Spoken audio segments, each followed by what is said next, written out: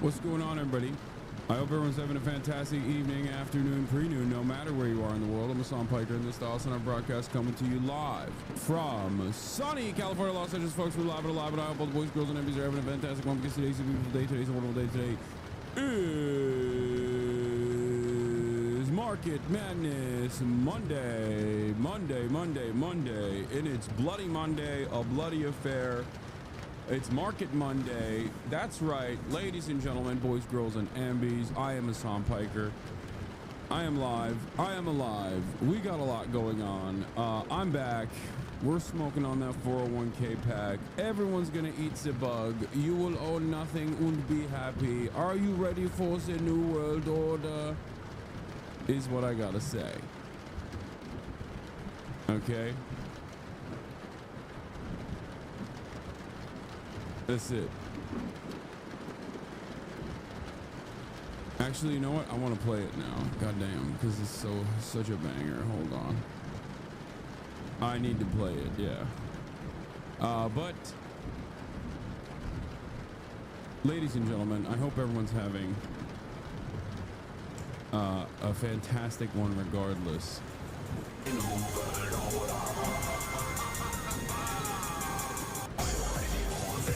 Because the new world order is upon us, y'all. It's happening.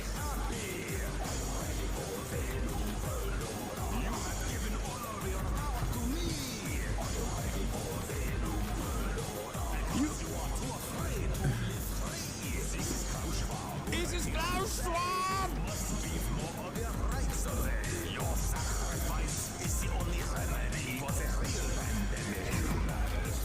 We must prepare an angrier world as Agenda 2030 is unfurled. Eats the bombs in the metaverse. You will comply and it will get worse. Are you ready for the new world order?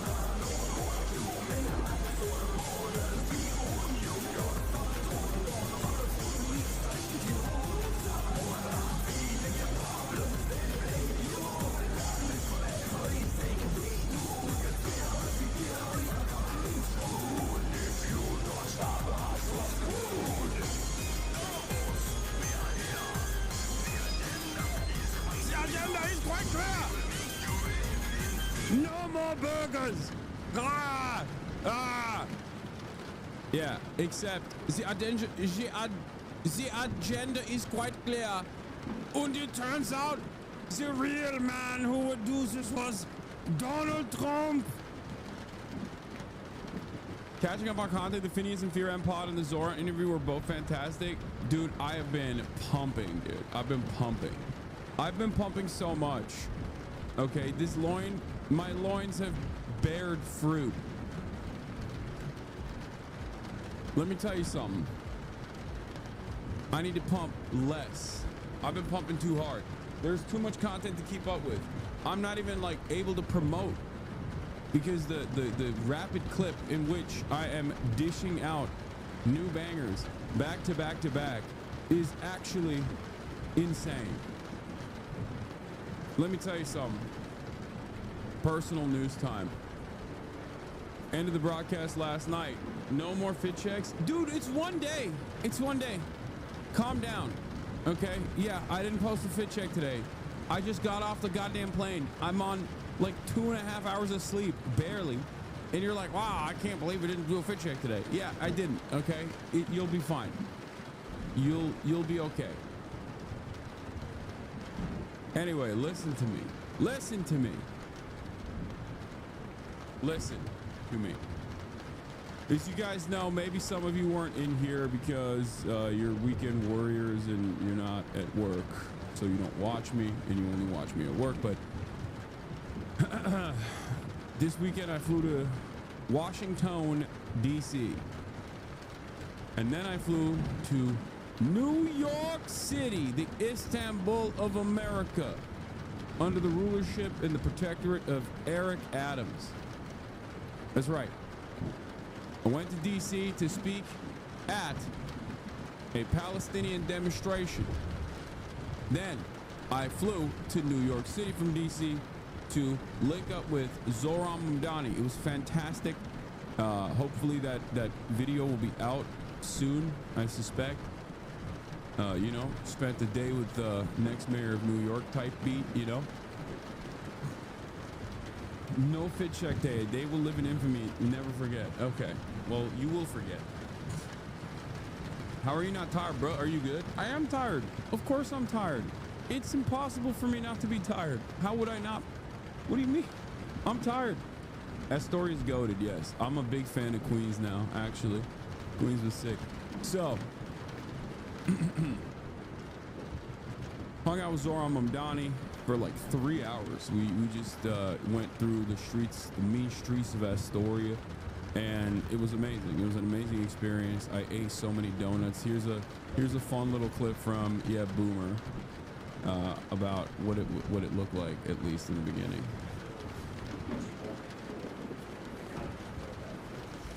No, it's a great question, and it speaks to our commitment to not just win the race, but to build a coalition that can govern. And it's easy to look at Eric Adams now and see him as a caricature of a Republican cop and forget how he ran in 2021. He ran in 2021 telling New Yorkers that they didn't have to choose between safety or justice. And there was a large constituency that voted for him. And it was interesting. I can't believe he put mouth noises on it too. You're so nasty with it, Boomer. Anyway, ZOHRAN seems like such a gem. I hope he wins and you can celebrate with him. I hope so too. Anyway, I had Bangladeshi food, which was incredible, excellent. This was a real cultural exchange, you know. We linked up. We had we met a bunch of unks and aunties from Bangladesh, and we had some Yemeni coffee, some Yemeni tea. It was incredible stuff. It was fantastic, and ZOHRAN is a really spectacular individual. Met a lot of you guys over the weekend. That was also fun. I feel like maybe I wasn't. I hope I didn't come across like short or angry. I was a little tired. I hope that you know, people that met me didn't feel like, damn, this guy's a real asshole. It's something I worry about, but. It is because I was just, you know, I was pumping. I was nonstop pumping. Anyway, after I ended the broadcast, this is part of the broadcast where I tell you about my personal news. Subtle sponsor, haha clean. No, it's not a sponsor. That's so annoying that everyone thinks it's a sponsor. God damn it, they got so much free ads off of that. Yeah, I ended the broadcast yesterday. Wait, what happened? What? Is my mic fine? Hello? Hello?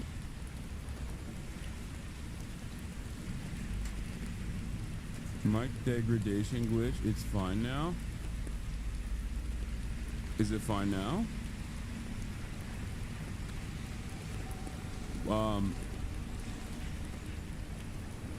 Anyway, as I was saying, so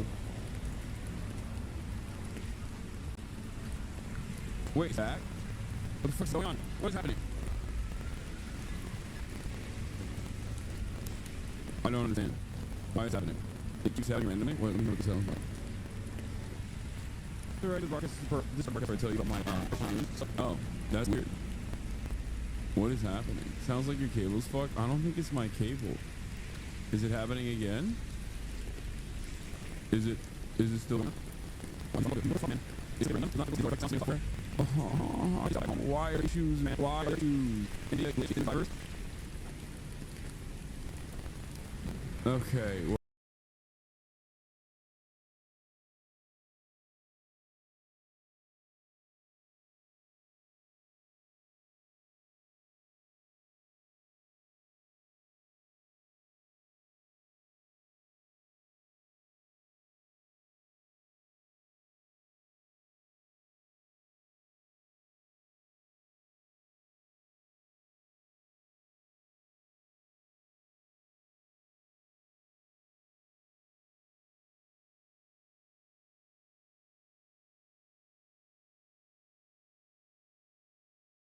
Well, it's gonna happen.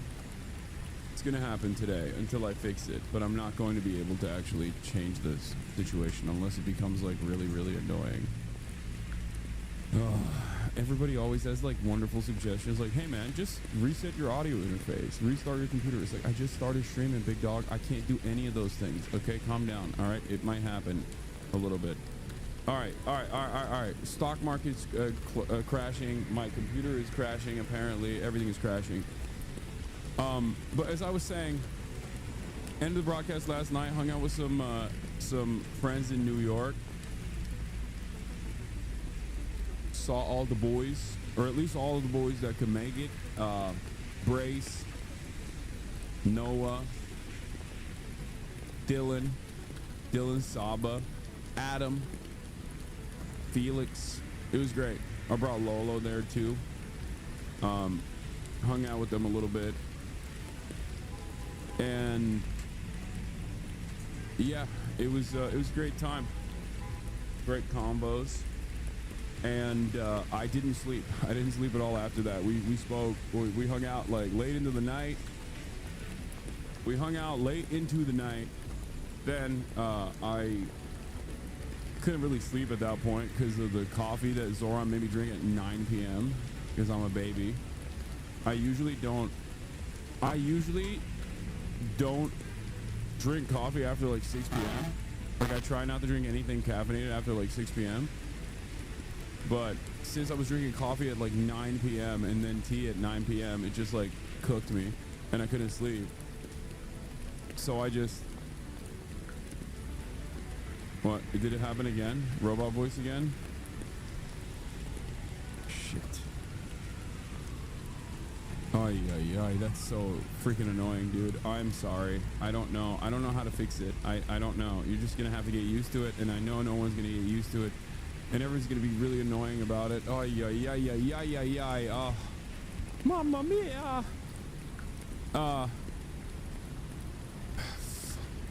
Stream's over. Pack it up.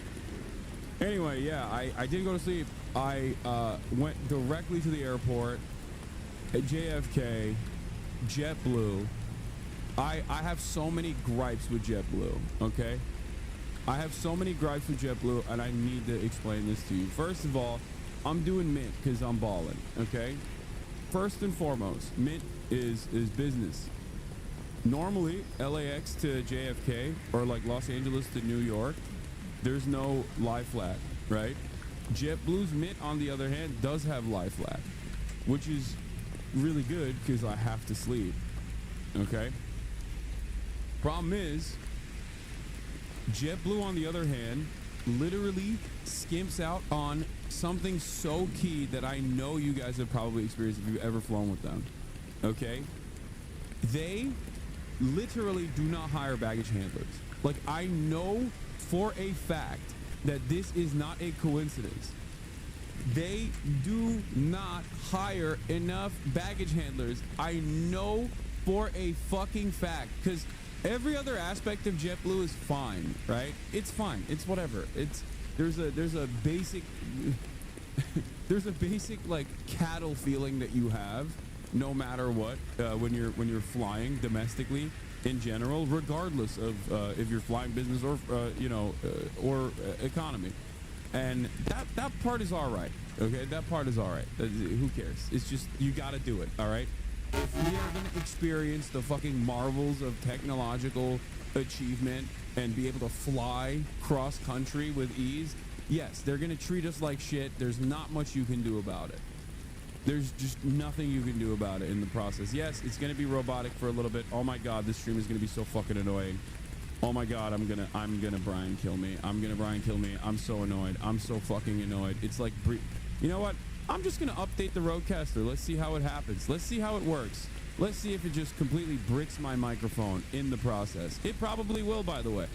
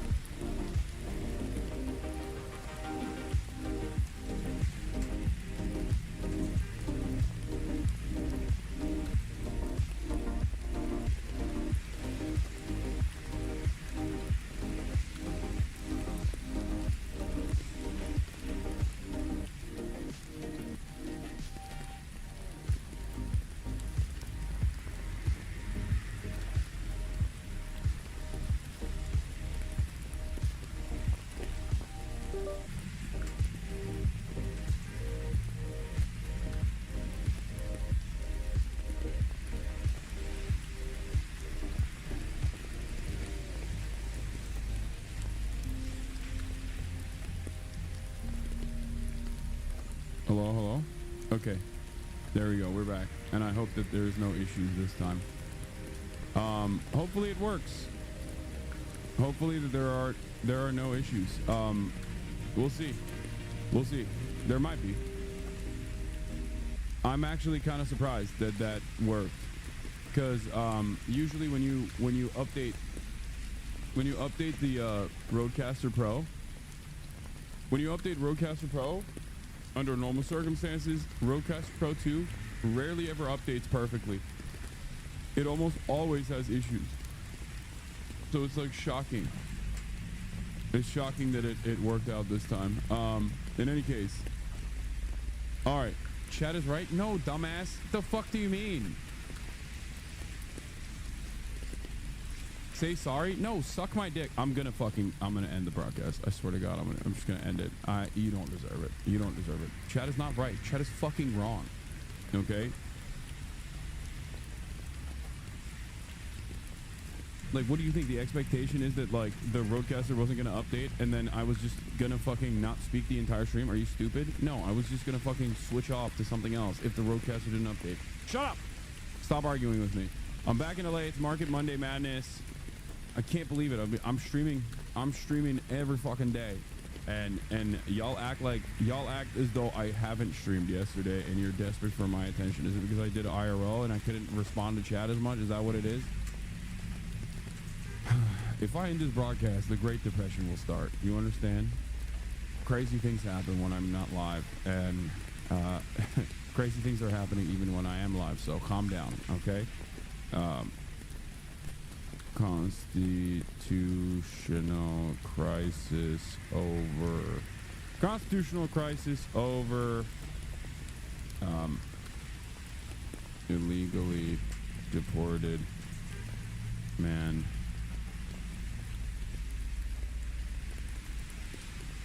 demands return to the U.S.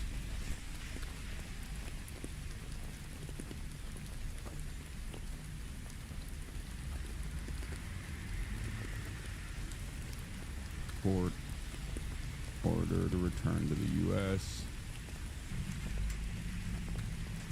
Measles is back. Get in now. Dude, isn't that sick? We have historic diseases that we had damn near eradicated due to vaccines. They're making a comeback. Complete financial collapse of the global system. And also the American administration is actively running in the direction of becoming is already doing like fascism. Welcome back 1920s and 1930s at the same time. It's sick. It's fantastic. It's very cool. I love living through history. I love living through historic periods. It's fantastic. Get some banger off, blast off memes. Dude, you just sent me an Instagram link. Does anyone have a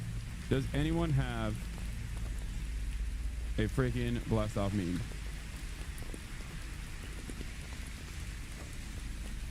Does anyone have a blast off meme? Explaining the Trump tariff equation. I have explained it so many times. Well, not the mathematical side of it, but I've explained to you how stupid the tariff structure is, and how silly it is, why it's dumb to do it. I feel like I'm gonna keep having to explain it over and over again, because like there's just new people, I guess, you know what I mean, people that are just tuning in maybe. But I do feel like you know, I'm gonna be repeating myself quite a bit, as I usually do. Why is the expectation any different today as opposed to any other day? All right, so ladies and gentlemen, like I said, it is Market Madness Monday, instability galore. Trump is winning, so much winning.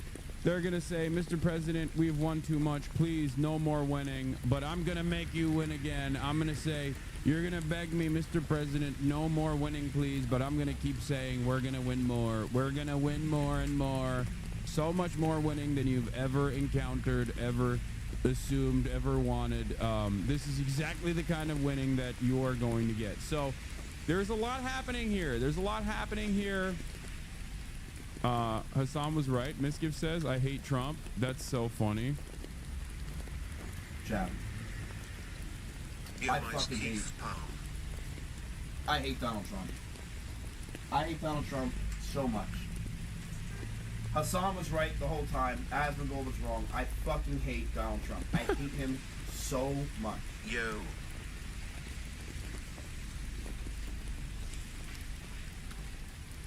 I mean,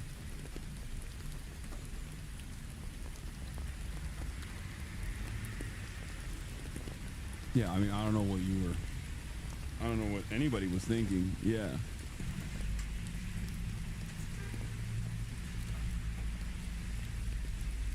Isn't it crazy that not only is Donald Trump bad on this side, like bad for the economy in the short term, especially for those with like wealth in the stock market, which is the biggest no-no you can ever engage in. Like the entire point of the American presidency is that stocks always go up under your watch. Stocks never go down, stocks always go up. And then everybody shuts the fuck up about it, right? They're like, well, we're making money. Right? But what I find really strange about this is that these guys are not even aware of how bad Donald Trump truly is. Like, they're not even aware of all of the other stuff that Donald Trump is doing, like the mass deportations, the erosion of the First Amendment, the erosion of due process. It is kind of funny to see like all these dudes coming out and being like, yeah, I think we might have fucked up a little bit. Like, Misgift didn't endorse Donald Trump, you know, but Aiden Ross certainly did. Look at Aiden Ross and DJ Academics having a conversation now that his stock portfolio is taking a major hit. People are getting killed. Me too. Yeah, we all are. You look at your shit? Bro, holy fuck, it's so bad. Nah. What you lost? Be honest. Big things. Damn. Yeah. Yo, you over here like fucking Kamala Come Back to Me. You over here singing the song like the Kanye Bianca song. It's bad, I'm not lying, bro. You'll get better, bro. I know. You'll get better. It's bad, though. It will get better. Yeah, look. Look.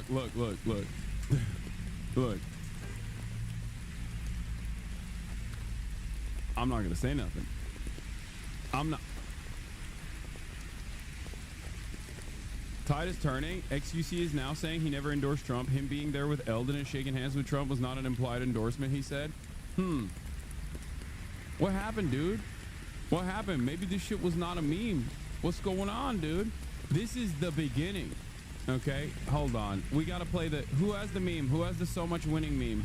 We gotta play it again. We gotta play it again. We gotta play it again. We gotta play it again. He had a fucking Trump shirt on, I know.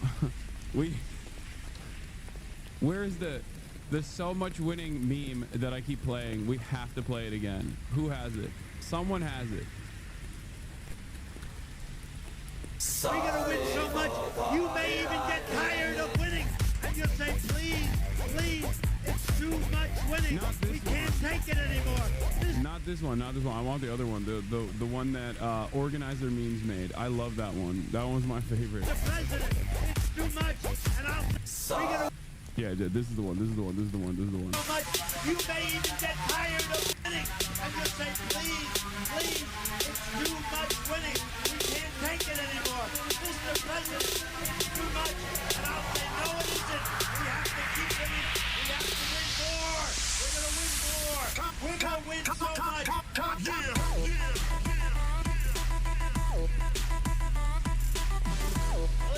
Please, it's too much winning. We can't take it anymore. One of the funniest parts about all of this shit is that like the Tim Pools of the world and the Trump dick riders of the world are like, Donald Trump is eradicating billionaires and their wealth right now. $7 trillion. Pee-pee poofed overnight. $7 trillion in market value gone. Okay? Couple things that I must maintain here. One, Money is the most fake it's ever been. It will never be more fake than it is at this very moment. That's number one. The entire global financial structure is just, it's all maintained through confidence. Okay? It is so crazy. That's number one. Number two, money is the fakest it's ever been. That's number one. Number two, the idea for leftist values and socialists is not just to like fuck everyone's 401ks or their nest eggs or whatever. The entire point is uplifting the working class. It's not about, like, leftists do not want to nuke the entire planet. Okay? That's not the point. And a lot of these fucking dumbasses on the right don't comprehend that. They're like, oh, I thought this is what you wanted. It's like, no, dude, no.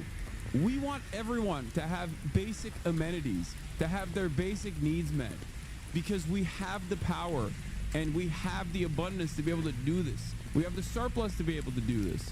Okay? It's not about just like fucking over rich people a little bit for the first time ever, while simultaneously, for no discernible reason, doing that, and fucking over the working poor spectacularly more. You know what I mean? That's not the point. The point is to actually build a manufacturing hub with good paying jobs where you know, people can buy a house, okay? Fix the housing market. Those are the things that we're supposed to be doing. This is not like, the point isn't just to be like, haha, $6 trillion of fake value eroded overnight, lol. It's like, okay, so did people's like retirement funds, you know what I mean? It's all the business. Come, bırak.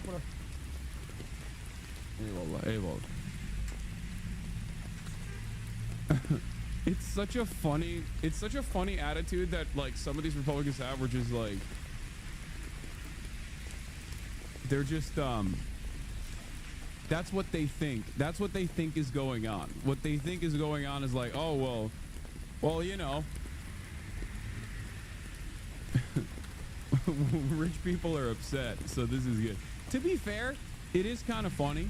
It is, especially if you like, you're looking at your 401k, it's not so funny, but then you're looking and you're thinking about like how much more value has wiped out from infinitely wealthier people, and that resentment obviously exists within you, and you look at that and you're like, okay, not the worst thing.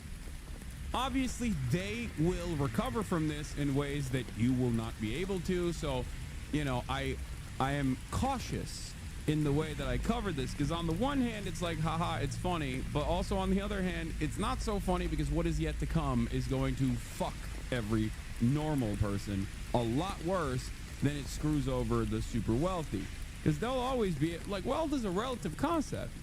You're only as wealthy as your wealth is still at the end of the day determined by how others who don't have that kind of wealth. Like it's a proximity thing, right?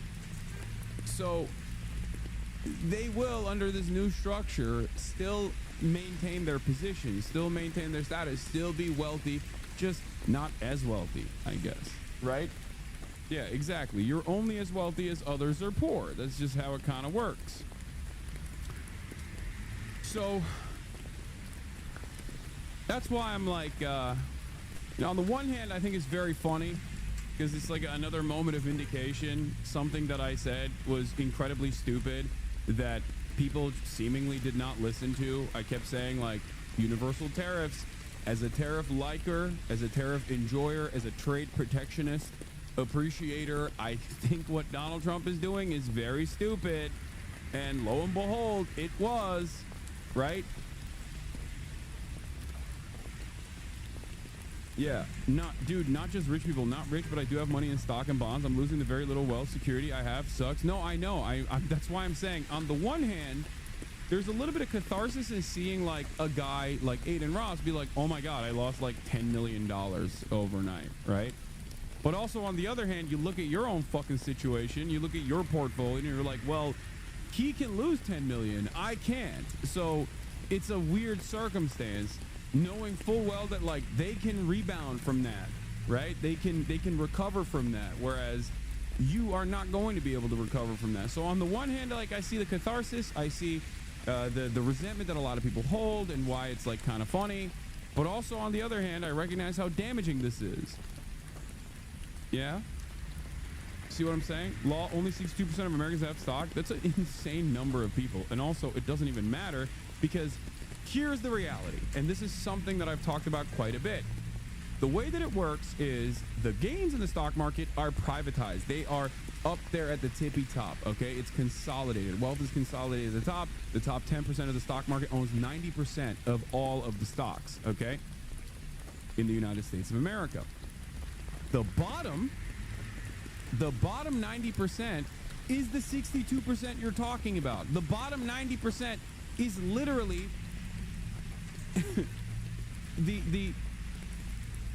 they only own 10% of the stocks. The way this works is when the stock market's doing well, they're doing really good. You're doing all right in comparison. But when it's doing poorly, those losses are socialized. So when the stock market does poorly, you're fucked. Because companies start engaging in layoffs. You might get a recession. You might get a depression, right? So it's really fucking, it's awful. It's an awful situation overall. And it's not like this government or any government, as a matter of fact, in the United States of America has ever historically looked at economic downturn periods and said, we gotta save the working poor. Fuck the wealthy. We got to save the working poor instead. That has never happened. So that's also another scary circumstance. It's another scary thing to look at. So it's not about the actual losses, but the effects of those losses of the stock market downturn. Yes. For the average American, you would not care about your 401k if you had a reliable pension program and also Social Security that could keep you afloat. You'd be like, okay, this is extra money on the side. Great. Okay? The only reason why you feel like you have a vested interest in the stock market doing well is because you don't have those things, and we have basically financialized that aspect of people's retirement already. Something I talk about quite a bit. This is the reason why, and it's a very clever, very insidious method of making you feel like you have a vested interest in the stock market doing well. It is crazy to me that most people don't recognize this. That is precisely the reason why the dude working at the fucking kitchen, like a chef, under normal circumstances, who's not like super caked up, is still going, I'm checking the stocks. It's doing well, so I guess my president is doing right by me. It's like, bro, that's not for you. That's only there to make you feel like it is for you, right? And the unfortunate reality is, of course, you can't do anything about it, because in the absence, this is why I say, like, while I personally am, of course, very much against capital accumulation, I understand that even as a leftist, like, you have to have a retirement fund, right? Like, being a socialist, being a moral socialist doesn't mean that you work till you die. Being a moral socialist doesn't mean you can't have some kind of security, some kind of protection for your future. This is something that I've talked about quite a bit. I would never urge you not to get, like, not to have a 401k, for example. But for many people, I think, especially people that are just entering the market or have entered it and have been working for like a decade or whatever and have been trying to cultivate a retirement fund for themselves, those people know they're never retiring at this point unless something changes dramatically. And things are changing dramatically, except in the direction that hurts them, in the direction that hurts the average American, and not in a direction that helps the average American. You know? Lol, look at Richie Rich over here. I only have a 01k. Yeah. No more 401ks, only 205, 201ks. Maybe a 101k after this week. Who knows? So, let's get into it. Donald Trump created a process in which the Bloody Market Monday has taken place. I truly thought about staying behind in New York just to get a better read on Wall Street, but I wanted to be back here with my family. So I had to run back. And a lot of weird shit happened apparently because I was like half asleep on the plane, but like checking the reports, and it seems like there was also an error in the reporting that caused the market to bounce back up because people were so desperate. Okay.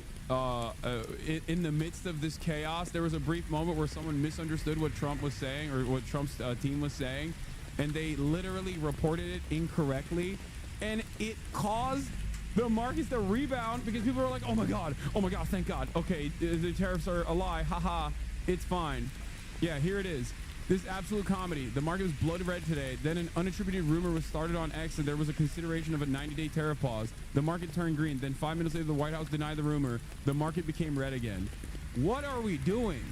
It is a fucking clown show that one guy, and it's not even fake news, by the way. It wasn't even a fake news situation.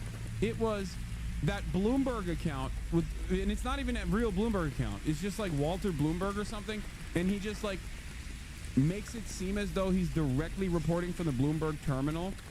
Like he just tweets like he is a Bloomberg terminal. And ironically enough, he misunderstood what the fucking dude was saying. He just simply, it wasn't even like, I don't think Walter Bloomberg, this guy, I don't think that he was reporting this because he wanted to misinform the public. I think he was reporting this because he's a fucking blue checkmark account that wants to be first to market and misunderstood what Hassett was saying. Because Hassett basically said something along the lines of like, you know when I'm asked a question and I say, yeah, no. That's kind of how he replied to a question, as far as I understand. And he misinterpreted it. And because it's a fucking Twitter blue checkmark account, he went first to market with it. And when that happened, it fucking blew up. It blew up. It's so crazy.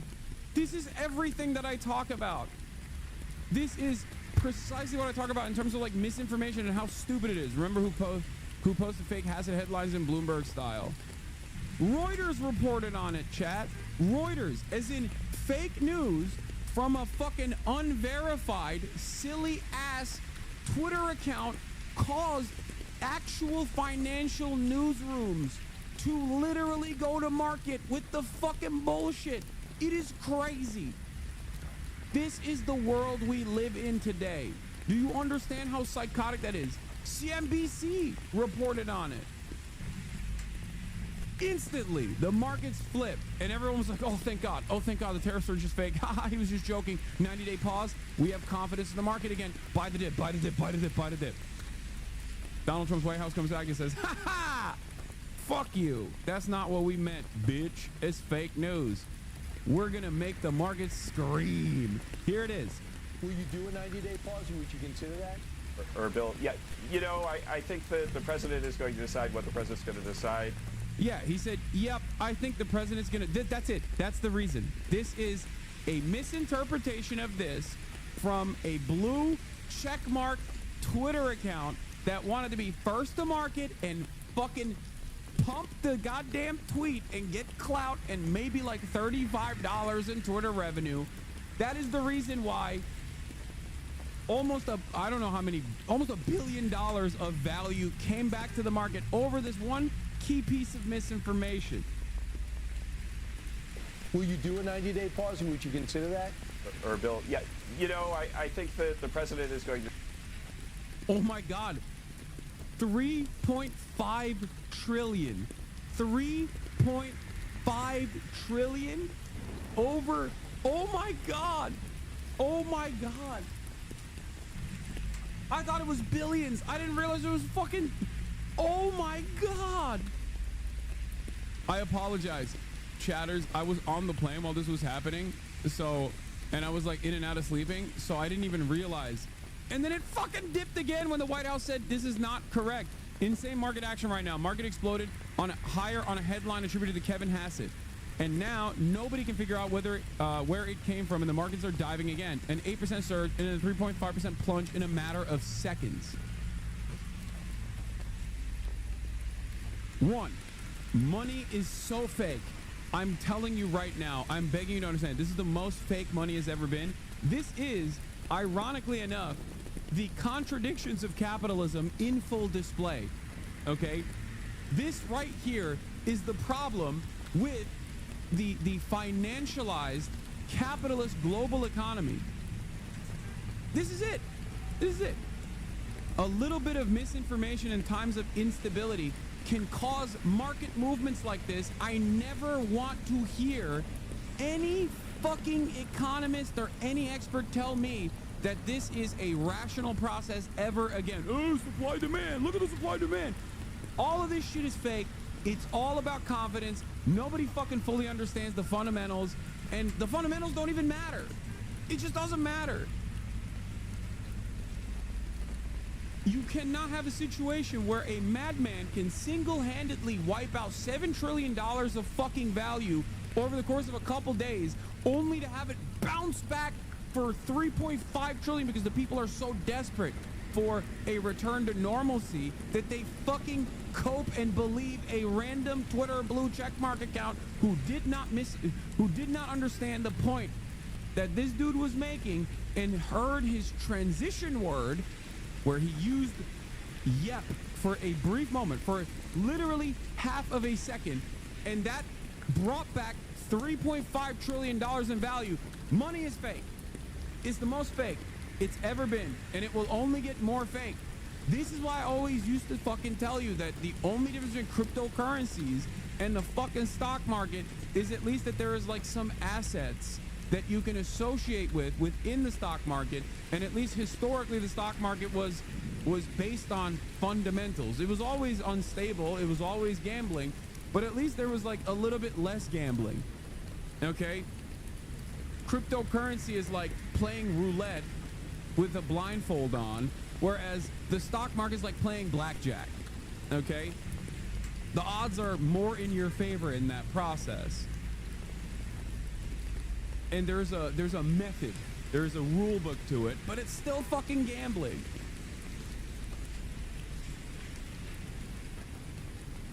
It's very cool that everything in our economy, every single company in our economy works in the casino. How amazing. How amazing. And all of this stuff would not happen if this wasn't the perfect storm of, one, automation, because there are so many trades that are happening in an automated process, and because so many people were incredibly fucking desperate to hear a sense of normalcy. Now, the last part that I want to maintain, the last part that I want to mention here about this entire process being a fucking casino is that Donald Trump bankrupted his casino. He literally bankrupted his casino. He's bankrupting the casino again. What is happening? But this time it's the global casino. Oh my God. This is literally the same shit. The guy who fucking had 6 bankruptcies. 6 fucking bankruptcies, including bankrupting a fucking casino, is bankrupting the global casino. And now he's over here sucking the cock of Benjamin Netanyahu, a war criminal. Holy fuck! President, I want to first thank you for inviting me again to the White House. You've been a remarkable friend in the state of Israel. You stand by us. You stand. I don't know if you guys saw the tweets of people on the timeline being like, please, I hope Jews do control this entire system. Please fix it. I saw people posting being like, oh my God, I've never wished for the Jews to be in control of the global financial marketplace until this very moment. Please, Mr. Benjamin Netanyahu, sir, please control it. Please fix it. I just want you to know from the heart, it's deeply, deeply appreciated. As you said, we had the opportunity to talk today about many subjects. First, if I can mention tariffs. Yeah, this fucking piece of shit came here to do his laundry. Okay, that's why he's here. I said to the president a very simple thing. We will eliminate the trade deficit with the United States. We intend to do it very quickly. We think it's the right thing to do. And we're going to also eliminate trade barriers, a variety of trade barriers that have been put up unnecessarily. And I think Israel can serve as a model for many countries who ought to do the same. I recognize the position of the United States. It says, you know, we're allowing other countries to put tariffs on us, but we don't put tariffs on them. And, you know, I'm a free trade champion, and free trade has to be fair trade. And I think that's basically a position that you have put forward, Mr. President. We are going to eliminate the tariffs, and rapidly. I had the opportunity to speak. What is this? No matter what happens, just remember it's the Jews. We talked about how we could effect this quickly, and I hope to bring a solution very quickly. We're not talking about intentions. Dude, we're not talking about. That's just cope, okay? You can't say Nazis are coping today, okay? They simultaneously are like, oh yeah, Jews are these all-powerful magic money people that are controlling the global financial market. Look at the Rothschild family or whatever. And then simultaneously, this fucking Christian guy is just dunking on the global financial market. And it's like, well, it's the Jews again. It's the Jews again. They did this somehow. It's like, come on, man.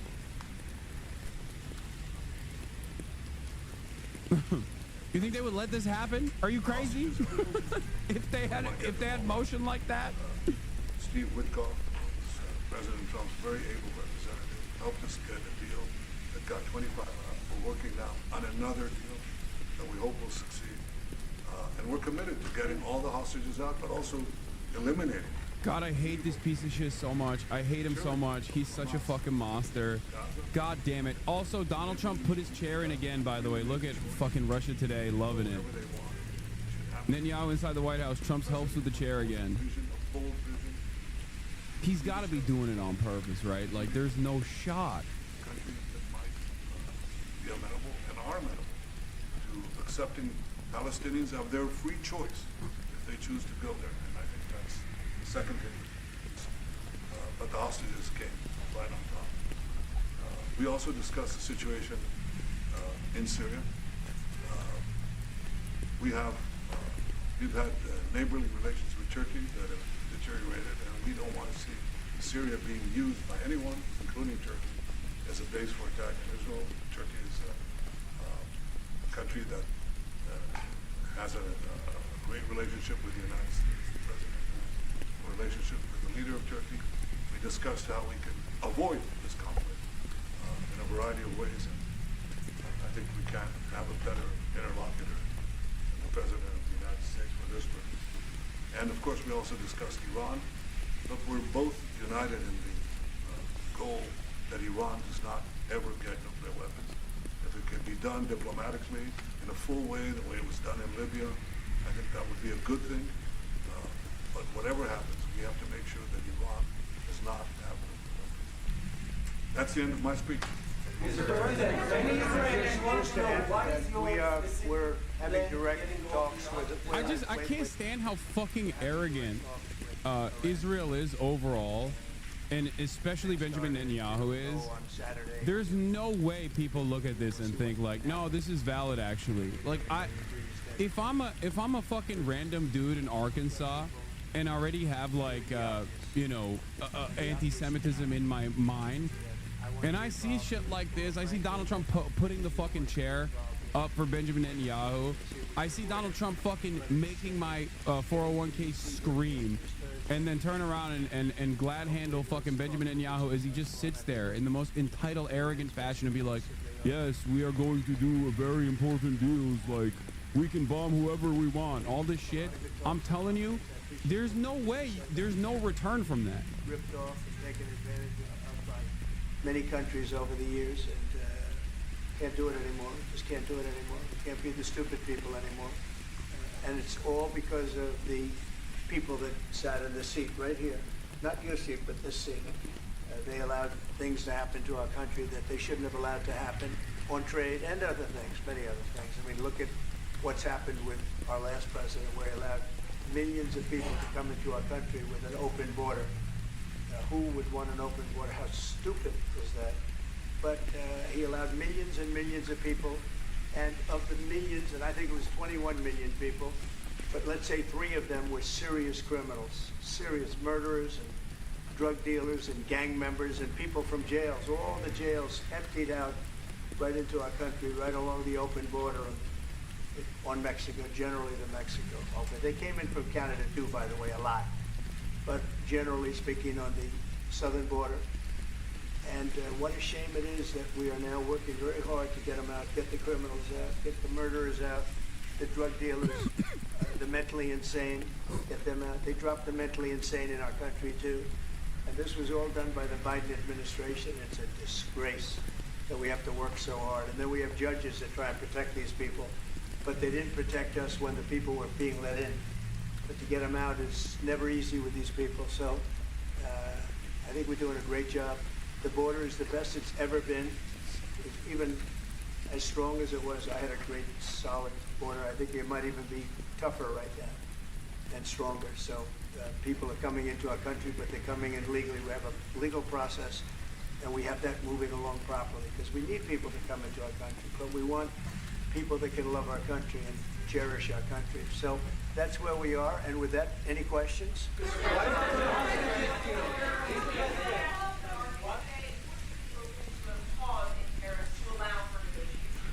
Well, we're not looking at that. We have many, many countries that are coming to negotiate deals with us, and they're going to be fair deals. And in certain cases, they're going to be paying substantial tariffs. They'll be fair deals. As you know, I spoke this morning with the Prime Minister of Japan, and we had a very good conversation. They're coming. And I said, one thing, you're going to have to open up your country because we sold no cars, like 0 cars in Japan. And they sold millions of cars into our country. They don't really take our agriculture, a little bit of it just to keep us slightly happy, but they don't take what they're supposed to be taking. So we have a great relationship with Japan. We're going to keep it that way, but they're coming in to meet, and other countries are coming in. With China, as you know, against my statement, they put a 34% tariff on above what their ridiculous tariffs were already. And I said, if that tariff isn't removed by tomorrow at 12 o'clock, we're putting a 50% tariff on above the tariffs that we put on. So they've gone for years. They've become a rich country because of people, again, that were in the White House that allowed this to happen. Hundreds of billions of dollars a year they make with us in trade, and it shouldn't be that way. And I have a great relationship with President Xi. I hope it's going to stay that way. I have great respect for China. But they can't do this. We're going to have one shot at this, and no other president's going to do this, what I'm doing. And I'll tell you what, it's an honor to do it because we have been just destroyed what they've done to our system. You know, we have $36 trillion of debt for a reason. And the reason is that people allowed it to get that way. So we'll be talking to China. We'll be talking to a lot of different countries. And I think, you know, if we can make a really fair deal and a good deal for the United States, not a good deal for others. This is America first. It's now America first. And we didn't put America first. We put America last. The people that were in the Oval Office put America last, and we're not going to stand for it. He's actively destroying the country. He's actively destroying the global economy. He's destroying everything. He is literally, dude, look, I am not a spiritual person at all, okay? But you got the fucking 4 horsemen of the apocalypse. You have pestilence, RFK Jr., bringing back measles like it was, like it fell out of fashion, and the trend has created it once again. It's fashionable again, okay? You got fucking Donald Trump, a false presenter of Christendom, destroying the global economy for no discernible reason, for no real reason. I'm fucking the economy because I'm bored, okay? That's what he's doing. And also simultaneously undermining the remaining protections that average citizens have against government overreach, destroying it. It is crazy. It's end time shit. What are we doing? Very end. How do all these evangelicals not recognize that this is like real end time shit? So there are a lot of things outside of tariffs, but tariffs are very important. But There are a lot of things like opening up countries that were totally closed. China's essentially a closed country. In fact, it is a closed country. And what they do is they charge tariffs so that if you sell cars... Every day I think to myself that this is going to recover because there's too much vested interest, that like the Fed is going to bail them out.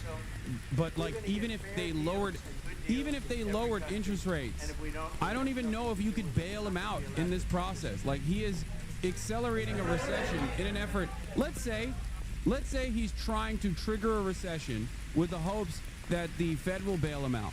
Okay, let's say that that's the goal here, because that I feel like that's like that's one of the things that that he could be trying to do. But even then, like what do you do? What do you do in that process? Like that's not gonna work. It doesn't make sense. Wait, what the hell? The video broke. Now the video broke. Oh my God, the video broke. Are you kidding me? Oh my God, nothing works, dude. Nothing works. My microphone didn't work when I first started. Nothing is working. Oh my God. Oh my God. The Chinese beam hit it. There's a lot of people arrested. The Houthis, we've been very tough and very successful militarily. We've really damaged them badly. These were people shooting down ships and other things, by the way, flying objects like airplanes. I gotta pee. We've put a major hurt on the Houthis, which nobody's been able to do. We've really hit them hard, and it's every night, night after night, and we've gotten many of their leaders and their experts. They're experts on missiles. I mean, they actually make missiles. Nobody thought that. But they make missiles. It's highly sophisticated, and they're very tough, but they've been very badly damaged. Nobody else was able to do that but us. Pete, you want to discuss that? Yes, sir. It's been a bad 3 weeks for the Houthis, and it's about to get worse. It's been a devastating campaign, whether it's underground facilities, weapons manufacturing, bunkers, troops in the open, air defense assets. We are not going to relent, and it's only to get more unrelenting until the Houthis declare they will stop shooting at our ships. And we've been very clear with the Iranians as well. They should not continue to provide support to the Houthis, and that message has been made very clear. So we have a lot more options and a lot more pressure to apply, and we know, because we see the reports, how devastating this campaign has been in them, and we will not relent. We have a great military. There's no military like our military, and despite Biden having given a lot, but nevertheless a pretty small piece, but it was a lot of our military away in Afghanistan, and one of the dumbest situations, I think, and maybe the most embarrassing No, it was Biden that was dumb. You, sir, are brilliant. Thank you. Thank you for the $1 billion in defense of Israel's genocide by bombing the poorest nation on the planet. You are so sick. Is this recent? It's live. Where they're parading trucks that are armor-plated. Yeah, the Houthis are hurting, dude. Far from being cowed by U.S. airstrikes, Yemen's Houthis may be relishing them. We have a tremendous... It's so good, Mr. President. Please keep bombing Yemen, and also please keep bombing the financial markets. You're doing so well, Mr. President. You're a special boy. Essentially approved a budget, which is in the facility. It would be so funny if after all of this he removed only Israel's tariffs. That would be fucking amazing. Donald Trump literally is just like, Donald Trump does not care. He is actively trying to make everyone go, oh, okay, I guess Israel, the Jewish state, is in control of America. Never mind. The relationship is not the other way around. He's just like, yeah, that's right. I'm doing this. They're powerful money people. That's why I'm doing it. I'm revoking the tariffs. It had nothing to do with only on Israel. And they had $100 in the bank, and they give her $2 billion. Many of those cases, all that stuff is going to be cut out. But we are getting a very, very Ekonomi bu kadar kötü gidilsin nedeni nasıl kapitalistlere bağladın? Abi kime bağlayayım? Nasıl kime bağlayayım? Kim şu anda? Kapitalist değil mi Donald Trump? Salak mısın? Anything that we have ordered, and it's in many ways too bad that we have to do it, because hopefully we're not going to have to use it. But the military is very, very powerful, and it's going to remain that way.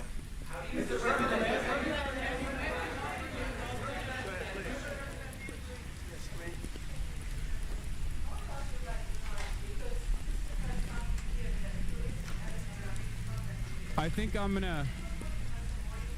By the way, I've never read this. I've never read this book, but I've seen it be recommended quite a bit. I've never read this book personally, but I've seen it be recommended quite a bit. And obviously, like, I've read pieces from this book, but it's beginning to feel a lot like this in the United States of America. And I might have to go back on my old ways and maybe read a goddamn book for once, because a lot of the things that Donald Trump is doing, because like the USSR was obviously forced to be dissolved, right?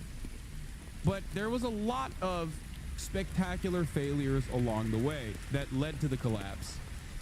This book goes into that directly. On the one hand, you get Pizza Hut and Pepsi. On the other hand, you have to liberalize your markets, and you do that by collaborating with Western Western analysts, and as the regime is falling apart, all of the people with power that collaborate with Western authorities on the matter make out like fucking bandits. A shock doctrine, if you will. One of the guys that is responsible for this, for the record, is ironically a dude who's very woke now, but played a formative role in all of this happening to the USSR. His name is Jeffrey Sachs. Friend of the show. Wait, Trump response to the EU offers is not enough? Over the years. It was, I always say it was formed to really do damage to the United States in trade. That's the reason it was formed. It was formed with all of the countries from Europe, I guess most of them, not all of them, but most of them. And they formed together to create a little bit of a monopoly situation, to create a unified force. It's beginning to feel a lot like the collapse, the internal collapse of the USSR. The same countries. But this time it's not being accelerated by outside forces, like Western capitalist forces that wanted this to happen, and instead it's just happening because we're bored. Where they paid NATO, because most of these nations weren't even paying. We were paying for NATO, so we're paying them to guard them militarily, and they're screwing us on trade. So that's not a good combination. So now... What is this? It's really turned around. Trump may escalate the Libya-style regime change war. Regional diplomatic sources, preparations are underway for a ground operation. Oh my God. Like Japan in that sense. They don't take our agricultural product. They don't take anything practically. And yet millions of cars in a year, Mercedes-Benz, Volkswagen, BMWs, they're sending millions and millions of cars into the U.S., but we don't have a car that's been sold to the European Union or other places, but let's go for the European Union, and it's not going to be that way. It's got to be fair, reciprocal. It's got to be fair. It's not fair. We have a deficit with the European Union of $350 billion, and it's going to disappear fast. And one of the reasons and one of the ways that that can disappear easily and quickly is they're going to have to buy our energy from us because they need it. They're going to have to buy it from us. They can buy it. We can knock off $350 billion in 1 week. They have to buy and commit to buy a like amount of energy, and we have that.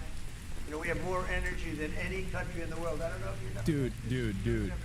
He was asked if the EU zero tariffs enough. His answer, not enough. He also waved away suggestions that U.S. trading partners would go to China. They want to be in the arms of the U.S. Yeah, because the tariffs are not about tariffs. They're not real tariffs. Well, Trump is instituting real tariffs, and the counter tariffs, the retaliatory tariffs, are real. But the reason why he instituted tariffs to begin with were not because those countries had tariffs. It's because of a trade deficit that we have. And Donald Trump doesn't understand why America has a trade deficit. It is a trade-off so that the United States of America gets to maintain the global currency in which global trade happens with the dollar. This is the responsibility. This is what happens. America is the largest consumption engine on the planet, and also simultaneously all of the fucking trade is done on the US dollar. This is how we dominate the fucking planet. He's like, oh, the trade deficit is fucked up. It's fucked up. We gotta fix the trade deficit. Who's gonna buy American-made products in much poorer nations, you fucking idiot? You have the SWIFT system. 80% of all trade happening is literally controlled by America, okay? And that is partially as a consequence of the way that we have designed the global market. It's partially a consequence of our trade deficits with these countries. It is fucking crazy. It's crazy. He doesn't understand it. How does he not understand this? You're the president. Crazy Twice now. They said eggs have quadrupled in price. I said, I just got here. Tell me about it. And Brooke Rollins and our team did a great job, and eggs are down now 79%, and they're all over the place. And this was a problem that somebody else would have taken a long time to cure. We have energy is down. We have interest rates are down. We have groceries, meaning food is down. We have everything is down at levels that nobody ever thought possible. Energy looks like it's going to be in the $2.50 a gallon range, and maybe below that for a car. So for gasoline. So we're really doing amazing. I mean, we're cutting prices because prices got so high people couldn't live. I mean, the prices for groceries, the prices for standard groceries, standard things were going through the roof. They couldn't live, and now those prices are coming down. So call them groceries, but that's down, energy's down, and interest rates are down. The only reason why I don't think Yanis Varoufakis' analysis is correct is because I think he's falling into the trap of thinking that Donald Trump and his administration are actually moving in this direction deliberately and with a clear goal in mind. Okay? Yanis Varoufakis believes that Donald Trump is trying to devalue the dollar, okay, and create some semblance of trade parity that will boost manufacturing in the long term in the United States of America. The issue, on the other hand, is that there is none of the underlying reasons, the skeletons are not there for there to be any sort of parity whatsoever, because there's no manufacturing here. Not only is there no manufacturing in the United States of America, there's no way to boost manufacturing. Without centrally planned economies, you will never be able to quickly develop the infrastructure necessary to become a competitor to China. And even if you had the ideological backing and the money, which America does certainly have the money to do this, okay? Even if you had the ideological backing and the money, which you don't have the actual interest in doing this, you don't have the time, like physically. You don't have it. This would take at least a fucking decade. So on the one hand, while I understand Yanis Varoufakis is trying to make sense of it all and trying to read the tea leaves and say that like Donald Trump wants to, you know, create a more even process on the global stage so that there's like at least more American manufacturing. There's no fucking American manufacturing. And there's no appetite from the labor aristocracy to go and work at these jobs anyway. And also, Donald Trump would not make it so that these jobs are actually well-paying, high-benefit jobs regardless. And he has no interest in fixing some of the other affordability crisis points that pressure Americans every single day. Most importantly, the housing market. So he is the worst guy to do this. He's the worst guy to do this. They said no. I said all of them. I said, did they ever wink at you like, you'll be okay? You're going to be okay? No, they didn't do that. They'd slap us. The hatred is unbelievable. I think you're both wrong. I think he's just justifying his tax rate increases revenues without calling it a tax hike, which is what tariffs are. No, I've said that. I think there are a couple top-line agenda points here that Donald Trump has openly mentioned. Is bad, but pipes are worse, and the stories I heard were incredible. But I just said, was there any sign of potential love or affection? And there were none whatsoever. It was amazing to me. There was nothing like, here, take this, it's a little extra meal or something. They lived like hell. I don't know. They were amazing to me because they seemed to be pretty normal. They weren't scarred. But I guarantee underneath they have to be scarred. And one was there for 356 days. Another was there for about 180 days, you know, a long time. These are people that have been. Did Giannis really say Trump is doing this for good? No, Giannis thinks it's going to fail, but I think he thinks that the Trump administration has like some intelligence behind these decisions. I don't think so.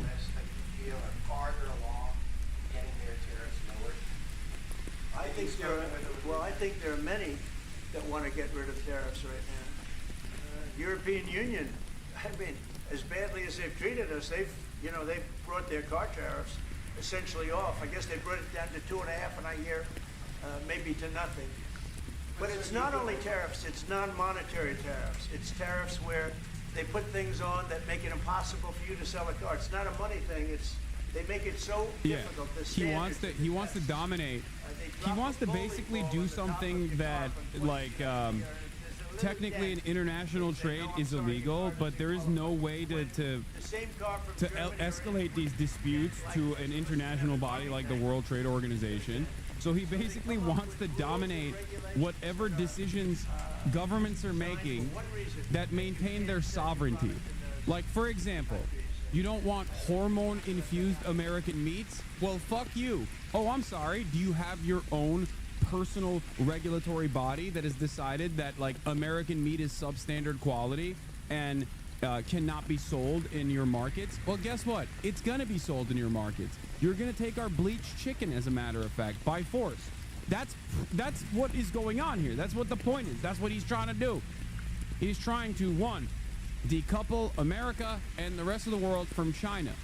2, he's trying to forcibly fix trade deficits by forcing these countries to violate their own sovereignty and purchase American products without even actually beefing up the manufacturing side in the United States of America. So I don't even think that there is a capability to fucking send all of this shit to the rest of the world.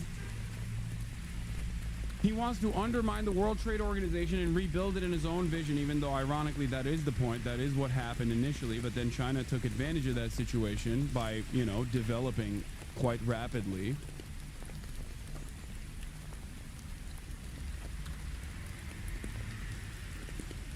And here we are. None of it has anything to do with, like, real tariffs. It's not. If you are stuck on the word tariff, you'd be lost in the sauce. I think those are the top line goals of this administration. The only way this would work is if, like, the dangerous instability that Donald Trump presents from his position of authority is met with the resentment that, like, European powers have towards Chinese administration, the Chinese administration, and therefore they go, okay, we're stuck between a rock and a hard place. Those guys are literally Chinese. At least these dudes are white and dangerous. It's the evil that I know versus the scary Chinese. So I'm gonna go with the evil that I know, and they just capitulate to Donald Trump's insanity somehow, which still fucks them over. Which still completely fucks them over in the process. No, it quite literally, like, the European trade policy right now is a Nick Mullen bit. You're literally Chinese, is what they're saying to the other side of the trade equation. They're just going, you're Chinese. Our country will have to reset the table, because no other president would be willing to do what I'm doing or to even go through it. Now, I don't mind going through it because I see a beautiful picture at the end, but we are making tremendous progress with a lot of countries, and the countries that really took advantage of us are now saying, please negotiate. You know why? Because they're getting beaten badly because of what's happening. They're getting beaten badly. They're being devalued as countries. But it's the only chance we're going to have to reset the table on trade. And when we do, we're going to come out unbelievably well. We're going to have a strong country economically again. And we're going to have those factories that are empty all over the United States. We've lost 90,000 plants and factories. Think of this, 90,000, you wouldn't think it's possible. 90,000 plants and factories since NAFTA, which was, by the way, the worst trade deal ever developed, ever had by any country anywhere, NAFTA. And I terminated NAFTA. Everybody said it would be impossible. And I terminated through Congress. We terminated it. You had to get it through Congress. It was a trap. It was a horrible thing. And we got it done. What is that? Bro, that's crazy. That's crazy that this keeps breaking. They cheat like crazy. Nothing works Canada anymore. cheats, America Mexico no cheats. longer It's one of dominant. those things. Nothing works.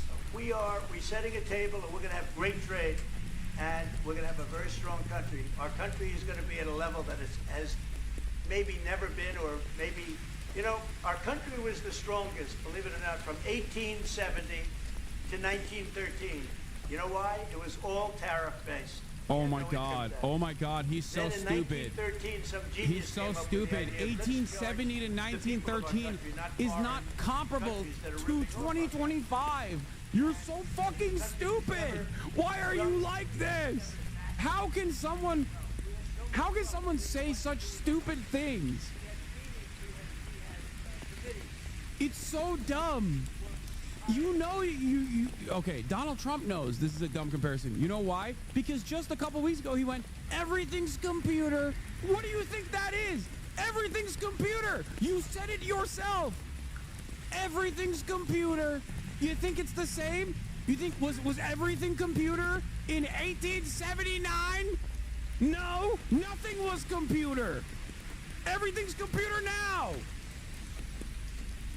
Help Israel a lot. You know, we give Israel $4 billion a year. That's a lot. Congratulations, by the way. But we give Israel billions of dollars a year. Billions. It's one of the highest, and we give a lot of countries money. You wouldn't believe if I said we give Afghanistan a lot of money. Do you think? Because that was a Biden deal, another Biden deal. Not only did he embarrass us with that, but they give them billions of dollars, Afghanistan, right? So, but no, we take good care of our friends, and we don't take care of our enemies. If they would lower Israel tariffs. He said maybe not. The IDF is fighting to get in the Gaza Strip on this upcoming call of the month. Do you think that's the way to pressure Hamas to get to a deal? Do you think blocking humanitarian aid is also the way? Well, you know how I feel about the Gaza Strip. I think it's an incredible piece of important real estate, and I think it's something that we would be involved in, but you know, having a police force like the United States there, controlling and owning the Gaza Strip would be a good thing. Because right now, all it is for years and years, all I hear about is killing and Hamas and problems. And if you take the people, the Palestinians, and move them around to different countries, and you have plenty of countries that will do that, and you really have a freedom zone. You call it the freedom zone, a free zone, a zone where people aren't going to be killed every day. That's a hell of a place. It's a, you know what I call it, a great location that nobody wants to live in, because they really don't. And when they had good living, when they have good living, real living, where Hamas and all of the problems they have, the level of death on the Gaza Strip is just incredible. And I've said it. I don't understand why Israel ever gave it up. Israel owned it. It wasn't this man, so I can say it. He wouldn't have given it up. I know him very well. There's no way. They took oceanfront property and they gave it to people for peace. How did that work out? Not good. He loves it. He's such a vile dog, dude. They're both such evil fucks. He's talking about mass ethnic displacement, the Nakba, as oceanfront property.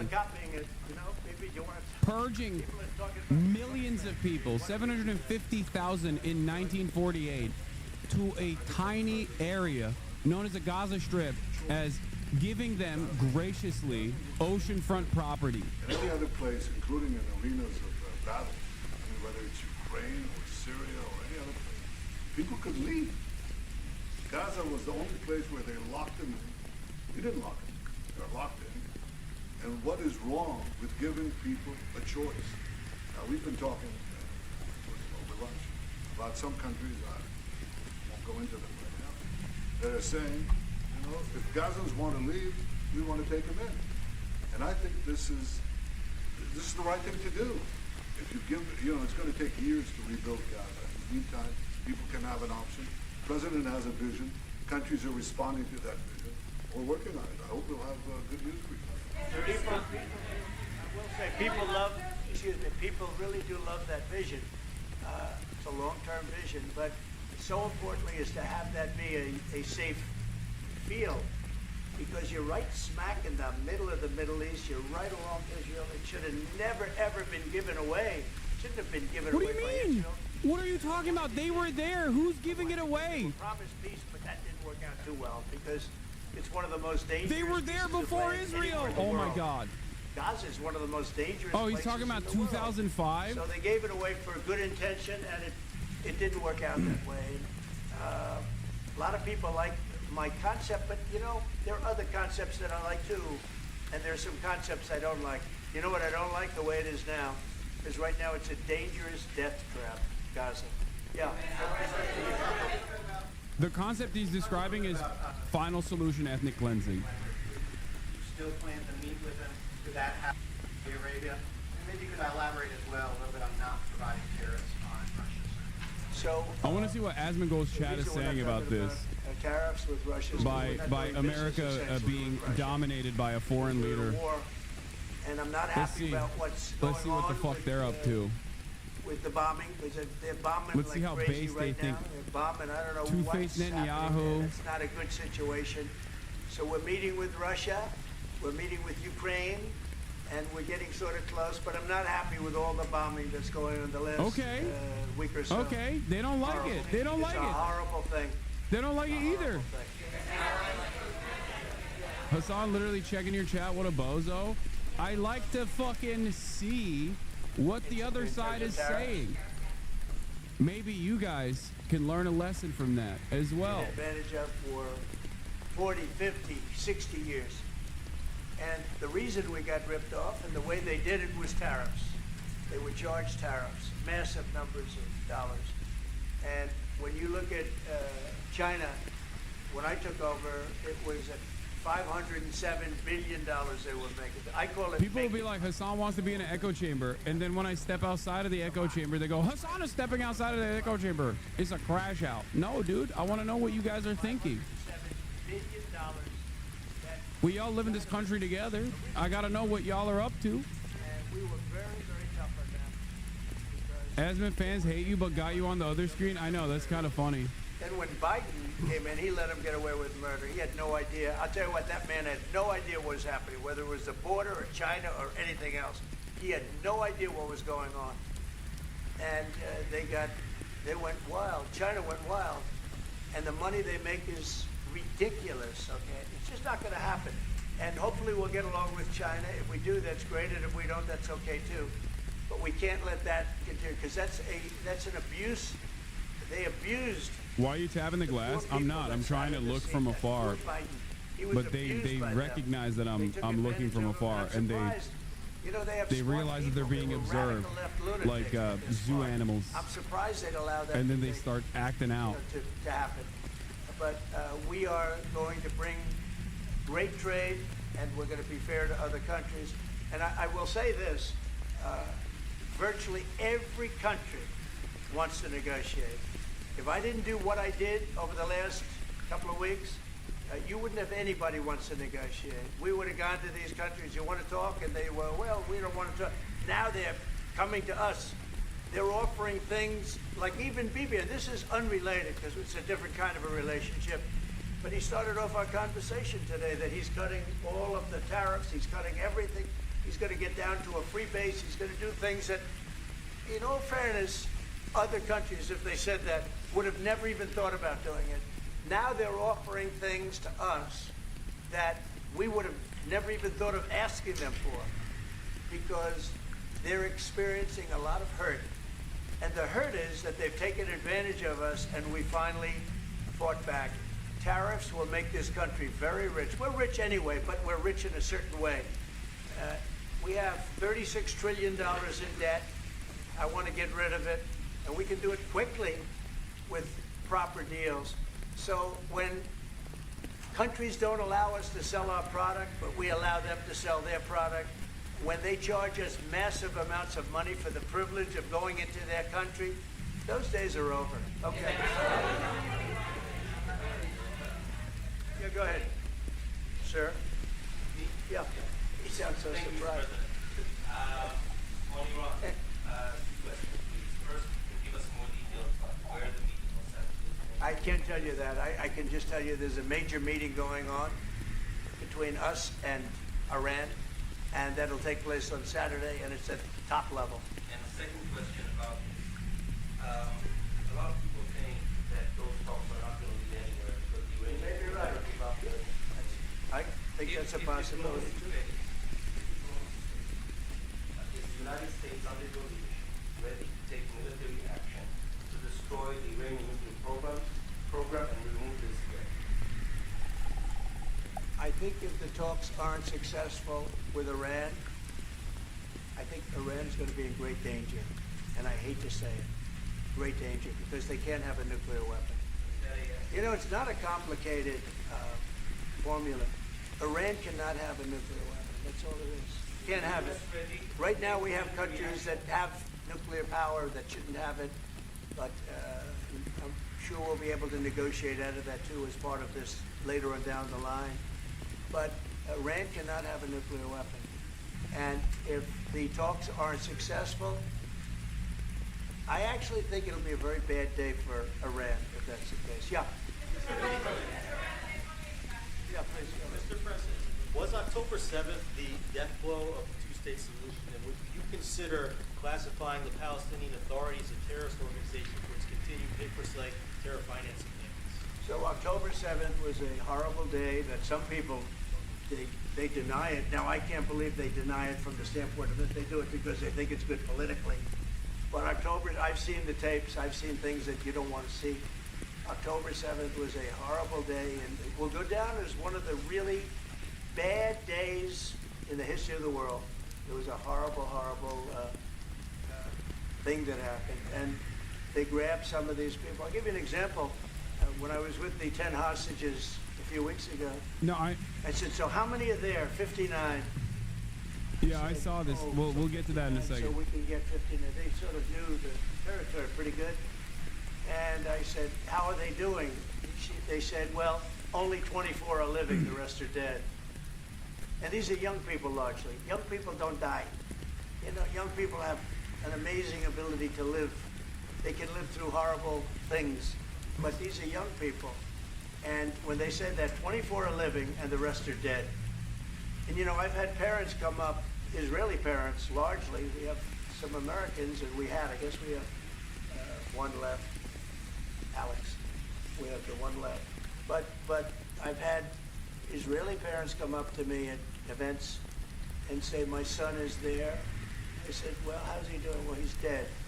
But would you do what? That is insane. His body back home? How is he doing? Well, he's dead. About a young dead boy. He has such a fucking insane way with words, man.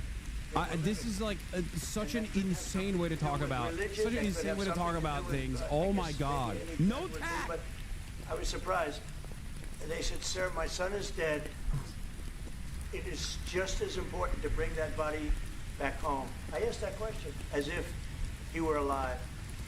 So you have a lot of them dead, and we'll be able to bring them back. But it's a horrible thing that's happened. These are young, largely young people. Some old ones too, frankly. And those people have lived in hell. When they came up, the second group that came out, they looked like they just got out of a concentration camp. They looked exactly like the pictures that I'd see from the 1940s, the concentration camps. And then they got a little bit better, you know, but that second group, those people came out, and I said, this is unbelievable. We're going back into a chapter in history that is one of the worst ever. It's really very bad. Okay?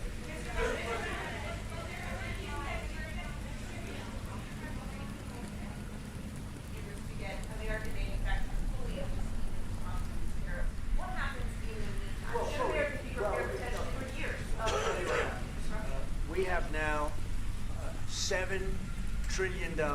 Think of this, $7 trillion of commitments from companies wanting to go in, from Apple to many, many companies. Many from Taiwan. What? It takes time. Of course it takes. Well, are you asking me a question, or are you telling me? Yeah, it takes time. You know, you got to build a thing called a factory. You have to build your energy. You have to do a lot of things. I'm giving them energy. You know, we're going to let Why them are they build their jumping own topics and completely power ignoring the plants. genocide? Their Why do own- you think? Essentially, Because they're both going of to be in them charge know of that the it's a power genocide plant and like because it. Our power is not reliable enough. You have a grid that's old and susceptible to a lot of things, including bombing and weather and a lot of other things. And we're going to give them record timing in terms of approvals of electric plants. Most of them want to build electric plants. We need massive amounts of electricity if we're going to compete with China and others. And interestingly, we're way ahead right now in the AI race with China. But the way we lose that race is if we can't give them electric. But we have more plants being built. We have everything we're doing so great. And we want to keep it that way. And tariffs will be an important part of it. But one of the other things, Lee Zeldin's doing a fantastic job, head of environmental protection. And he's doing very rapid approvals for people to get, for big companies that are going to build a plant that's going to cost billions of dollars. And we're going to get them their approvals. They have to be environmentally perfect, everything good, but they're going to be in record time, a matter of months versus a matter of many, many years. Okay? Go ahead.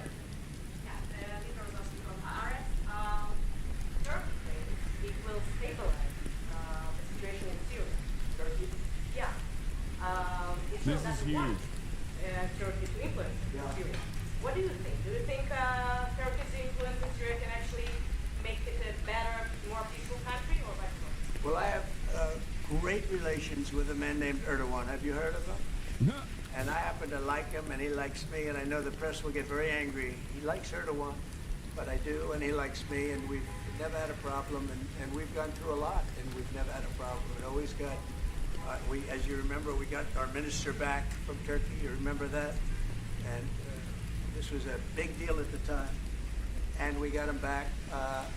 And I told the Prime Minister, I said, just, Bibi, if you have a problem with Turkey, I really think I'm going to be able to work it out. You know, I have a very, very good relationship with Turkey and with their leader, and I think we'll be able to work it out. So I hope that's not going to be a problem. I don't think it will be a problem. Now, with that being said, I believe it was Turkey, and I said that to him. I said it. I said, congratulations.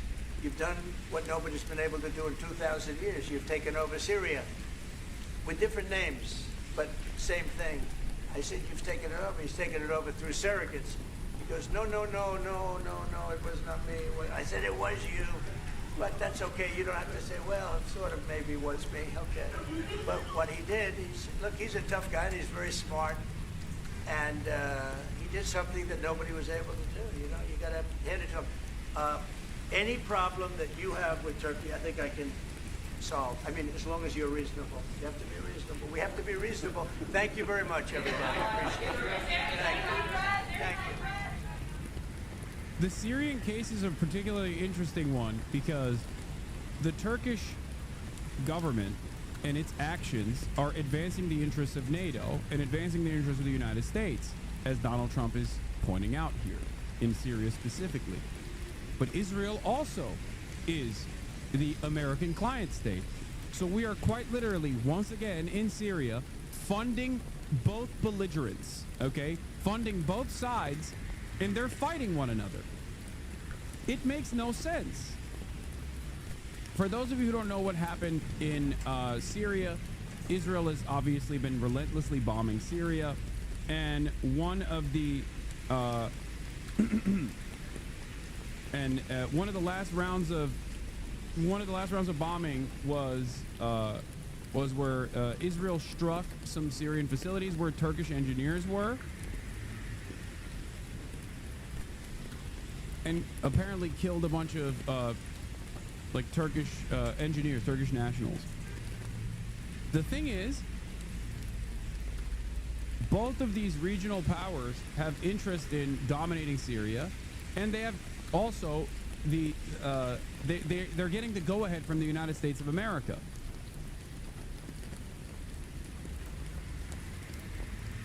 Which is a unique predicament, because like I said, that was fake news. Oh, come on, dude. Marwan the Syrian goat, you're so fucking annoying every time I talk about Syria, dude. Every time, dude. Every time. Yeah, Israel's not bombing Syria. Is that a fake news?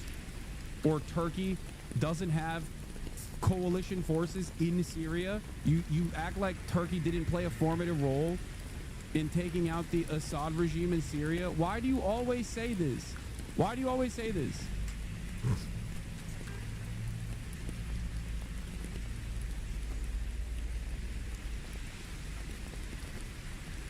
If they're acting like no Turkish people actually got fucking killed in the process, it is probably to save face. Okay? That's it. Because, once again, both sides are funded by the United States of America. Both sides are operating at the behest of the United States' grand vision, its grand plan, its grand design in the region. Okay? That's it.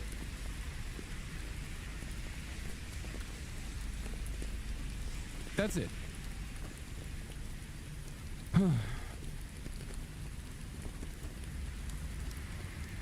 There's a reason why there are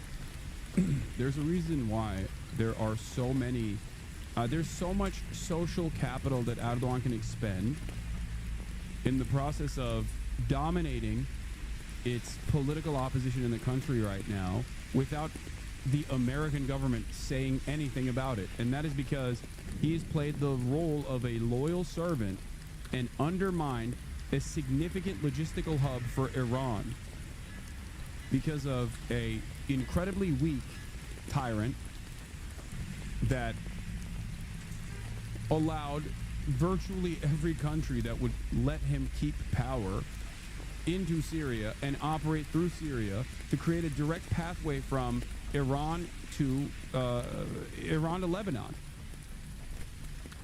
This was a major issue for Israel, and therefore a major issue for the United States of America. It's not like Assad was personally invested in, I don't know, the liberation of Palestinians or whatever. That was not the case at all.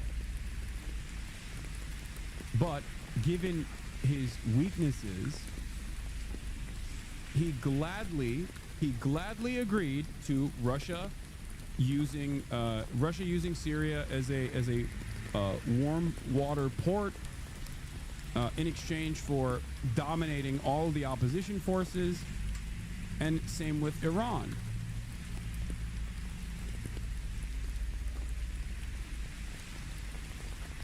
The whole Syrian, the last round of the Assad regime's collapse that happened seemingly overnight happened because Turkey's coalition forces alongside the HDS were able to very swiftly overtake the entire country. And in the process, destroy one logistical hub that worked, that played a formative role in allowing Iranian weapons to expediently go to Lebanon into the hands of Hezbollah.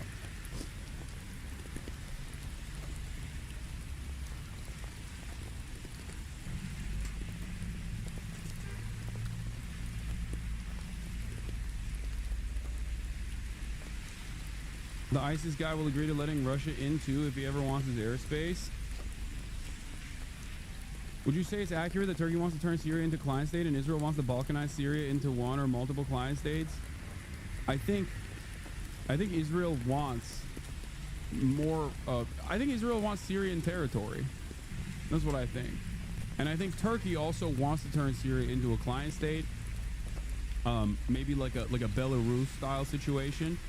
And it's two of America's attack dogs in the region competing with one another for pieces of Syria, like larger control over Syria.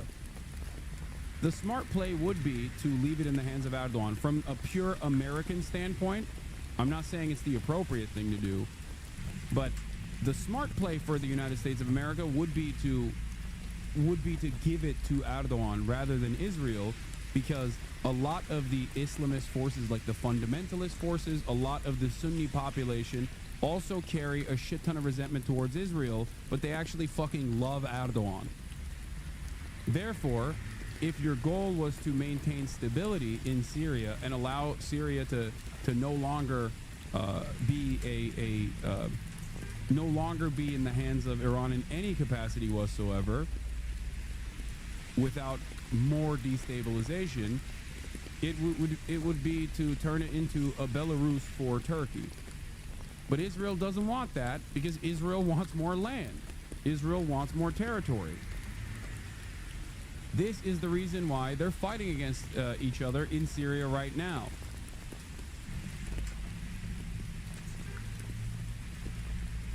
Obviously, the moral thing to do would be to allow Syria to have a full democratic process, but that's never going to fucking happen. America does not care about the autonomy or the livelihoods of the Syrian population, let alone its own population. These guys don't even care about Americans. Why the fuck would they care about Syrians? You know what I mean? But yeah, Israel has been, for the last couple of days, been posting shit like this. Turkish Foreign Minister Hakan Fidan tells Reuters Turkey wants no confrontation with Israel and Syria. Ultimately, actions mean more than words. We'll wait and see how things play out. Israel will prevent the establishment of Turkish air bases or naval bases in Syria, says senior official. If Turkey crosses red lines, Israel will take action, he says. It sounds like Israel is now threatening to start a new war with Turkey over Syria. Present Israeli leadership is committed to total war against all its neighbors in addition to a final solution to the Gaza problem. They are becoming something like Imperial Japan or Nazi Germany. Not becoming something like Imperial Japan or Nazi Germany. They are Imperial Japan and Nazi Germany. They literally are. I don't think that it'll get to this point, though, even though, as you guys know, I don't make predictions anymore. You know, I've learned my fucking lesson. But both of these sides are ultimately America's lapdogs, okay? Turkey is America's servant. It's a NATO nation. It's got American nukes inside of American military bases in Turkey. That's not going away anytime soon. That is precisely the reason why no matter how much Erdogan plays both sides, turns out it turns around and, like, you know, collaborates with Russia, collaborates with China, it still doesn't fucking matter. Ultimately, Turkey is still an extension of American empire. Okay, Turkey as a state, Turkey as a state, serves the interests of America first and foremost. That much should be clear to every single person, especially after what took place in Syria. Middle East, oh, Israel and Turkey already agreed not to fight law. Yeah, Israel always, and Turkey always. Two notorious regional actors that actually play ball with deconfliction. Notoriously. Turkey and Russia have violated their own deconfliction lines over and over again. And Israel is a notorious serial line avoider and line crosser. These are two of the most unstable nations in the region. What are you talking about? This means nothing until Donald Trump says it's done. We're partitioning the country to give you a piece here. Southern Syria is yours. Israel, Turkey, shut the fuck up. They get to have their operations there. The rest of Syria is yours. Until that is solidified by the United States of America, this means nothing. Okay? Their own personal back and forth is inconsequential, is utterly inconsequential due to their track record in the region, due to their serial overstepping of these sorts of red lines and boundaries. Why do you think it's okay to split up people's land like pizza? You think I think it's okay? Are you stupid? Did you not hear what I said?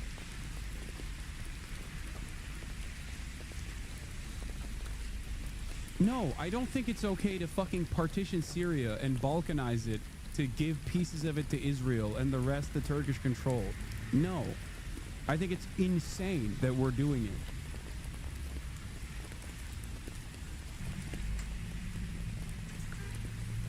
Hello? There's so much. This is yet another instance where it's like, nope. Doesn't matter what your worldview is. Are you offering analysis? Well, to me, it sounds a lot like justification. It's like, no, I'm telling you what is going on. I'm trying to explain to you what the plan is here and what the personal motivations, the personal ambitions of these two American client states are. in terms of dominating Syria.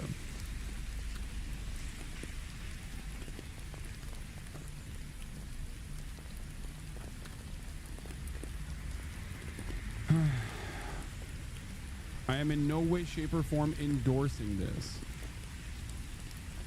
Okay?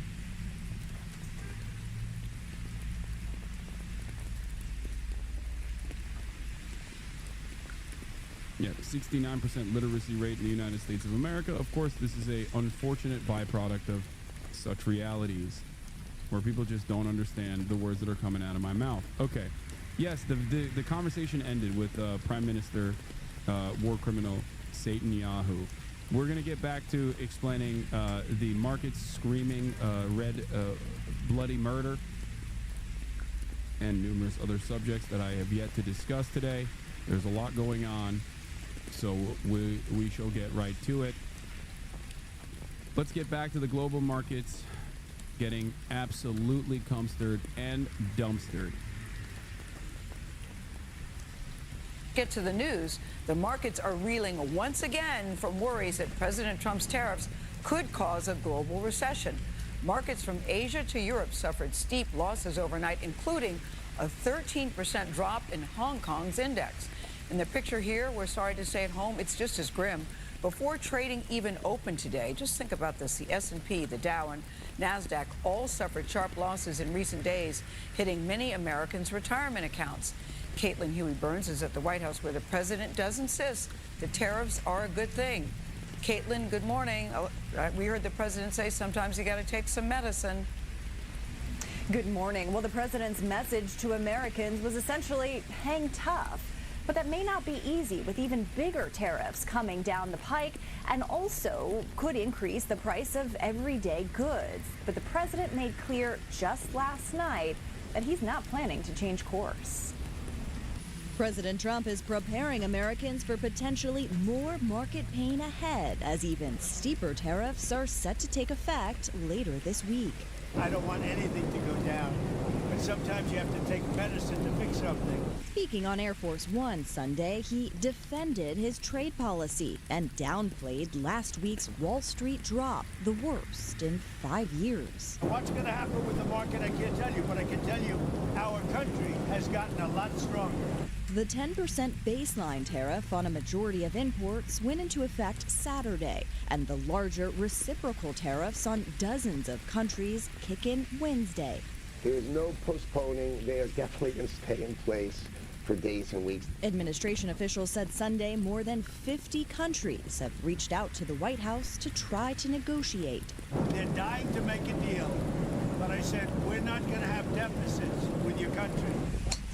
President Trump, who spent the weekend golfing at his club in Florida, says he spoke to a handful of world leaders from Europe and Asia this weekend, including Vietnam, which is facing one of the highest tariffs at 46% and provides the U.S. with things like computers, clothing, and shoes. Trump wrote on social media that Vietnam would cut their tariffs down to zero if they can come to an agreement with the U.S. If you look at that. But Democrats warn Trump's tariff policies will have consequences. If we head into a recession, it will be the Trump recession. He will completely own it. The president is scheduled to meet with Israeli Prime Minister Benjamin Netanyahu later today here at the White House, where the 17% planned tariffs on Israel will surely come up, as well as the war in Gaza. All right, Caitlin, thank you very much. The warning signs are flashing red. Stocks are in freefall. Money is pouring into safe havens instead. Traders navigating markets thrown into turmoil by a volatile US president. We have a predictably unpredictable leader of the free world who announced he was going to do something that everybody was expecting, but he did it in a way that upset the global world order. It was indiscriminate. It was wide-ranging. So what does that cause? Massive uncertainty. And when you get massive uncertainty, you get a markdown in prices. And you see this huge fall in indices. And this is what massive uncertainty looks like. This is Wall Street's VIX index, also known as the fear gauge. It measures how much traders are willing to pay for insurance against price swings. It tells us how much volatility they're expecting in the US stock market over the next 30 days. And things, well, they haven't been this volatile since the pandemic back in 2020, and before that, the financial crisis of 2008, and both of them were followed by recessions. So more volatility to come, as if we haven't had enough of that already. Donald Trump announced his sweeping tariffs policy last Wednesday, and whatever cautious optimism traders may have had was... From what I can tell is people are not even buying U.S. bonds, which normally people will get when selling stocks.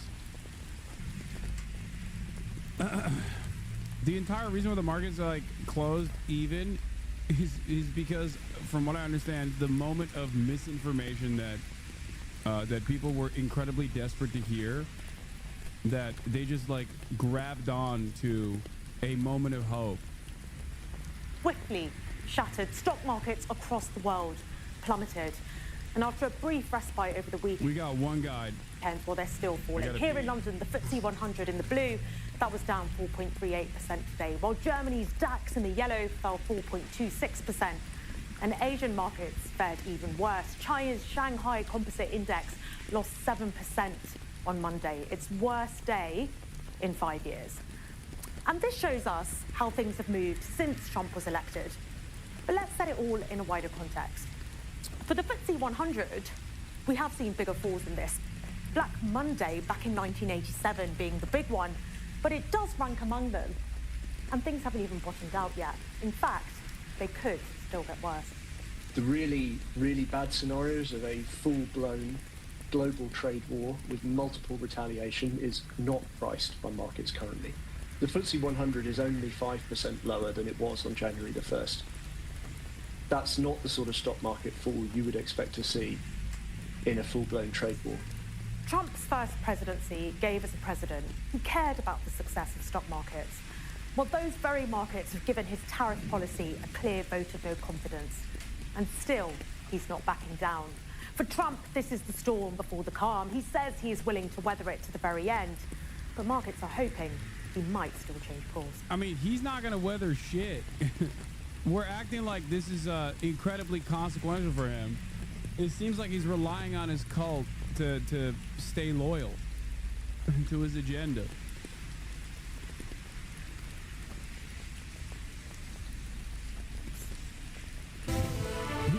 We are following the breaking news of President Trump threatening to slap... Oh, yeah, he wants to do 50% tariffs now. China with additional tariffs. Let's go live to CNN senior White House reporter Kevin Liptak. So, Kevin, what is the president saying about this potential escalation here? Yeah, and it's a major escalation in this tit-for-tat tariff war between Washington and Beijing. Remember, Pam, last week President Trump applied that 35% reciprocal tariff on China. China retaliated, applying its own 34% tariff on the United States. Now President Trump saying this: if China does not withdraw its 34% increase above their already long-term trading abuses by tomorrow, April the 8th, the United States will impose additional tariffs on China of 50% effective April 9th. He goes on to say that additionally, all talks with China concerning their requested meetings with us will be terminated. And I just want to break down the math for you here, Pamela, because remember, President Trump had already applied a 20% tariff on China for its role in the fentanyl crisis. He applied that 34% reciprocal tariff last week. That goes into effect later this week. Now he's threatening this additional 50% retaliatory tariff on China, this tit-for-tat back and forth. That would bring the total tariffs on China by the United States to 104%, which is a huge number. China, the world's second largest economy, one of the United States' largest trading partners. This could have a serious effect for American consumers, given the amount of goods that come into the United States. And I think just as we have seen today, the market's clearly looking for some kind of off-ramp here, for some kind of easing on the part of the president. This shows that the president is very much committed to this tariff plan, exactly not what the markets were looking for, Pamela. Yeah, no, you're absolutely right. And, you know, the White House has been talking about how all these countries, more than 50 countries, have come and you know, reached out to the president wanting to negotiate. But the White House is also sending these mixed messages on whether the president is willing to negotiate. Where do things stand on that front? Yeah, it seems to be this, that the president is willing to talk to these countries about potential trade deals, but that the bar will be very high for him to lift these tariffs. That seems to be the combination of what you're hearing from White House advisors today. We do know this morning that the president spoke to the Prime Minister of Japan, that country looking to ease up some of the tariffs on them, saying that they will be sending a high-level delegation to the United States to talk about trade. The president will also discuss this with the Prime Minister of Israel, Benjamin Netanyahu, later today. He imposed a 17% tariff on Israel last week, but in a way that's a cautionary tale. Remember, Netanyahu lifted customs duties on U.S. imports to Israel, but the president went ahead with that tariff anyway. Yeah, exactly. That's absolutely right. Kevin Liptak, thank you so much. Wolf? All right, Pamela, I want to get some more of the breaking news right now. Joining us, Democratic Congressman Mike Quigley of Illinois. Congressman, thanks so much for joining us. First of all, what do you make of the president's decision to escalate his trade war once again? Do you see any chance for an off-ramp before this gets a whole lot worse? I don't see it coming from the President of the United States. You talk about a very strange world we live in. I'm, the liberal Democrat from Chicago, agreeing with headlines from the Wall Street Journal, the dumbest trade war in history. Okay, first of all, that's not surprising, given the state of the modern Democratic Party. Okay? There are very few headlines that the average Democrat would disagree from the Wall Street Journal. Like, there's not a lot of disagreement there. Secondly, this is one of the few instances where, in theory, trade protectionism is appropriate, but what Trump is doing is not that. So I guess technically all sides that are against Trump in this process are kind of in the right. So even though under normal circumstances, like, there isn't a lot of ideological disagreements between the average Democrat and the Wall Street Journal editorial board, this is one of the few moments where they are correct. I think there's a real ideological divide between someone like myself and all of these guys, and even we are all still looking at the situation and going, well, this is really stupid. Because it is. It is stupid. Very concerned, as are my constituents, with extraordinary cost increases, a recession, and the volatility in the markets that create uncertainty and great economic peril for our country. I think the bigger concern right now is it's part of a larger issue where this country, through the president, thinks that we can stand alone.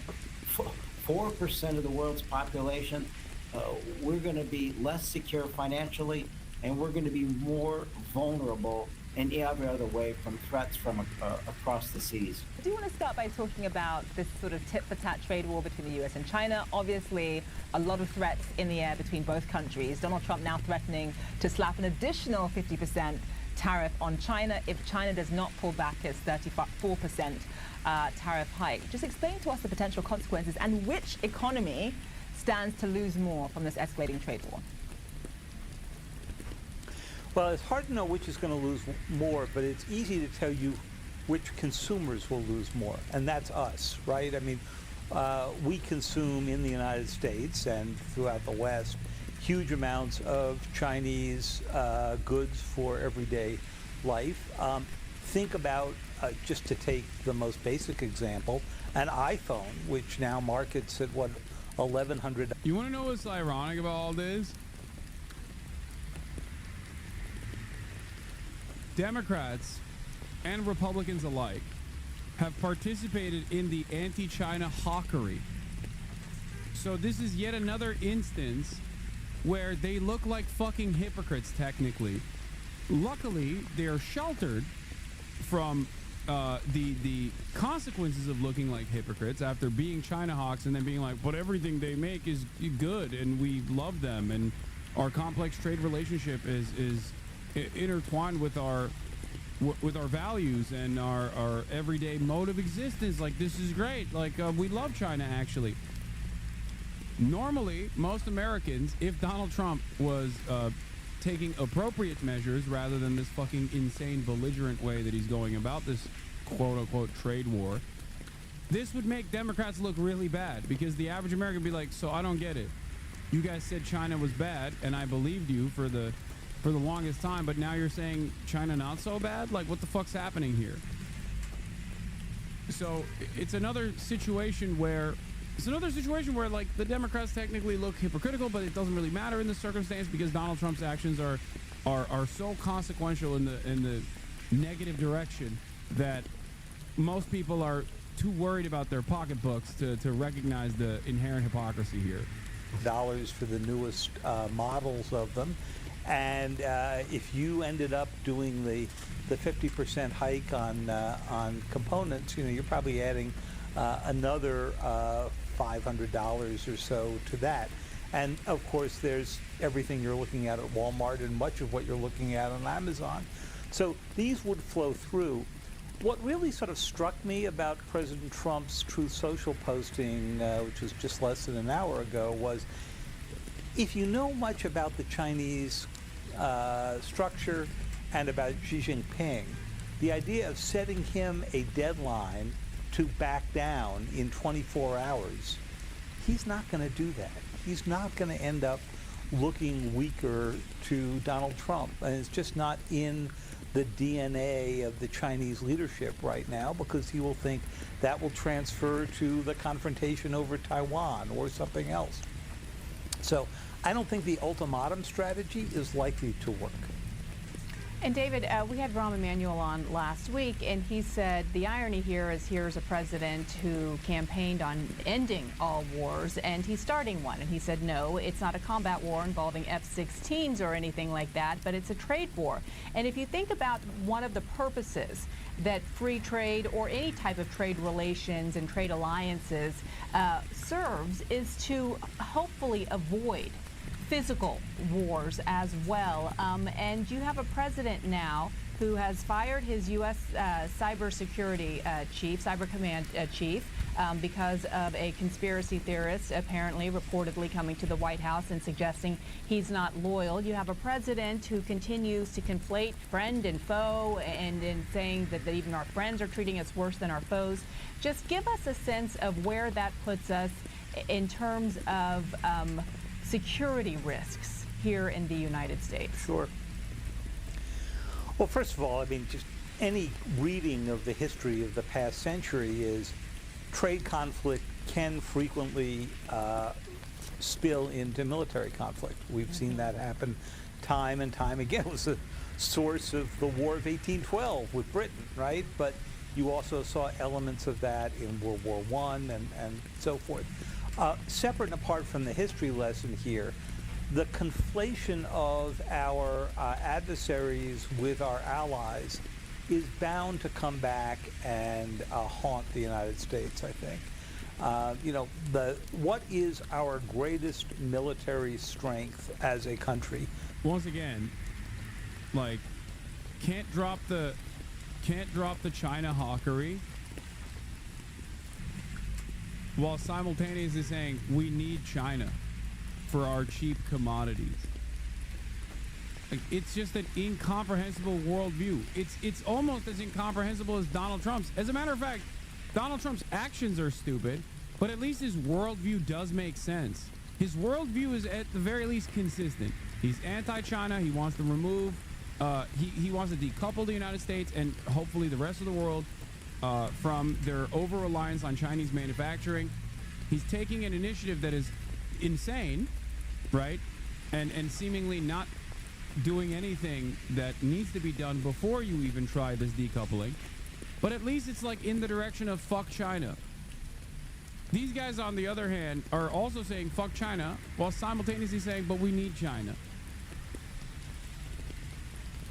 Every part of this, everyone is wrong. I don't know how else to describe it. Like, Trump is consistent, but insane. These guys are inconsistent, insane, I guess. beyond our nuclear weapons, which you can't really go use? And the answer is, it's our alliance system. Who is it that we have tariffed heavily in the course of this?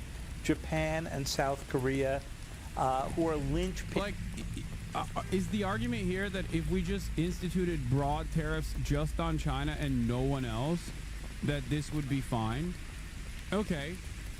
Is the argument that we should also institute incredibly high tariffs on Indonesia or Bangladesh or Vietnam, because those are secondary markets for manufacturing that engage in Chinese manufacturing as well? Because in that situation, we are tariffing allies. We're implementing a penalty on our allies, but we're doing that at the behest of decoupling the world from China, or at least the United States from China. So which is it? What is it? What's happening there? This doesn't make any sense. Pins of the effort to contain Chinese expansion, to say nothing of North Korea. Why poison that relationship? I don't know. And if the president turned around and said, well, this is about trade, not about politics, go explain what we heard over the weekend about why it was that he did not put any tariff penalties on Russia. Yeah. Because we're in the middle of a negotiation for peace in Ukraine. By the way, there are tariffs that were put on Ukraine. So obviously politics has entered into the setting of these tariffs, and yet not with our main allies in Europe or Asia. All right, David Sanger, live for us there. Thank you. Volatility and whiplash on Wall Street amid deepening economic uncertainty and growing global anxiety. Yeah, U.S. markets opened deep in the red once again following Donald Trump's escalating trade war, but they have been fluctuating wildly for the past several hours. Why do you think they're being inconsistent? I don't know, but I feel like I feel like what they're saying is pretty close to reality. The top line argument that Donald Trump's actions are irresponsible and seemingly for no good reason is correct. The underlying anti-China hawkery, on the other hand, makes no sense if your argument is that decoupling from China and trying to tariff both our allies and our enemies alike is stupid. Well, you can't say that then. I just described to you why that's a silly argument to make. Either you're like, why the fuck are we have this complex trade relationship and over-reliance on Chinese manufacturing. Maybe the best attitude here is not to destabilize global trade in its entirety, but instead to continue forming better relations with a major power, okay, and learn to coexist instead of constantly banging on the war drums, whether it be trade war drums or cold war drums or even hot war drums, if it ever came to that.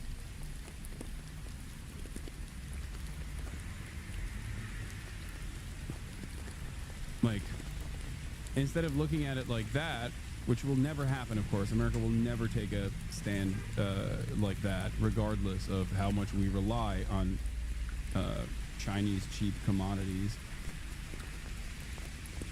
Why learn to coexist with an expansionist nation? That's so funny, dude. Dude, if you think China is an expansionist nation, what the fuck is America? Like, what are you saying? We are the expansionist nation. We've expanded to the entire globe. What are you talking about? Especially in this day and age, right now, at this very moment. Like, it's a fucking ridiculous argument to make.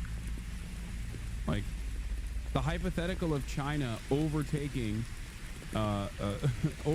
Taiwan, which America recognizes as a part of China, is the expansionist attitude that China is demonstrating. Meanwhile, you're talking about America that has 800 military bases all around the globe. It just doesn't make any sense. I don't understand it. What do you mean? The question you should be asking, I guess, this question should be directed at the fucking Chinese leadership. And no, that's not just Trump. Trump didn't build the military bases.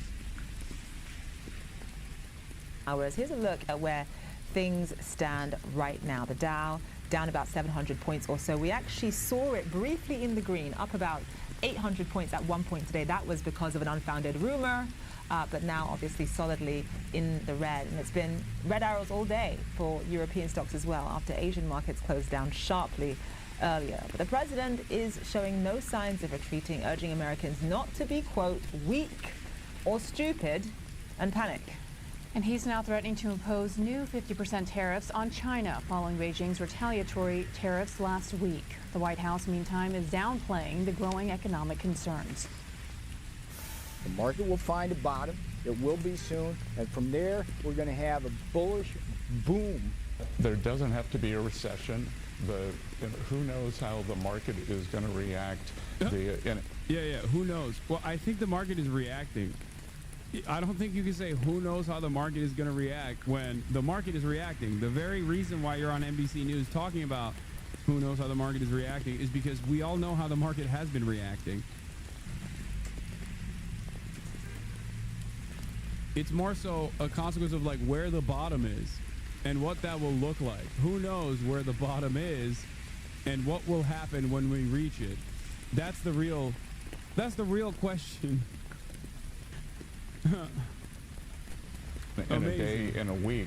You need to reset the power of the United States of America and reset it against all our allies and our enemies alike. It's a strategy to create a golden age in America for the Yeah, things are so bad that Dow jumped 800 points on a hallucination that the tariffs were over. Like, over Twitter.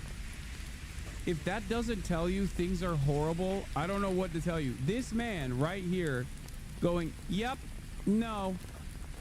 That one part where he said, yeah, no, Trump is going to do what he's going to do.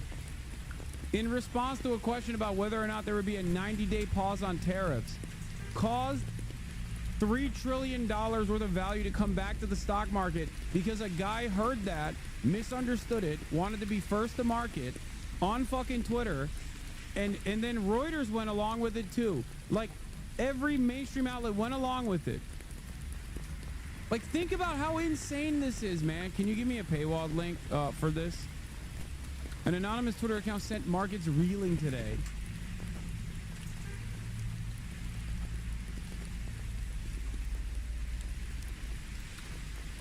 How are you going to tell me that the stock market is any different than a shitcoin at this point?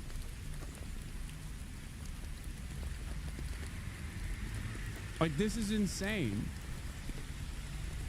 Everything is held together by confidence. And everything that Trump is doing is undermining said confidence. It's creating unimaginable instability and volatility, which will allow some people to make money in the short term, but that is not long-term stability. The stock market is a vibes casino. Why are you against stock market dumping? Isn't this taking from the rich? Brother, I don't care about that at all. I care about the actual consequences that it will have on the material realities of working class Americans and working class people all around the world. What the fuck are you talking about? Lighting the top 1%'s money on fire in a way where they will be able to recover from this, but you won't, because your retirement is also set on fire in the process, is not exactly a great redistribution of wealth and resources. Hello? What are you talking about? How about we take $6 trillion of value and reallocate it into redistributive policies in the form of wealth taxes? Don't you think that that would have been a much better use of the fake money that we're talking about? No, we can't do that. God forbid that's what happened in the process. That would be terrifying. We could never do that. No, it's actually awesome that we're just like burning money on fire. Fake money. Fake value that existed is no longer in existence.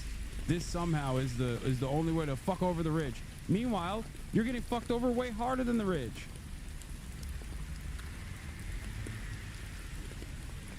Two-thirds of Americans adults own stocks. Yeah, I mean, but it's nothing, okay?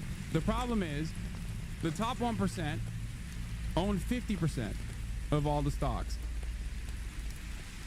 The bottom 50% own 1% of the stocks. So when the stock market is doing well, The top 1% are doing fantastic. But when the stock market is doing poorly, yeah, the top 1% also lose trillions of dollars sometimes of value, billions of dollars in value. But that $1 billion of value being lost for the bottom 50% of wealth is incredibly consequential. Way more consequential than what it looks like for the top 1%. And it's not just the market in and of itself, because that's just your retirement fund perishing overnight. Okay? Your retirement fund perishes overnight. That sucks. It's shitty. But that's just the beginning of the hurt. The implications for the overall economy are far more dire, far more consequential for average everyday Americans. The cost of living skyrocketing is a direct consequence of these tariffs, which can be seen as a universal regressive sales tax, which harms the working poor, are far worse than the impacts that it will have for the wealthy. He was right about repeating himself. Yes, I'm going to describe this probably a million times over, because as I've said time and time again, tariffs are an entry fee. American importers start paying said entry fee. There's retaliatory tariffs on the other side as well, which makes it less likely for these countries to also get goods from American exporters. Okay? When the cost of living goes up, people can't purchase the things that they would normally purchase. Their purchasing power goes down. When purchasing power goes down, companies start laying off workers because they no longer can grow. Okay? They no longer can maintain, they no longer can grow. They start laying off workers. That creates a depressive spiral. First through a recession and then through depression. Because when people are laid off, they have even less purchasing power and less demand overall.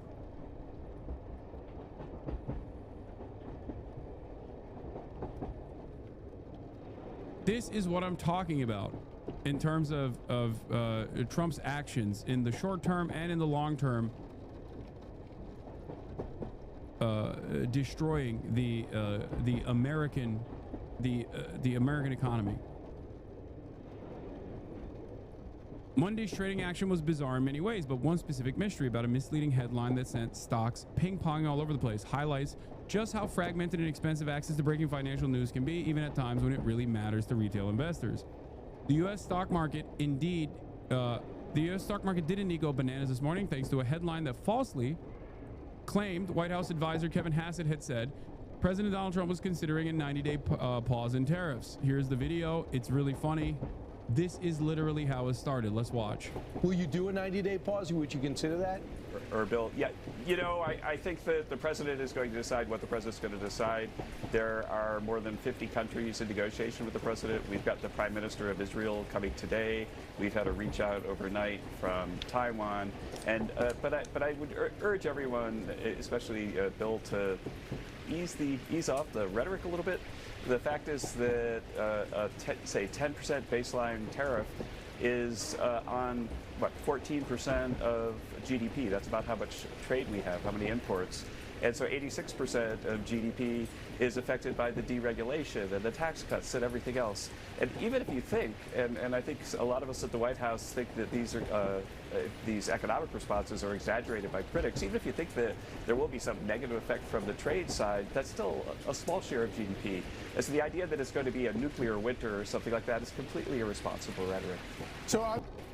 Yeah, he started off by saying, yeah, Trump is going to do what he's going to do. That's it. That minor yeah is all it took. That minor yeah, when he was responding, not implying that Trump is indeed putting a 90-day fucking pause on tariffs, was all it took for this one Twitter account that wanted to be first to market and get as much clout as possible to create this incredibly unstable situation. CNBC anchors read out the headlines on air as they tried to explain why markets had started to soar. In all, the S&P 500 rallied nearly 6% from where it had been trading right before the mystery headline. Hasanabi is crying inside. Why? Are you okay? I'm crying inside? Stop being parasocial. Why the fuck would I be crying inside? I cover real genocide every single day, okay? Babies getting murdered every goddamn day. This right here is a sad and scary moment, but a moment of vindication regardless.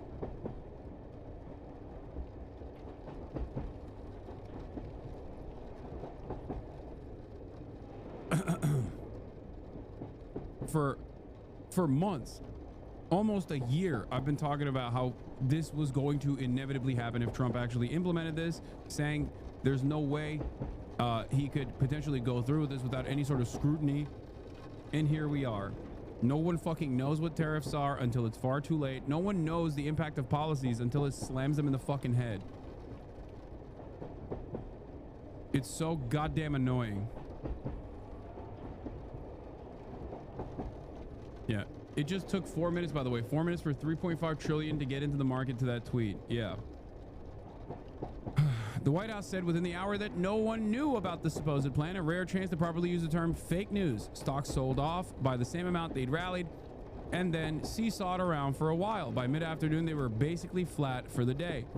So where exactly did the headline come from? That's a tougher question to answer than you'd think. The obvious point of contagion was the Walter Bloomberg account using the X handle Delta I1 using a capital I instead of an L, which says it's based in Switzerland.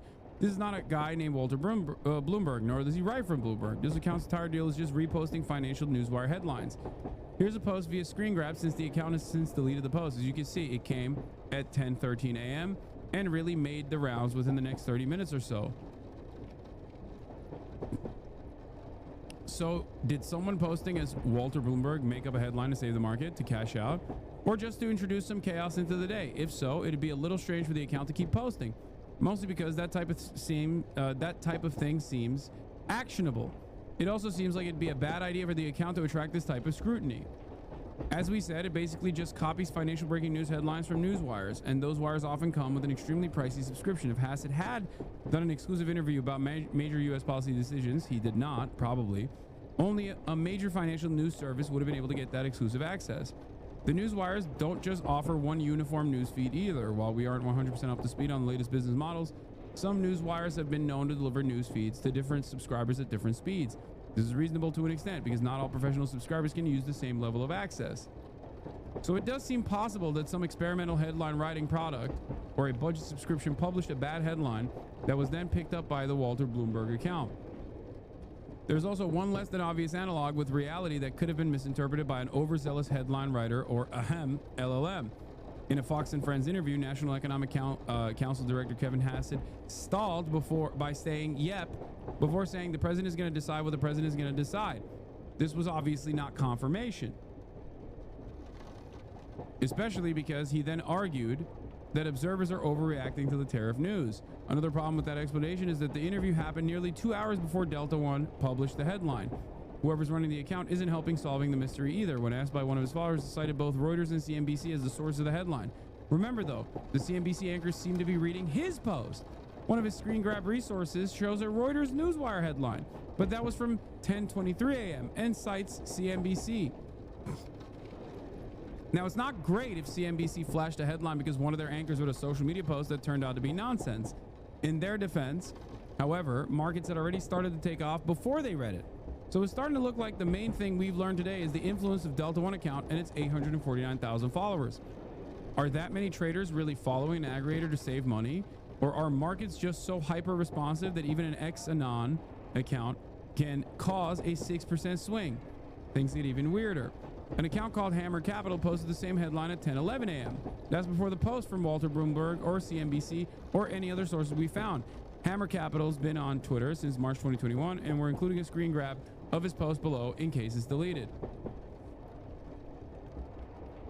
We've contacted both him and Walter Bloomberg for comment. That was through DMs though, so it's unclear whether we'll have much success.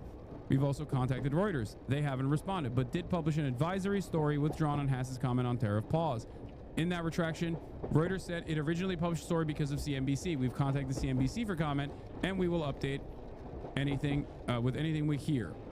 Anyway, the market has been zigzagging all over the place since this morning. That's presumably because some traders think the U.S. president can be swayed by market reactions to fake news. Or as the Quantian account puts it, so we bounced 8% on a fake headline, sold off when people realized it was fake, and then bounced again when it occurred to people that if we bounced that much on a fake headline, imagine how much we'd bounce on a hypothetical real one. Money is fake. The stock market is gambling. And it's a casino that is built around confidence in the stock market, at least reacting in a normal way, in a rational way, when human beings are obviously irrational. This heightens the contradictions of over-relying on finance like this. And this story in and of itself is a perfect demonstration that this is an untenable, unmanageable system. And here we are. It is so crazy that we have shitcoinified the stock market. In some ways it always was,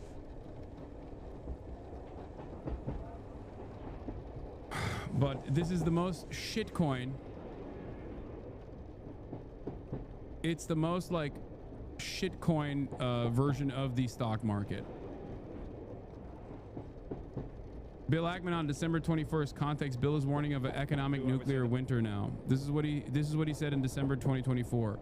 We're stepping into, I would say, the most pro-growth, pro-business, pro-American administration. Bill A. Pac-Man, dude. Bill smokes crack man. I've perhaps seen in my my adult lifetime. Certainly, we just had a nice little ceremony, and CEOs of broad array of big American companies, and I would say everyone is incredibly enthusiastic.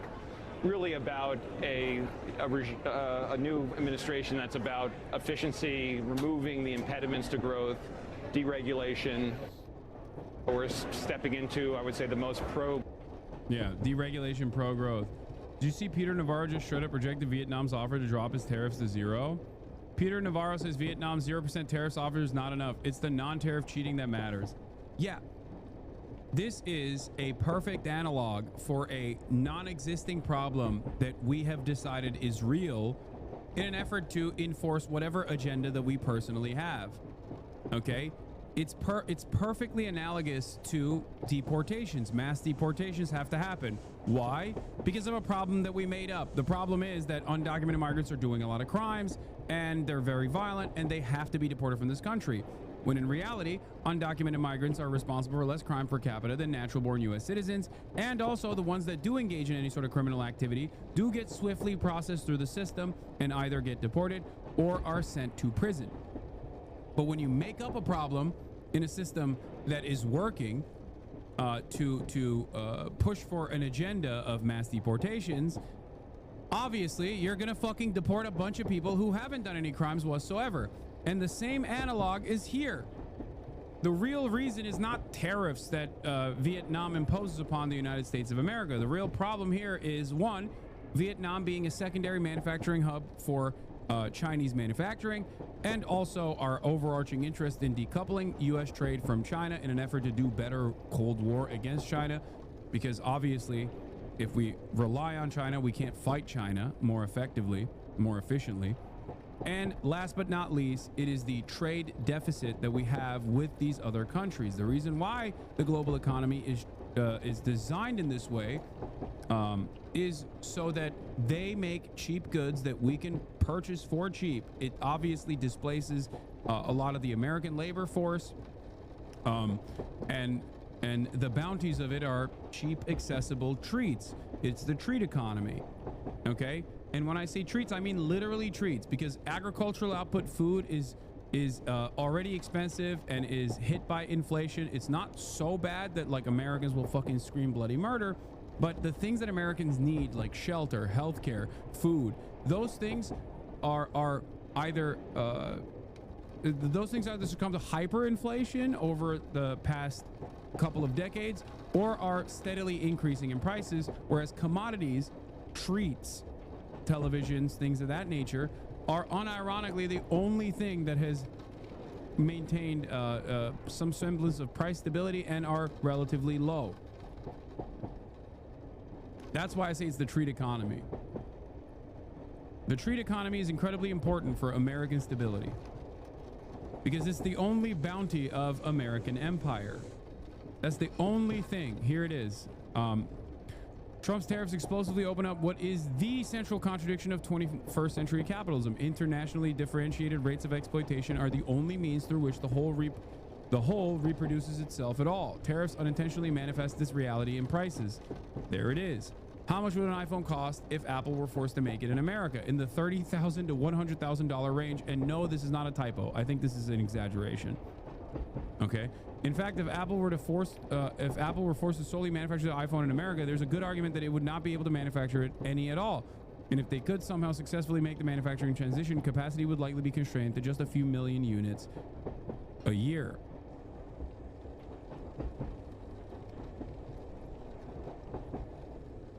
Technically reduced in price when comparing how expensive electronics were in the past compared to the average wage. Yes.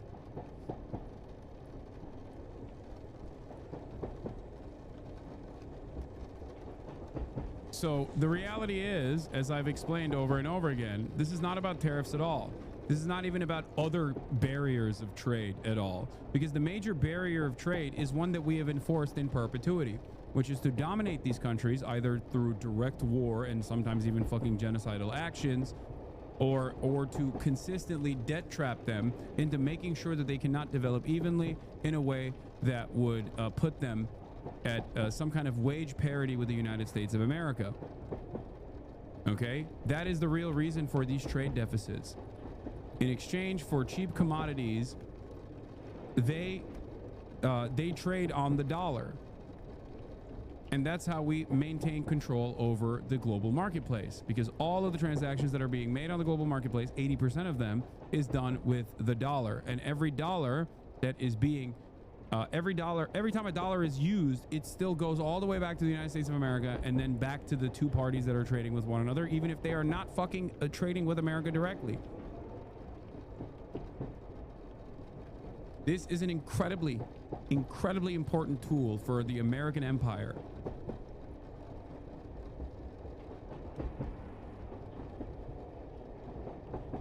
This is why Donald Trump also is like terrified of BRICS and the de-dollarization of the economy.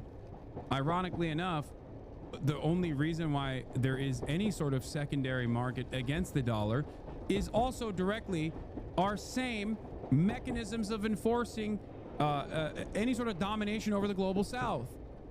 We have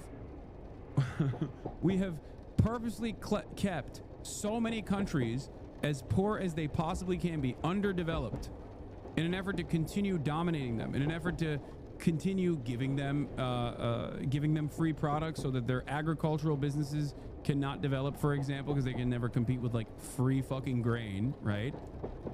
Or the process in which we destabilize these countries through not US aid alone, but also through the IMF and World Bank by offering them conditional loans that can only be used with foreign capital, that come with a bunch of setbacks that make sure that they cannot use any of the marginal profits they generate from this process back on social safety nets and expanding on their infrastructure, developing their infrastructure.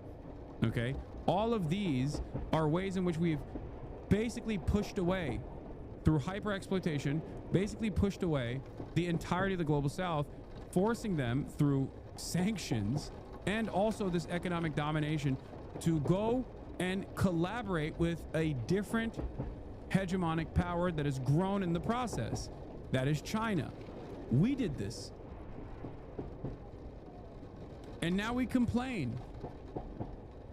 There was a very instructive set of articles that came out from Bloomberg and Foreign Policy magazine and numerous other Western institutions that saw the writing on the wall a long time ago. With the One Belt, One Road initiative that China implemented, a lot of Americans will say, oh, well, the Chinese are doing the debt trap that we did as well, like the IMF and World Bank did. No, they offered better loans. They offered no conditions. They even forgave loans without anything else in mind, because their goals for developing Africa were not simply to exploit Africa. Sure, exploitation occurs in that process. Of course it does. But their primary goal there was to develop a secondary market if the United States of America inevitably fucking tried to decouple trade from China by force.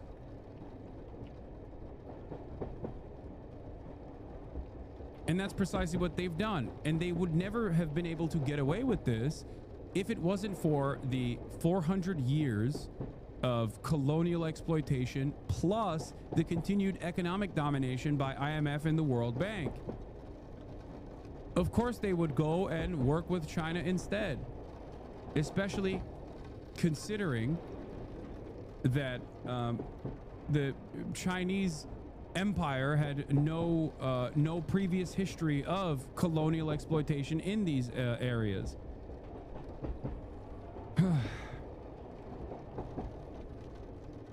So there it is.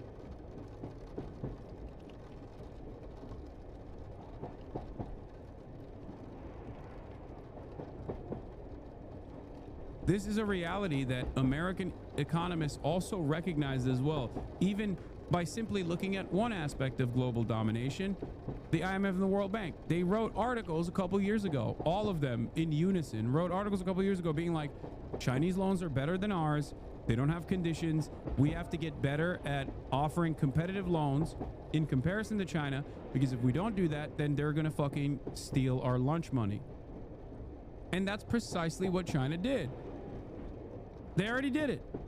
That's why they have a damn near monopoly on the rare minerals necessary for the next the next evolution of energy, renewable energies. They dominate the battery.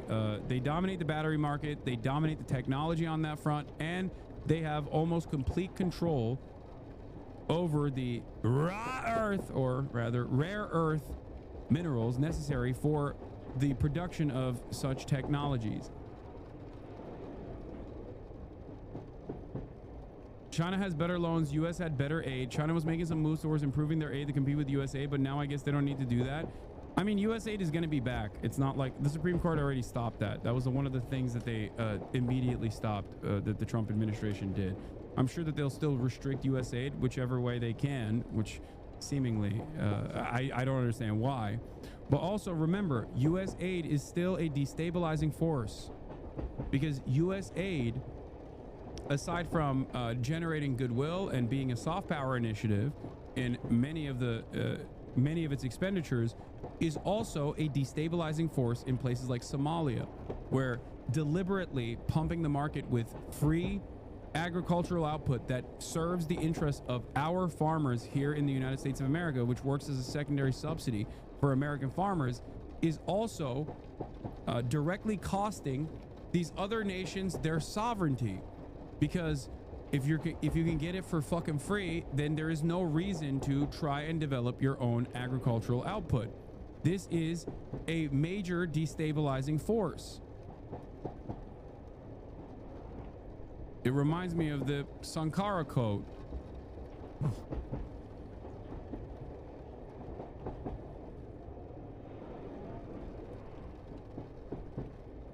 Why don't they reject the aid? Because they're desperate. Let me off Mr. Hassan's wild ride? No. You're getting shook. Yes. U.S. aid in that regard creates dependency. It creates dependence on American grain, American agricultural output.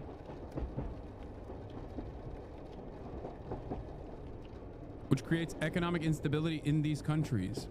These countries already have the natural resources to be able to develop themselves, but if they're getting it for free, why the fuck would they ever spend the limited amount of dollars or the limited amount of power that they have on developing their own agricultural products?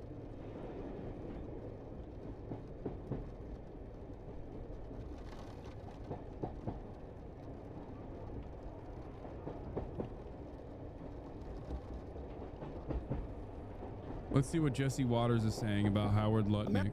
American workers are not going to be screwing in little screws to iPhones. He's saying the future is robotics. He's saying the future is AI, automation, and robotics. So you're going to have these massive You know what the irony here is? They're not technically wrong in terms of automation and AI for manufacturing, but the problem is, even then, America is not going to be able to uplift its working class. There's still going to be even more economic instability in the United States of America because technological improvements under capitalist organizations of the economy are a mechanism to displace the existing labor force. It is not a mechanism to lift the burden of the labor force. It is not a mechanism that allows the existing labor force to make more while doing less work and make more money in the process, because the profits are not given back to the workers under any of these circumstances. Profits go to the capital owners. Profits in this process imply that you can make 2 guys do the work of 10 guys.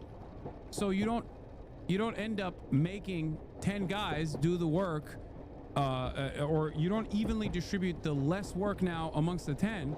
You just fire 8 and make the 2 do the rest of the work. That is what has happened through the classic graph that leftists love to show, which is productivity skyrocketing since the 80s while wages remaining stagnant. And in that process, profits have also increased steadily, despite the fact that automation is supposed to make profit margins slimmer and slimmer.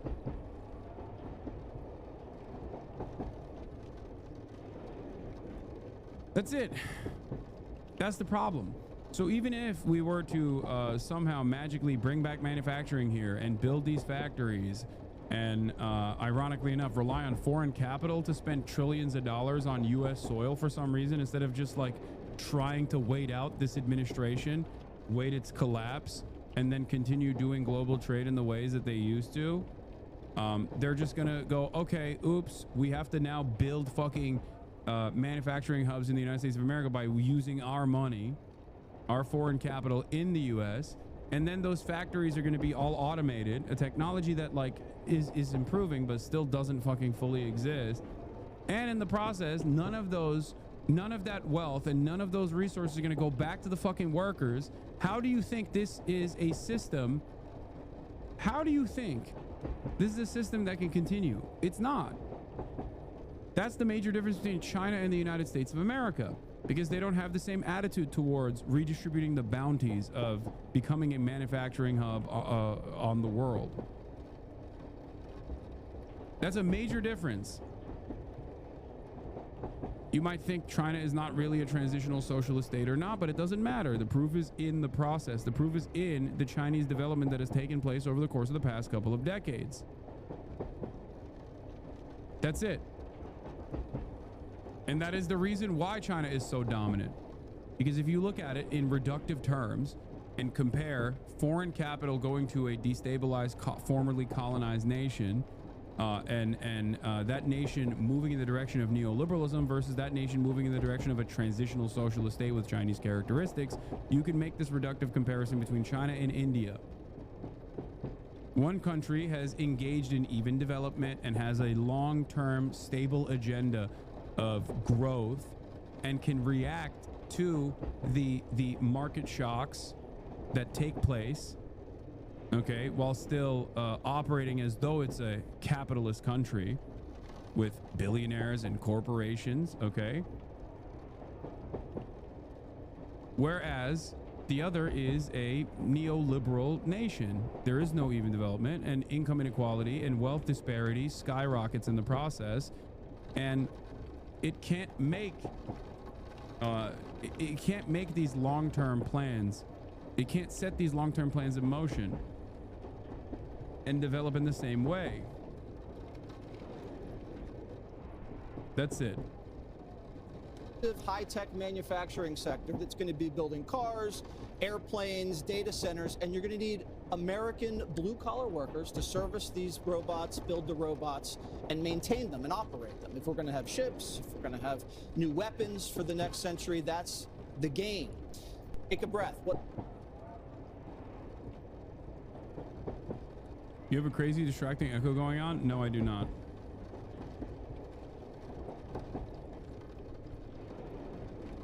Remember when Elon praises Chinese workers, says Americans trying to avoid work. I mean, this is a classic. This was also reflected in the famous Obama documentary. What was it called? Was it called The Factory or something? I remember. Where Americans destabilized its own domestic labor so much that a Chinese company could come back to America and open up a facility and just for like the good nature, just for the marketing bonuses, they could open up a facility in the United States of America. Oh, the documentary was called American Factory. Now, of course, that didn't work out, right? But in that process, they said the exact same things. They were like, the Chinese workers work so hard. American workers don't want to work hard.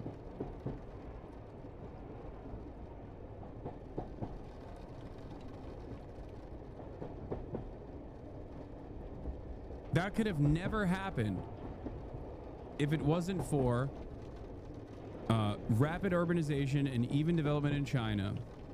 That would have never happened, even for marketing purposes.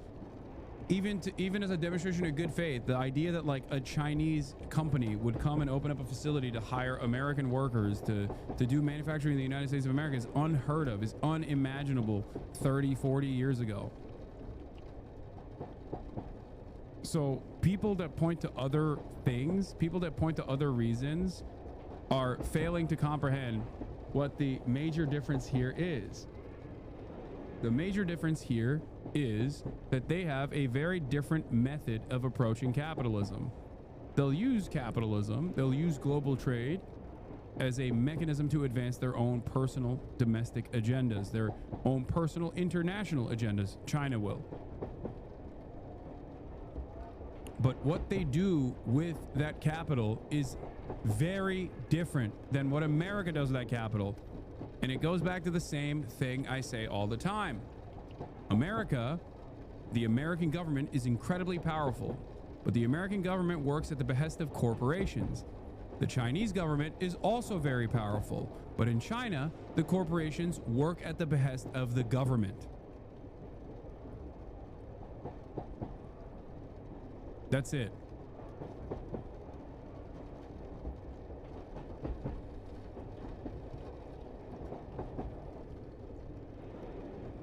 And as far as like, wasn't China able to, well, what is it? Yeah, wasn't a lot of China's infrastructure built upon unpaid and child labor? That's a great question. The answer is both yes and no, okay? But it's ironic because that's every fucking economy. What do you think chattel slavery was? What do you think colonial exploitation was? For centuries. China had a brief period of development recognizing the benefits of utilizing its manpower for a couple decades and then taking all of that foreign capital and rebuilding itself. The only difference here is that China, as a developing nation, had a plan. China, as a developing nation, had a plan to do something with the capital that came in, with central planning. That's why I compared it to India, because comparing China to the United States of America is really funny in that process. Obviously, one is like a hyper exploitative nation, the other one is a hyper exploited nation. That is the major difference here. You know, BYD is working on a huge factory an hour east of you in the desert. I worked on their plans. Nice. Amazing.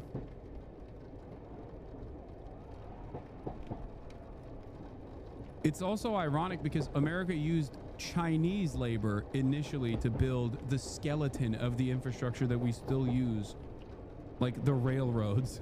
You know what I mean? There is not a group of people on this planet that we have not exploited, including Chinese labor. So, you know. Tim Cook has talked about this before. It's not just about lower wages in China. Tim Cook has said he would make it in China. Tim Cook has said he would make it in China still, even with the same American wages. China has an infrastructure that allows efficiency in manufacturing. China has a huge, highly educated workforce. Americans just assume they are the best at everything and think of all other countries as just do dumping and child slave labor. Exactly. The memes about Chinese manufacturing being dog shit are like a 90s reference. Okay? It is no different right now than thinking about ghost cities and saying, well, China has ghost cities. They just like build ghost cities with tofu dregs and those things are unstable. Like, yeah, dude, you're operating on 90s propaganda. You're operating on things that may have had some semblance of truth in the past, but is certainly not the case now. China is interesting because the same exact factory is capable of giving you $1 t-shirts and capable of giving you $40 t-shirts. That's what China does. They don't give a fuck. You want a $1 t-shirt? We'll give you the dog shit dollar t-shirt. You want a $40 t-shirt that's like hand sewn? We'll give you that. It doesn't matter. Same with electronics. Same with every commodity. But in that process, they were able to build this manufacturing hub. And that takes years and years and years. This is also correct. That's why I said it's reductive, Arun. The India versus China analogy begins to break down because the thing is, India as a whole has never afforded the opportunity to engage in manufacturing to the same degree as China has been afforded. On top of that, India, Pakistan, Bangladesh was devastated by the UK far more than... Yes, this is also absolutely correct. That they were far more devastated than China ever was. There is some fault to be placed on the Indian government for sure, but the starting point for both countries is very different. Yes, that's why I also acknowledge that this is a reductive comparison. So you are absolutely correct on that. However, you know, China also overcame a great, not to say that it was to the same degree as India, but, you know, it's not like China's starting point was good either. But you're absolutely correct that yes, there are other reasons as to why India and China did not develop in the same exact ways. But I think ultimately, that's why I recognize that it's a reductive statement, but it is a comparison nonetheless because of, because what I think would have happened if India was also a command economy that had the ideological background and the initiative. Like if India was like a Maoist country, ironically enough, I think that it would have developed very differently. India also has internal issues in comparison to China, whereas like China is a nation of Han Chinese individuals. It's comprised of the Han Chinese. That is a ethno-nationalist association slapped on to an incredibly diverse group of people, where people go, I'm Chinese, I'm Han Chinese. You're in fucking Taiwan, you're still Han Chinese. You say you're Taiwanese, but you still understand that you're Han Chinese. As opposed to in India, there's an incredible amount of diversity, and dare I say, warring factions. And on top of that, a caste system too. Agree, when the USSR collapsed, India was put in a position where they were forced to be a service sector economy for the West. Yeah. India also has India has a highly educated workforce as well. Chinese people are less diverse than Indians. That's not true. The difference between China and India in that regard is, like I said, Han Chinese as a designation is a broad identifier over a group of incredibly diverse people that speak virtually different languages, have different cultural customs, have literally different racial traits in terms of like height disparities. If you look at the northern Chinese population, they're significantly taller than the southern Chinese population. And yet every single person is considered Han Chinese. Different cuisines, different customs, different cultural cultural signifiers, and yet it's all Han Chinese. So from the outside, we look at that and we go, well, that's fucking, this 90% of China is Han Chinese. What are you talking about? But like, the Han Chinese is ginormous and has many differences. Like myself, a white Chinese man.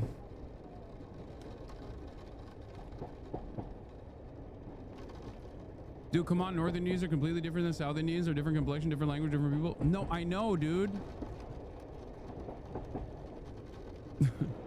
I don't think the ethno-linguistic diversity of India has anything to do with its economic position compared to China. That position is idiotic Hindu nationalist take. No, I know. I'm not saying that like Modi's Hindification initiatives are actually a good thing. Because one is done through dominance, the other one is through a national identity that was developed, an ethno-national identity that was developed, where it's not like Han Chinese in the north are oppressed by the Han Chinese in the south.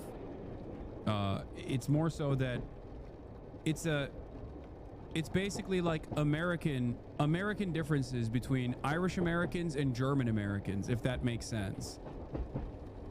They're all white, but they're all white Americans, but they have different cultural customs, and ultimately it's a distinction without a difference. It doesn't mean anything. That's simply what I'm saying. Han Chinese is like saying white in Europe or white in America. Yeah.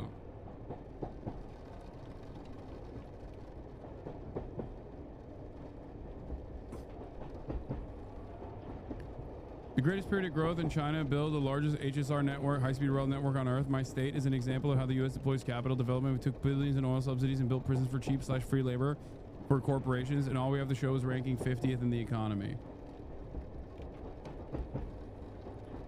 Good luck explaining this to anyone. I think it's a decent comparison.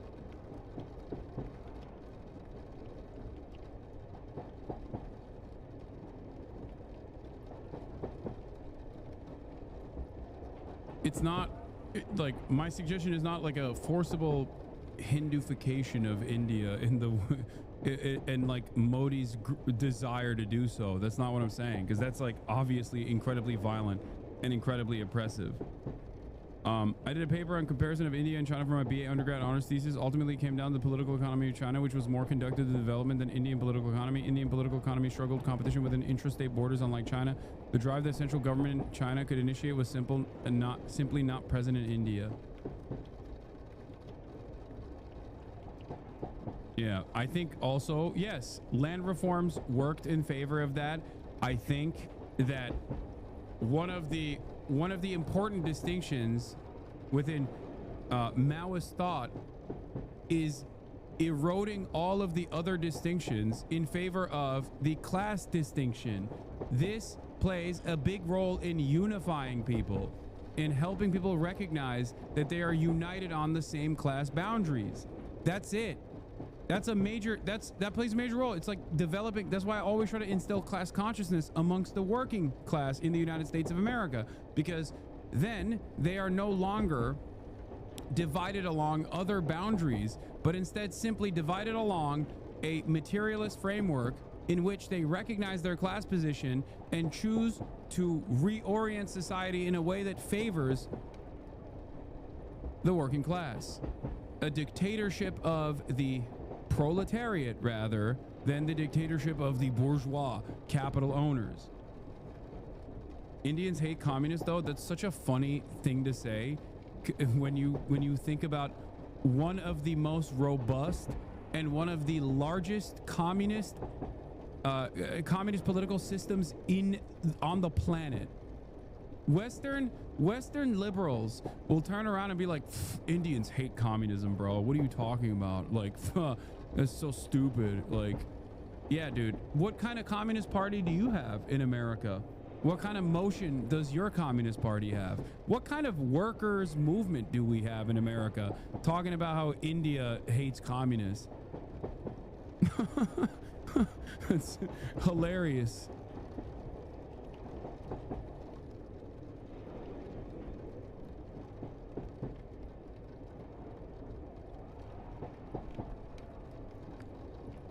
Anyway,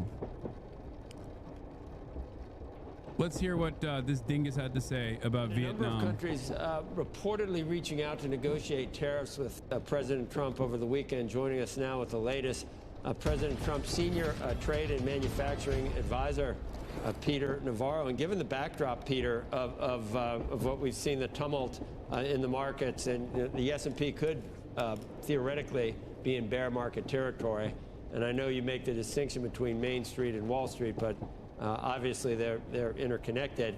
So to get the real story on how many countries are calling and on whether the president is actually agreeable is important, because we've heard all these countries are making the phone call, but then we hear that maybe the president isn't interested at this point. Can you clear that up?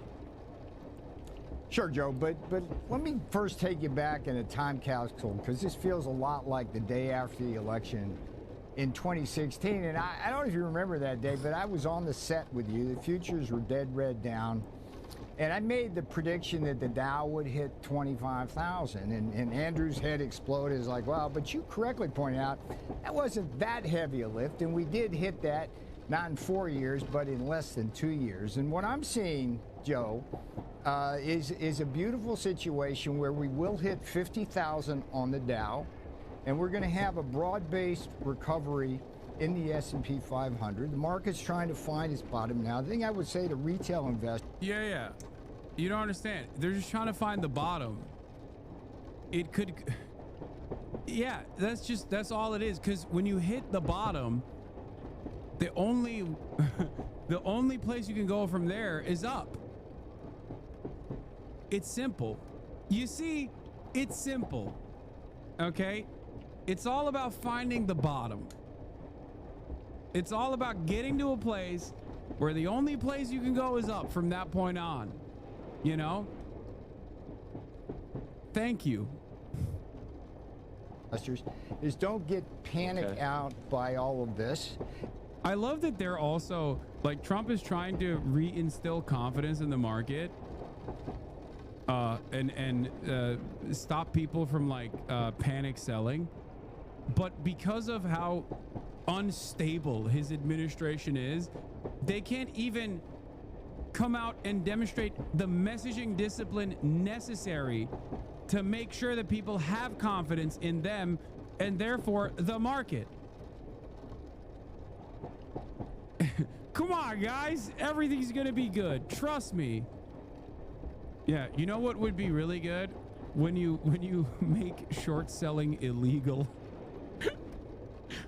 Yeah, we're gonna listen. This is not a circuit breaker, okay? What I'm describing to you is actually simply not being patriotic. Because what is more patriotic than demonstrating diamond hands on the blossoming American economy, which is why we've now made it illegal to sell. The moment that we hit that point is the moment where we're in 2008 territory. We're not there yet somehow. But that's where this is like, it's over. It's the point of no return.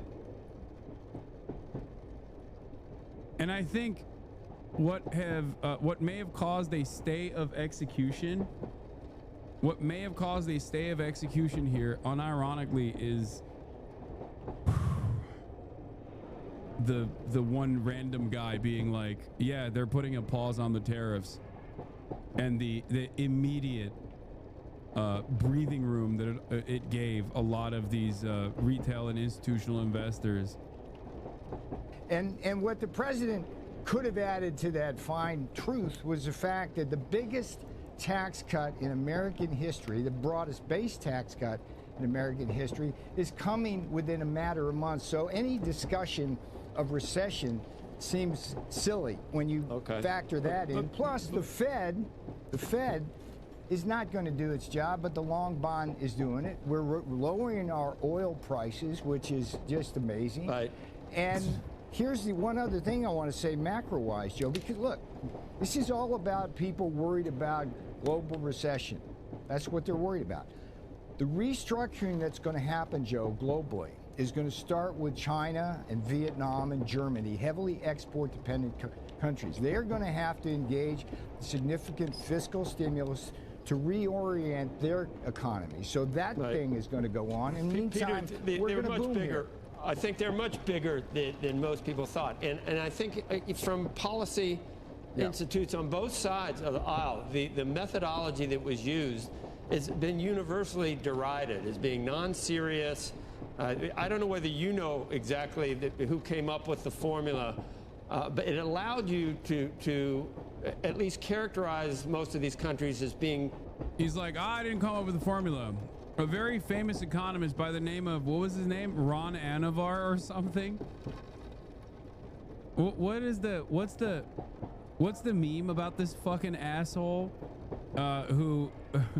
who basically did an anagram for his name in his books and constantly pointed to some other guy whose work he was relying on, and it turns out Ron Vera, Peter Navarro, came up with a fake guy named Ron Vera, which is an anagram of his name, and heavily relied on this other person to prove his theories. The other person did not exist. The other person was himself, which is hilarious because one, he didn't even try to make up like a totally different name. Ron Vera is just a direct anagram. And two, that's exactly what Donald Trump did as well in the past. Donald Trump famously would make phone calls as someone entirely different when it was him behind the fucking phone. These guys are so funny, dude. They do alter ego shit. It's awesome. The other person existed. He just wasn't an economist. I thought Ron Vera was a made up guy. Yeah, Trump's alter ego was John Barron, right? Yeah. Their tariffs well above the reality of the situation, so that when you say that we're going to do half on them, it was much higher than anyone anticipated. And I think you'd have to concede that this was not the market reaction you were looking for. There's a way of maybe incrementally trying to accomplish some of the things that the president wants to do in a reasonable, serious way.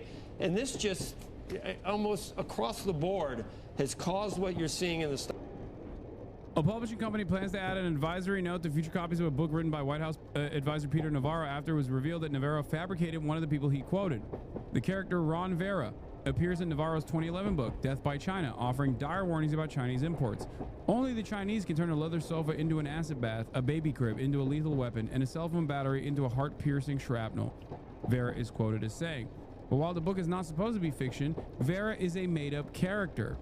Ron Vera is an anagram of Navarro, said Tom Bartlett, a journalist who exposed the ruse in the Chronicle of Higher Education. Vera appears in half of a dozen of Navarro's books dating to 2001. Navarro, who directs the White House Office of Trade and Manufacturing Policy, defended the fabrication as a whimsical device. At no time was the character used improperly as a fact source, he wrote in an email. It's just a fun device. Bartlett grew curious about Vera after being alerted to the character by Tessa Morris Suzuki, a professor emeritus at the Australian National University. She's an Asia scholar and was working on an essay about the rather heated rhetoric of Peter Navarro towards China, Bartlett said. While Vera is described in one of the books as a doctoral student at Harvard, as Navarro himself had been, the school had no record of him. Eventually, Greg Autry, who co-authored Death by China, acknowledged that Navarro made the character up. It's refreshing that somebody finally figured out an inside joke that has been hiding in plain sight for years, Navarro wrote in his email. I was just memeing. Except his memeing ass that wrote these books are now directly guiding Trump's trade policy, and actually played a formative role in Trump's trade policy in the first Trump term as well. This time, though, Trump has more power and has more means of enforcement. America's more destabilized and also, weirdly enough, more comfortable with a guy like Donald Trump. So now he's one of the figureheads of this whole process, this whole like tariff war shit. How awesome. As she puts it, the joke wears very thin when you get to certain statements about China and the Chinese people that are quite negative, Bartlett said. Ron Vera says things that are pretty over the top, and it's hard to construe them necessarily as whimsical. Navarro's publisher, Prentice Hall, and its parent company, Pearson, were also in the dark about the invented character until this week. Overland said Pearson plans to add a publisher's note to future editions. And as we already discussed, The episode is not likely to cause Navarro any grief with his boss. However, Donald Trump famously invented his own fictional spokesman, John Barron, in the 1980s. Internet wags have joked that perhaps Barron could offer some PR advice to the newly unmasked Vera. Amazing. White House aide Stephen Murren has an elaborate comparison for why the U.S. can force other countries to stomach the tariffs. He says to think of a property tax increase levied by a town. If you're a prospective buyer of a home in that town, maybe you can instead buy elsewhere. You have the leverage to escape the incidence of the new tax. By contrast, if you have someone who has to sell a home, you're inflexible.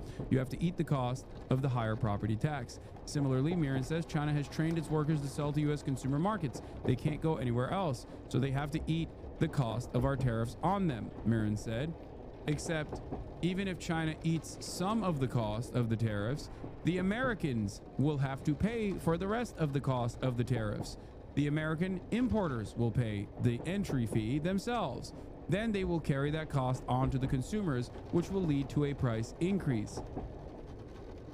Mirren gave in bait on why Navarro and other White House advisors appear to be giving conflicting signals on the viability of negotiations. There are conflicting narratives because everyone's got an opinion. That's fine. Disagreement is how you can avoid groupthink, and I think that's very healthy. Amazing. Meanwhile, they need to demonstrate messaging discipline at the top because everyone is relying on their every word right now to see where things are going to head. So ironically enough, the instability demonstrated through a lack of messaging discipline at the administration is also further causing the markets to collapse. Incredible. Awesome.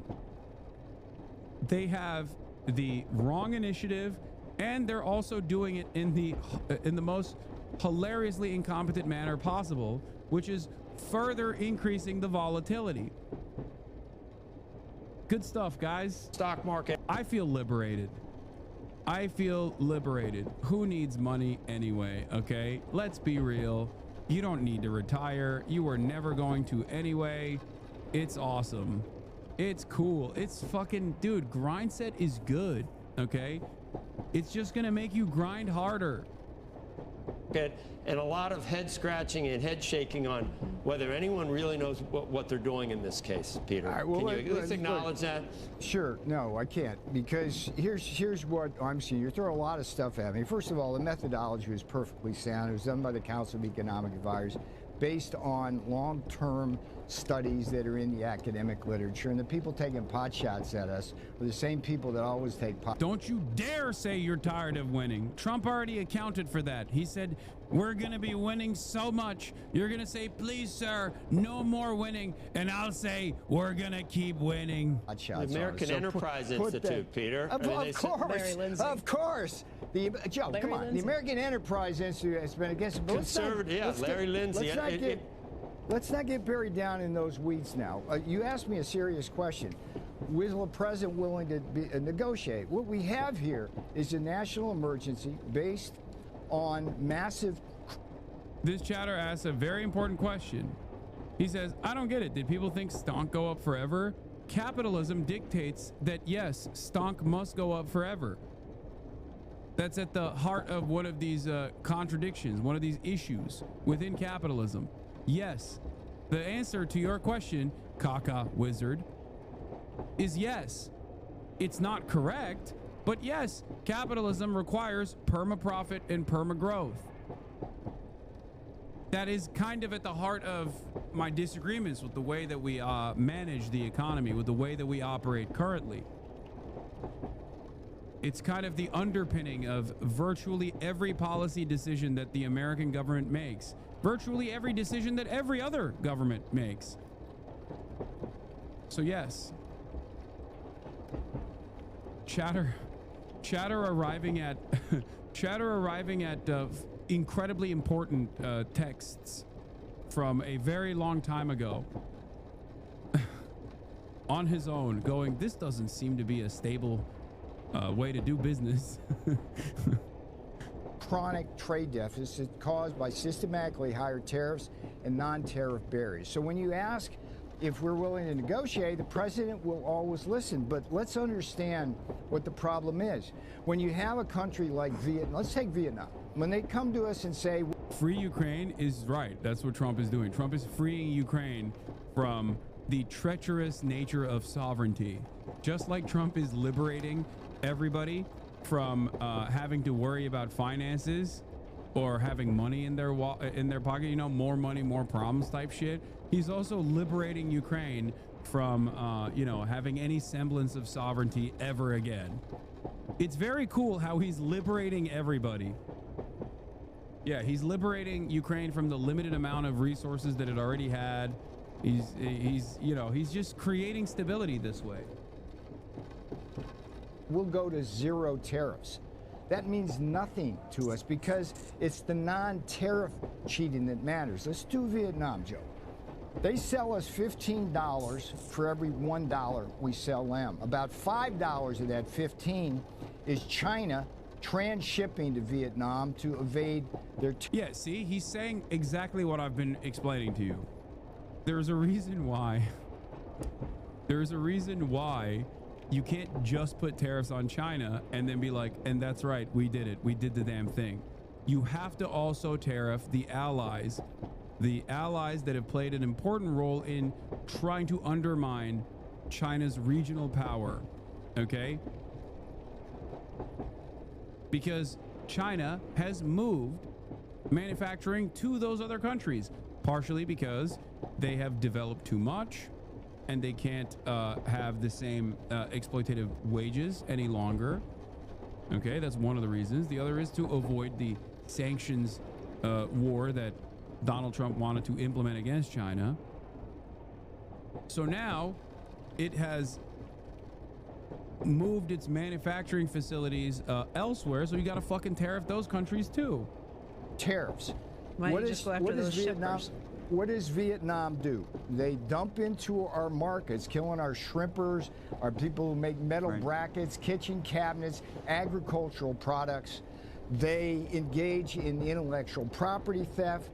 They have the biggest number of cases aside from China at the Department of Commerce on the dumping. So the point is, anybody who wants to come to talk to us about lowering your non-tariff barriers. Vietnam has a 10% VAT. Europe has a 19% VAT. We can't compete against that. So We have Peter, tried help at the us then World Trade understand. Organization to get, Andrew, let me just make this point. We have tried at the World Trade Organization since the 1970s to get VAT tax relief, and they've told us no every single time. We've won case after case at the World Trade Organization on things like our agricultural products, pork, beef, and other and corn, Peter, and they I think just the blow thing us we're all off. trying to...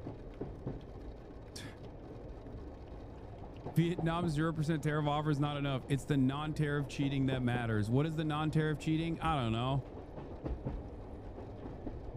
know. Just stuff. Yeah, reporter, the EU has said they offered 0 for 0 tariffs on cars and industrial goods. Is that not enough? Trump says, no, it's not. The EU has said that they have offered 0 for 0 tariffs on cars and industrial goods. Is that not enough? Well, the EU... Like,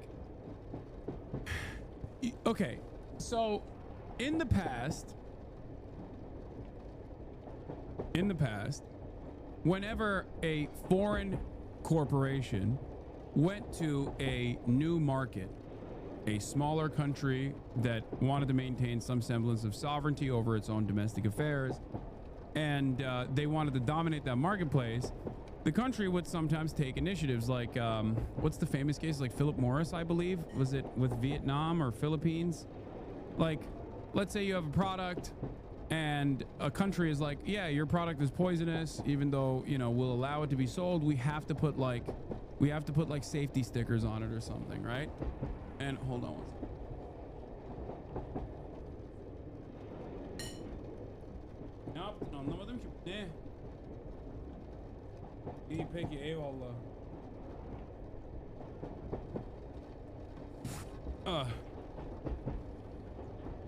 Under normal circumstances, someone has to get in there and settle a trade dispute. I'm forgetting the actual there's a real one that I'm talking about, but I don't know exactly what it was.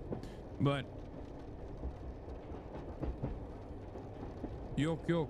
Sıkıntı yok. Neli yaptın sosu? Thank you. Who cooks for you? My billionaire father. Huh? Thank you.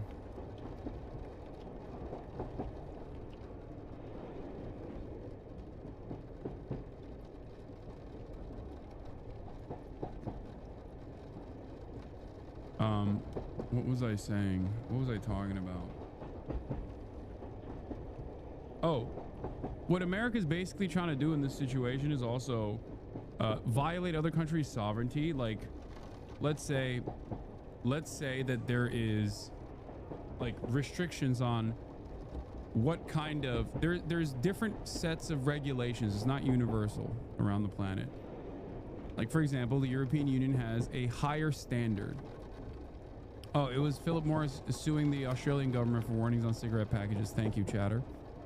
VATs are not trade barriers. Exactly. It's not. They're applied to domestically produced goods and imports. This guy's a moron. I don't think he's a moron. I think he's just lying, for the record. I don't think these guys actually think VATs are... like, I think that they're just saying everything is a tariff. Because Donald Trump is fucking decided that, like, tariffs is the way that he is going to try to force other countries into purchasing their goods and even violate their own regulatory agencies. That's it. So I don't think it's because they're stupid and they think VAT is a fucking tariff, especially because VAT is not even the reason why they made this calculation. The White House made it seem as though there were other unfair trade practices, currency manipulation, and other unfair trade practices that was the reason for their calculation. And then they revealed what their calculation was. And it wasn't any of those things at all. The foreign restriction, foreign barriers for trade was not even remotely a part of the calculation. The calculation simply was done on the boundaries of trade deficits.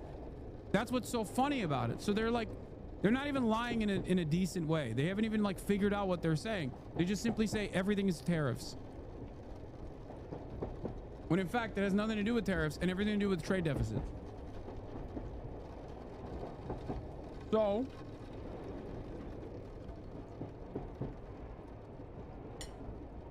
they want to violate other countries' sovereignties over their own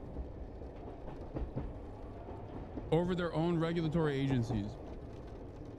Not only are we crippling our own regulatory bodies, we're by force and through threats trying to make it so that other countries don't have restrictions on what they serve their citizens.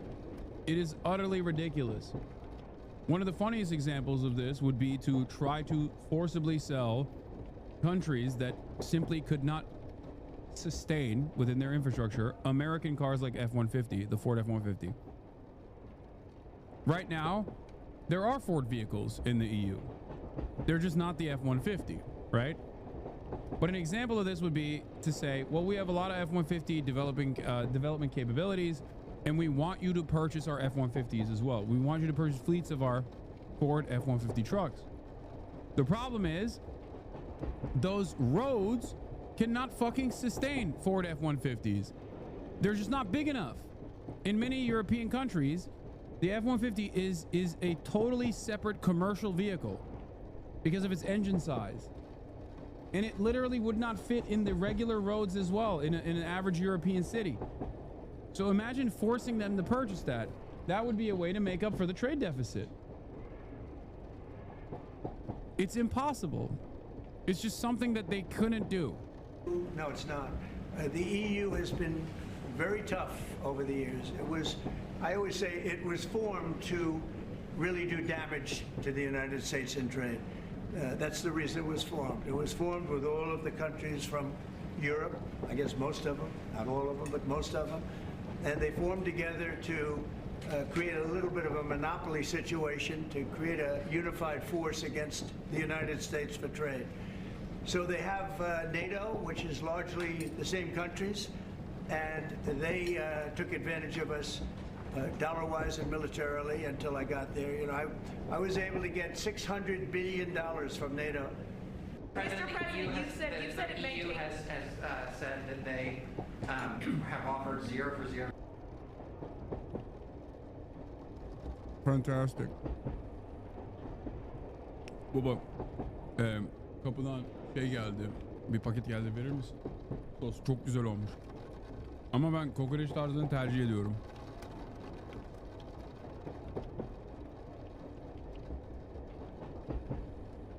These 5 options, according to Steve Moran. White House aide Steve Moran outlines 5 potential responses for foreign nations get undertaken in response to our problems, he says, are caused by U.S. dollar dominance. Foreign countries could accept tariffs without retaliation, giving U.S. revenue. Wait, hold on. I'm going to get to this in a second. Let's just watch this real quick, and I'll get to the 5 policies. A strategy with no details. All these advisors seem to be talking past each other. Look at his face. Richard, his head buried in his hands, literally. And it's only Monday. There doesn't have to be a recession, says the U.S. Treasury Secretary. He's right. There doesn't have to be a recession. The only problem is economic circumstances have now been put in place that most Wall Street economists of senior note say are likely to cause a recession. Goldman and others now say it's up to 60%. By the way, can we go back to the Dow Jones actual chart of the day, please? Just go back to that that moment. Now, you see that green spike?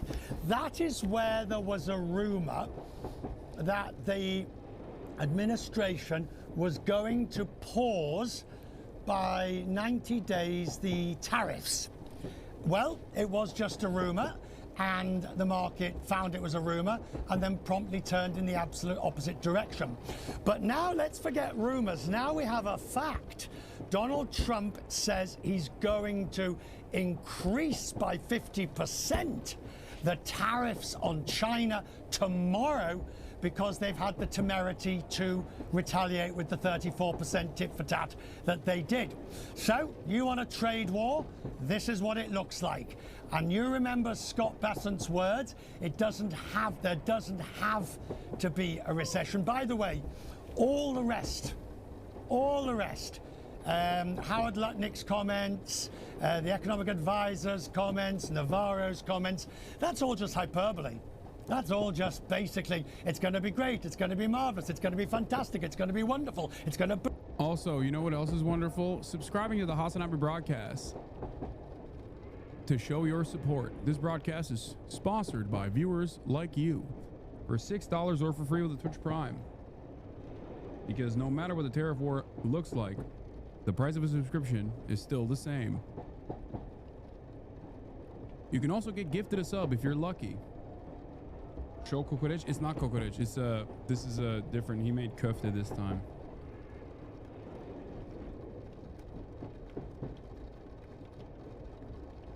At the top of the hour.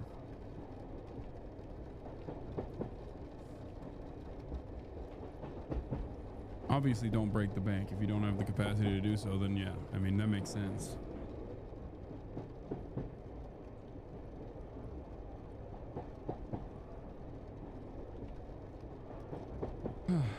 Yeah, the Hasanabi public broadcast. Boom, it's going to... But this is the reality.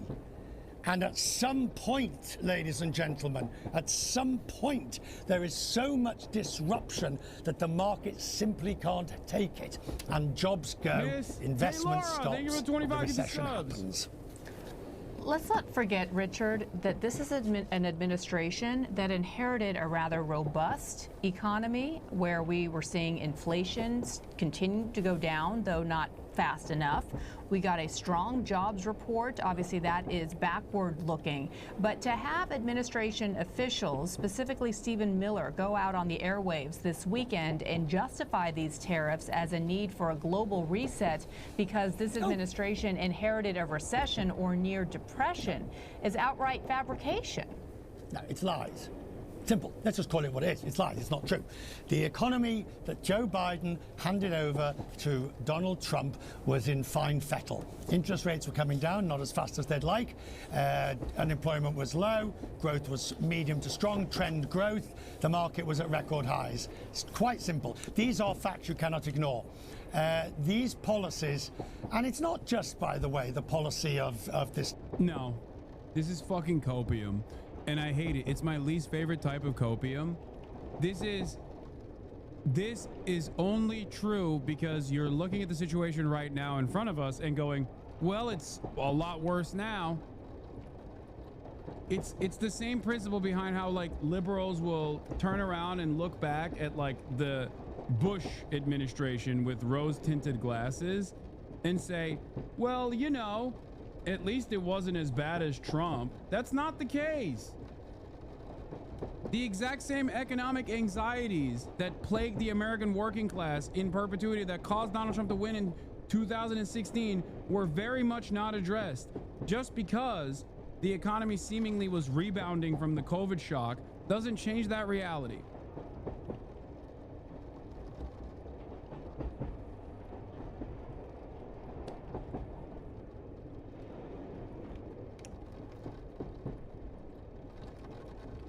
These guys come into power saying they're going to fix it and then don't do it. And then we only have the current administration's awfulness to compare to the past administration.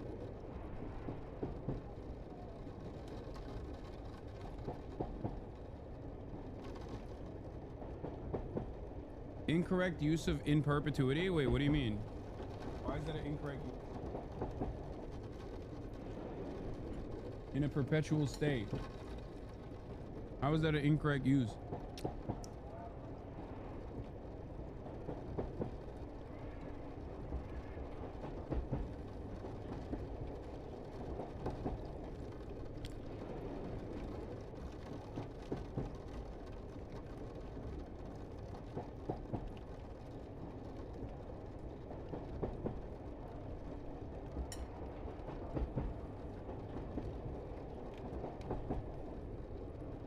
Wait, what the fuck? Because workers won't be available. Companies are putting off decisions because they simply don't know the circumstance under which they will make. Now, is Donald Trump right in his policy prescription? Let's just, for the purpose of just my answer, let's assume it's a leap of faith. You have to say it is a leap of faith that he is right vis-a-vis all the conventional wisdom that says this is going to be bad for the growth. Now, if I tell you don't drive with blinkers on or don't drive with something over your eyes, you'd probably say it's not a good idea. But somebody says try it, you take your choice. A leap of faith based on one man's convictions, right? Which he's held for decades. But hang on. He held these convictions back in the 1980s. The global schemes and the global trading environment is very different to today than it was then. And it's not the policy that's wrong. You can even Ngozi at the WTO says that the US has legitimate concerns. It's the manufacture of the execution that's the difficulty. And the deeper this goes, the harder it's going to be to repair the damage. Simple as that. No doubt. Richard Quest, thank you so much. Thank you, Richard. I do find it really strange that Trump's belligerent way of tackling this issue has, in a weird way, caused a lot of neoliberals to openly admit the impact of free trade agreements on domestic manufacturing, something that they would never readily admit. And their lack of recognition of that is unironically the reason why Donald Trump won in 2016 against Hillary Clinton. Why is it that this is what it took for people to be like, well, you know, he is making the correct point. He's just going about it the wrong way. It's so frustrating. A taste of what these White House and cabinet officials said on the Sunday shows, and today trying to defend what Trump is trying to do and trying to explain what he's trying to do.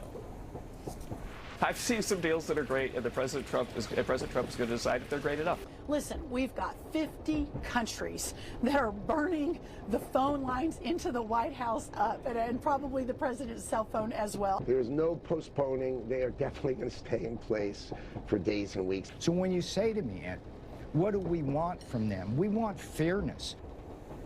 I mean, at the end of the day, the overriding theme is...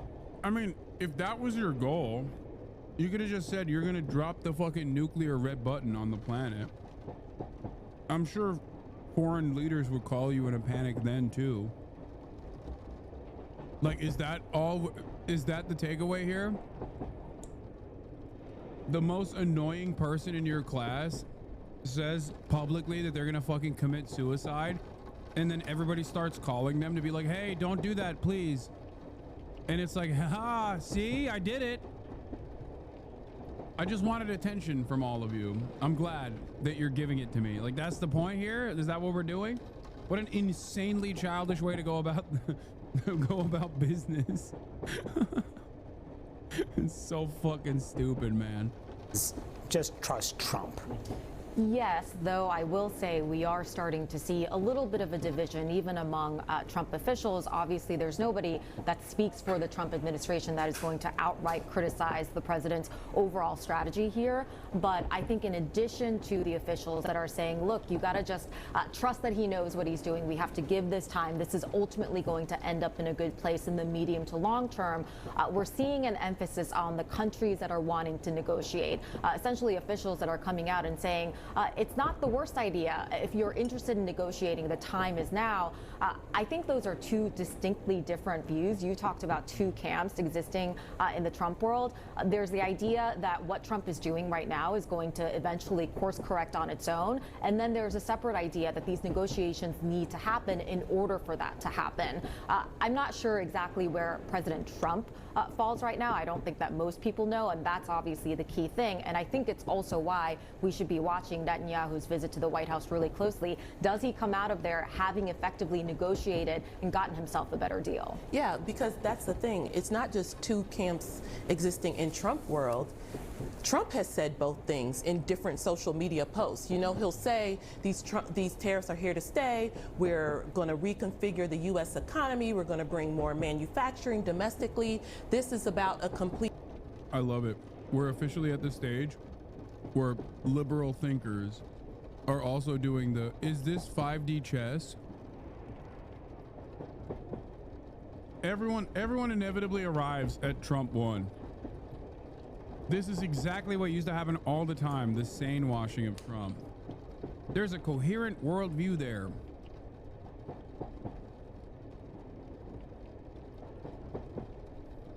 I think in some ways that is what Trump is relying on, which is that these people have far too much to lose if the entire system collapses.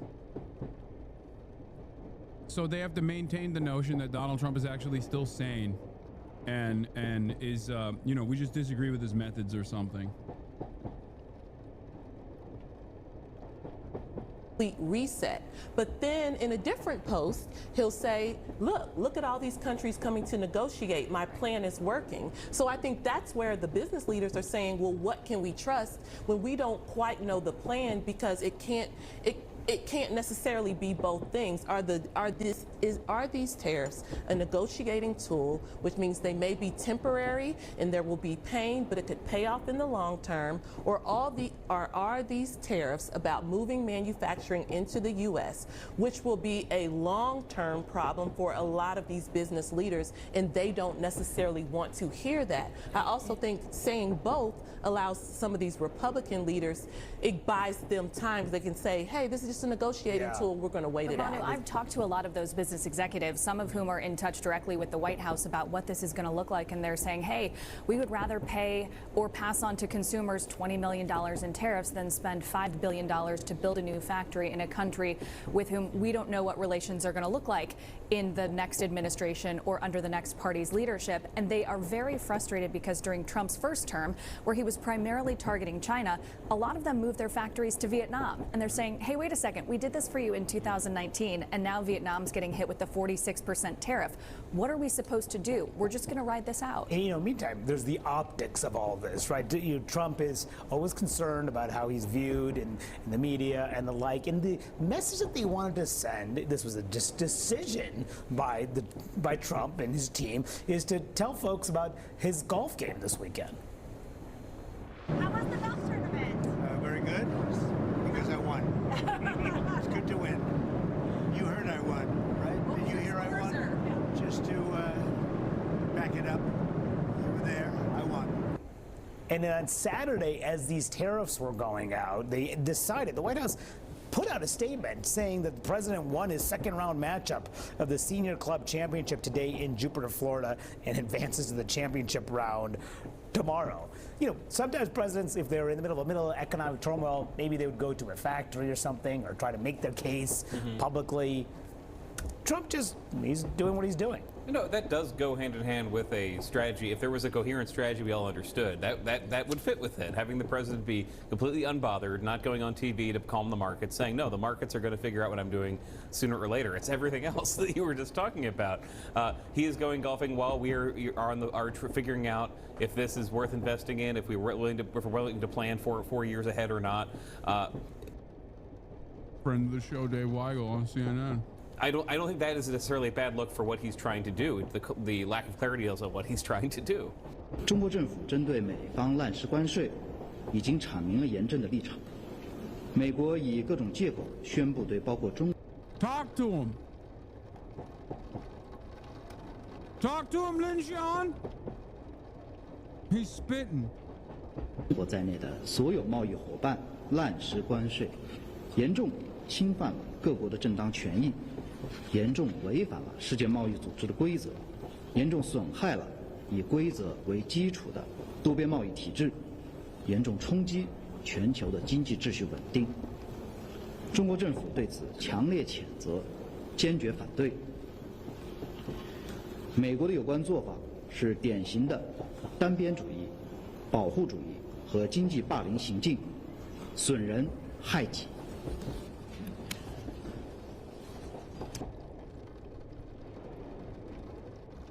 China this time hit back quite fast and strong, imposing the same 34% tariff rate on all U.S. products entering the country. And on top of that, it also put 7 more rare earth minerals into its export control list. So those minerals are used in all sorts of high-tech applications, including in the defense sector. So China this time around really showed that we wanted to match the U.S. strength in imposing these tariffs and other trade measures. Brendan, I was surprised. I mean, the president definitely doubled down, right, yesterday. I mean, I would have thought that with the global market rout that we saw on Friday, and actually I think the markets lost some $5 trillion last week, he would kind of pause. But yesterday he basically said, stop thinking about the markets for 2 hot seconds. Exactly, and he had his, his top economic officials out, saying the same thing, basically. I think, we heard President Trump many times say that trade wars are good and easy to win, and I think what we're seeing from the financial markets perspective is trade wars are hard and they aren't easy to win. China, as Alan mentioned, hit back at those rare earth minerals. That will really hurt American companies that are making batteries and high-tech medical devices. That will really leave a mark on the innovative side of the economy, and we'll have to see what Europe does now. Does Europe throw fuel on the fire, or do they let this burn on its own?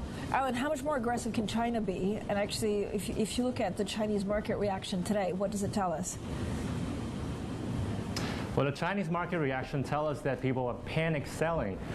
In terms of China's countermeasures to U.S. measures, I think that's about it for now. But the tariffs haven't kicked in yet, so there's still room for either side to do more or pull back.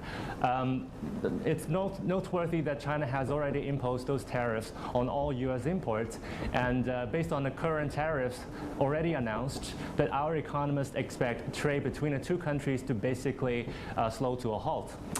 So what more can China do in this regard? It remains to be seen. But what we've also seen from China is that they've signaled to the domestic audience that it's digging in. In a front page editorial in the People's Daily, party mouthpiece, China said that don't panic, and we've got your back, basically promising to support the domestic economy by stimulating consumption. It also floated previously mentioned measures such as cutting rates and lowering the reserve requirement for banks to support lending. All those measures, they are more likely now because of the market reaction and also because of potential weakness in the economy because of the hit to China's exports. The mouthpiece of the state, more like the voice of the people, as the name implies. The party itself is the voice of the people. It represents the wishes of the proletariat. How dare you belittle it and reduce it to something as childish as the regime-sponsored, supposedly private institution that is Fox News. Did I get it right?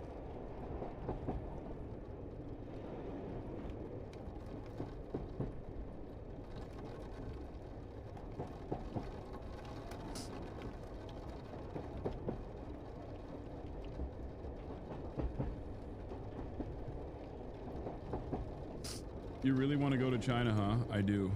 I really do. Bro, I was talking to... It's so funny. I was talking to like Adam and Brace and Felix and Noah and all them, and we were talking about speed, and everyone made fun of me. They're like, bro, speed clears you. He's living your dream.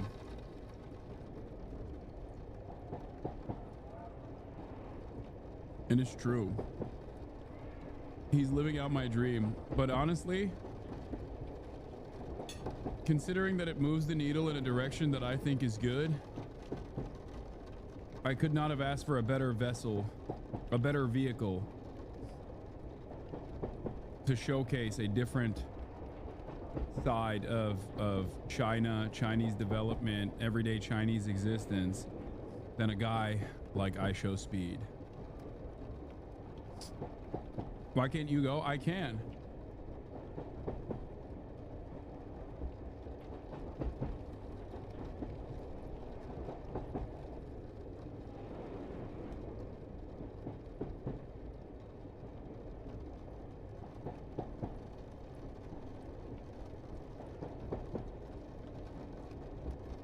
Bro, dude flew the first ever autonomous flying vehicle, dude. Are you kidding me?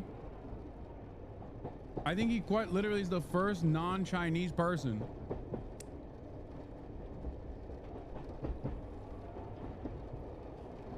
to very publicly and very openly fly the Chinese autonomous aerial vehicle. Is crazy.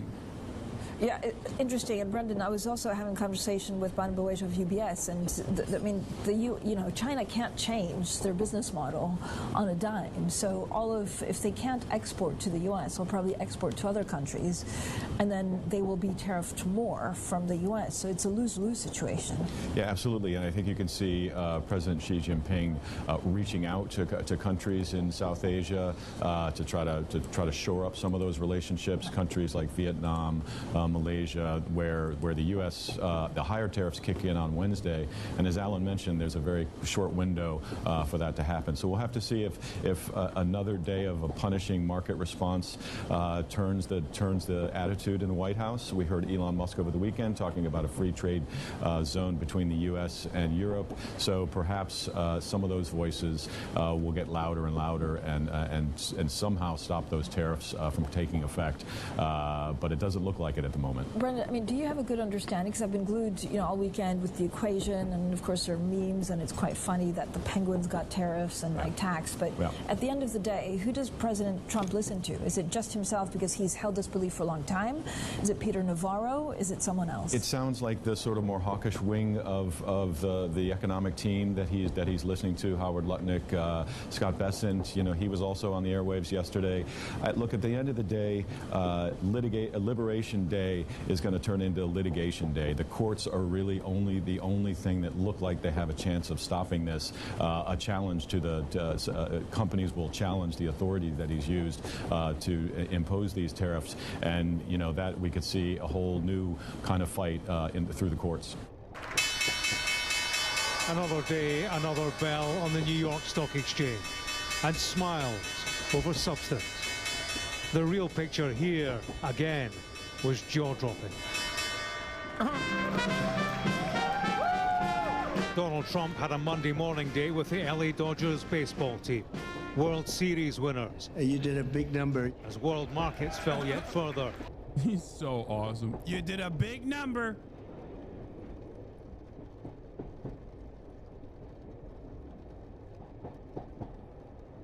That's right. The president wasn't for turning. I love the In a Dodgers. Truth Social post, he threatened China that if it didn't withdraw its 34% retaliation tariffs, the United States will... He's like, listen up, China. I'm kidnapping Otani. He's one of yours, right? I asked him, what kind of Chinese are you? He didn't have his translator with him, so he's now arrested.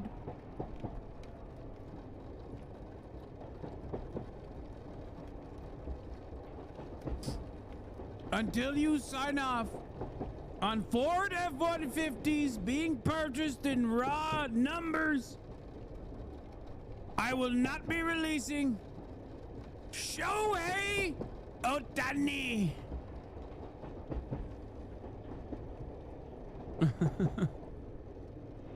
Everything is Tesla. impose additional tariffs on China of 50%. Will you do a 90-day pause? Would you consider that? Or Bill, yeah, I think that the president is going Market volatility was writ large when this interview was written up, as Donald Trump considering a 90-day pause on tariffs, only for the White House to dismiss it as fake news. In the markets, the picture brightened briefly. In this color by numbers, the numbers colored it red, then green, then red again. If that was the stock market as a spectator sport, so, in part, was this. Israel's Benjamin Netanyahu was the first world leader to visit the White House since the tariff announcement. Mr. President, will you discuss tariffs on Israel? For his country, it's 17%. What price a reduction? We will eliminate the trade deficit with the United States. We intend to do it very quickly. We think it's the right thing to do. And we're going to also eliminate trade barriers, a variety of trade barriers that have been put up unnecessarily. We've been ripped off and taken advantage of by many countries over the years, and can't do it anymore. Just can't do it anymore. Can't be the stupid people anymore. In all of this, there are the politics. Republicans in Congress have voiced concern at where a Republican president is taking them. And Bill Ackman, a billionaire who helped to fund the Trump campaign, has called for a pause in tariffs, warning of what he calls a self-induced economic nuclear winter. And then there's the first buddy, Elon Musk, who has appeared to part ways with the presidential line. But I think it comes from some minds in South America. He posted this on X, having given an interview supporting a free trade zone between Europe and North America. The operation of the free market is so essential, not only to promote productive efficiency, but even more, to foster harmony and peace among the peoples of the world. I think we're doing a great job. Donald Trump used this encounter to confirm he wasn't considering a pause in tariffs. For many, it is a hard reality over reassurance. James Matthews, Sky News, in Washington. These tariffs come first and foremost at immense costs for U.S. consumers and businesses. But at the same time, they have a massive impact on the global economy. Especially hard hit are the developing countries. And this is a major turning point for the United States. Nonetheless, we stand ready to negotiate with the United States. Indeed, we have offered 0 for 0. Famously, the European Union Famously cares a lot about developing nations.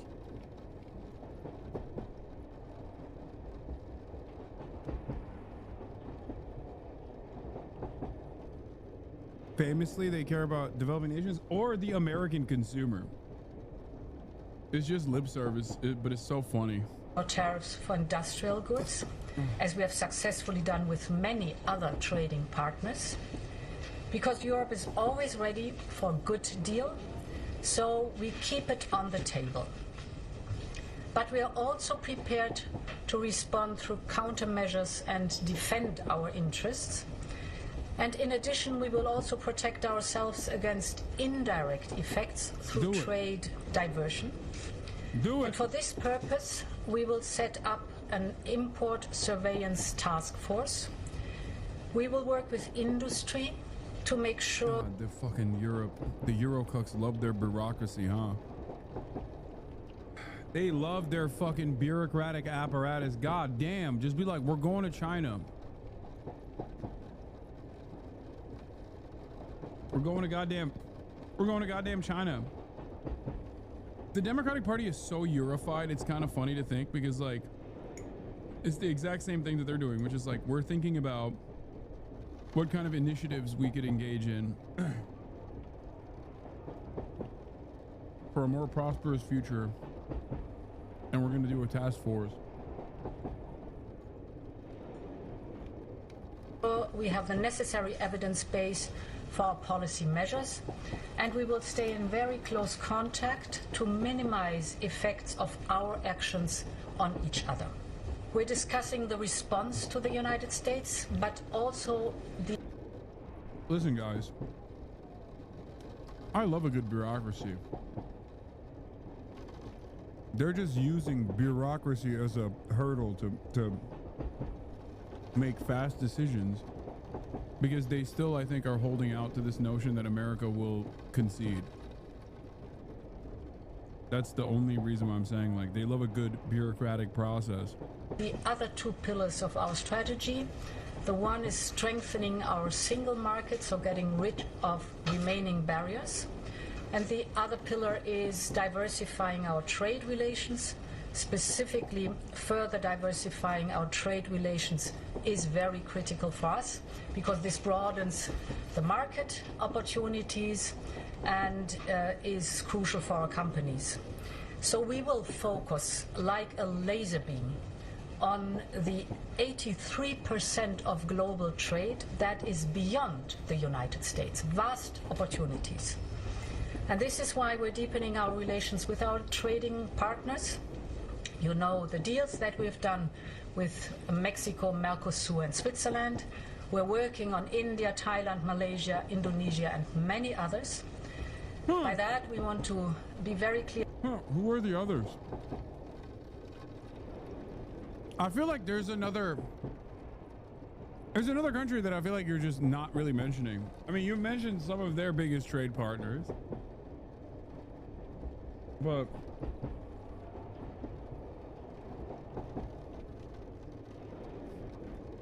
I wonder why European leaders won't just say that. Like, even if it's a threat.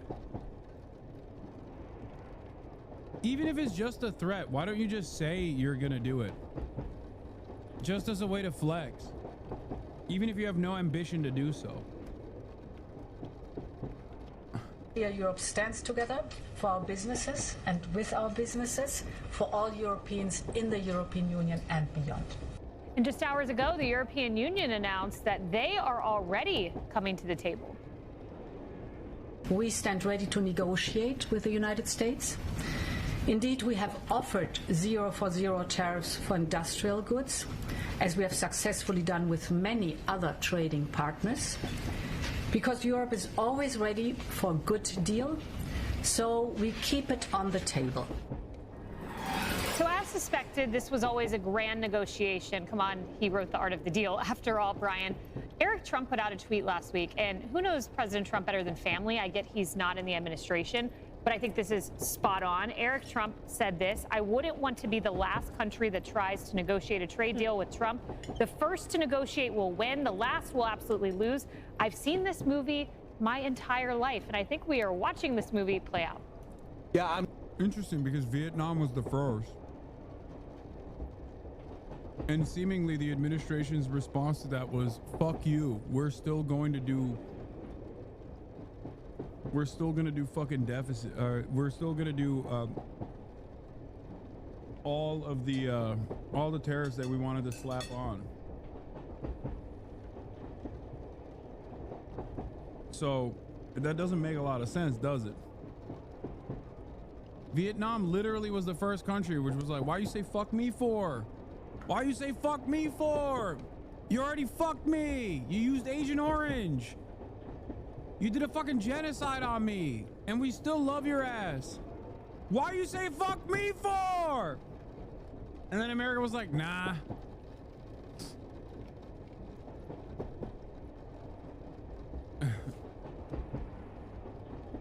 Nope.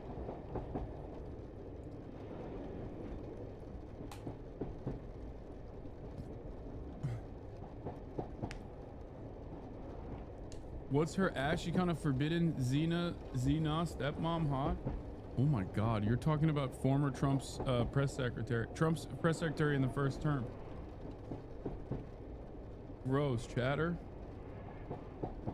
Keep it in your friggin' pants.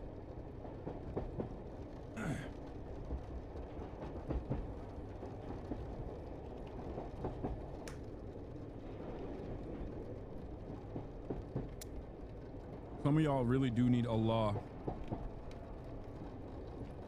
Some of y'all really do need the Quran.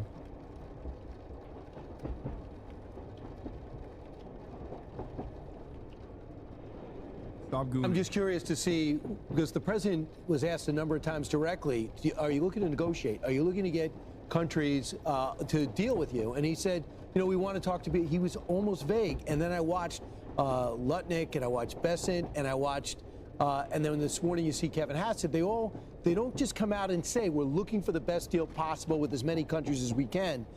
And I don't know if that's President Trump saying, I'm going to wait on the sale. I'm going to let people think so the deal gets better and their initial offer gets better. Because so far, all really promising things. Italy, for example, says, I want to de-escalate. I'd like to deal. Japan. Oh, so funny. Amazing. Yeah, he's just probably holding out for something even better. Even though he has not really mentioned what that is. Weirdly enough. And they spoke this morning over the weekend, indications from the foreign minister. They want to do a deal and renegotiate. The EU is new to me. I didn't know that just came through. But the French also say it could cost us 0.5% of our GDP. So we want a deal. You had Cambodia and Vietnam. Now you might think small countries. They do a lot of textile work for us. So I think this is huge if the president wants to do it, because I think a part of him says if I do a deal too quick, I don't know if I'm going to bring manufacturing back. And if I do a deal too quick, I'm not going to get the tariff revenue, which I was hoping to use to de-emphasize the income tax. So I'm just watching this. I'm in the audience. I don't think anybody knows except the president what he's doing next. Wow, this sure seems like a sustainable and reliable way to do foreign policy at the global stage as the most powerful nation on the planet, who also is the consumption engine of the planet. Seems like it's a great way to do stuff. Let's just buckle up and enjoy the ride, everybody. Yeah, maybe he'll cut income tax in the process. Amazing. When will the winning stop? When will the fucking winning stop? Is too much winning. Stock market soaring post-election. It reached an all-time high today, 82,000. Optimism everywhere. Just ignore the sky is falling reports in the regime press. Tune out the breathless reporting about market gyrations. I'm excited about the economy. Look at the stock market. Our rocket ship is getting ready to take off in our economy with President Trump. We were probably overbloated with the stock market here for a while. We went up quite a bit. You guys want to start with good news? The market's up 25% since you won. You tweeted this out that nobody in the media brings it up, so I said, you know what, I'm going to bring it up tonight. Forget the stock market for a second here, and I have said on this program for years, it's never been my indicator in terms of the health of the economy. The market always... Dude, everyone became a radical socialist, dude. Everyone became like, at the very least, like a progressive sock them. You know what I mean? Overnight. Knows. So the market already started to kind of have this sort of rally, this sort of Trump rally. It's an energy, it's an electricity. We have to be very, very careful about all of this, and the notion that we have to react as Americans based on the market. This is why you're saying, wait, what? Where is it? Oh, here it is. Scoop, Treasury Secretary Scott Bessent flew down to Florida Sunday to urge Trump to focus his tariff messaging on winning trade deals. That's exactly the shift we saw from the president today. On the conflict with between Bessent announcing negotiations with Japan around the time Navarro's no negotiations op-ed published, a White House official told me Navarro wrote the op-ed with the best intentions and it was written at a time when that was the message. Bessent's view was the markets will keep melting unless you shift, said a person familiar with the meeting between Bessent and Trump. You're not going to abandon the policy, but you have to talk about negotiating and what the end game is. I can't believe that they just did not come out. I can't believe that they didn't have this already. Oh my God. In spectacular fashion, once again, the incompetent admin is still being incompetent. The incompetent admin is having a public feud over world-changing, global collapse imminent ass trade policy. What the fuck? So it's not wrong for me to assume that these guys are also stupid and incompetent, because I normally don't like doing don't like doing the, oh, they're just dumb and that's why they're doing this type of analysis, because I feel like it's silly.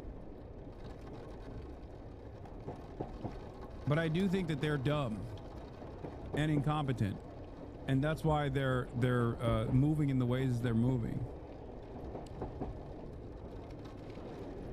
Very annoying.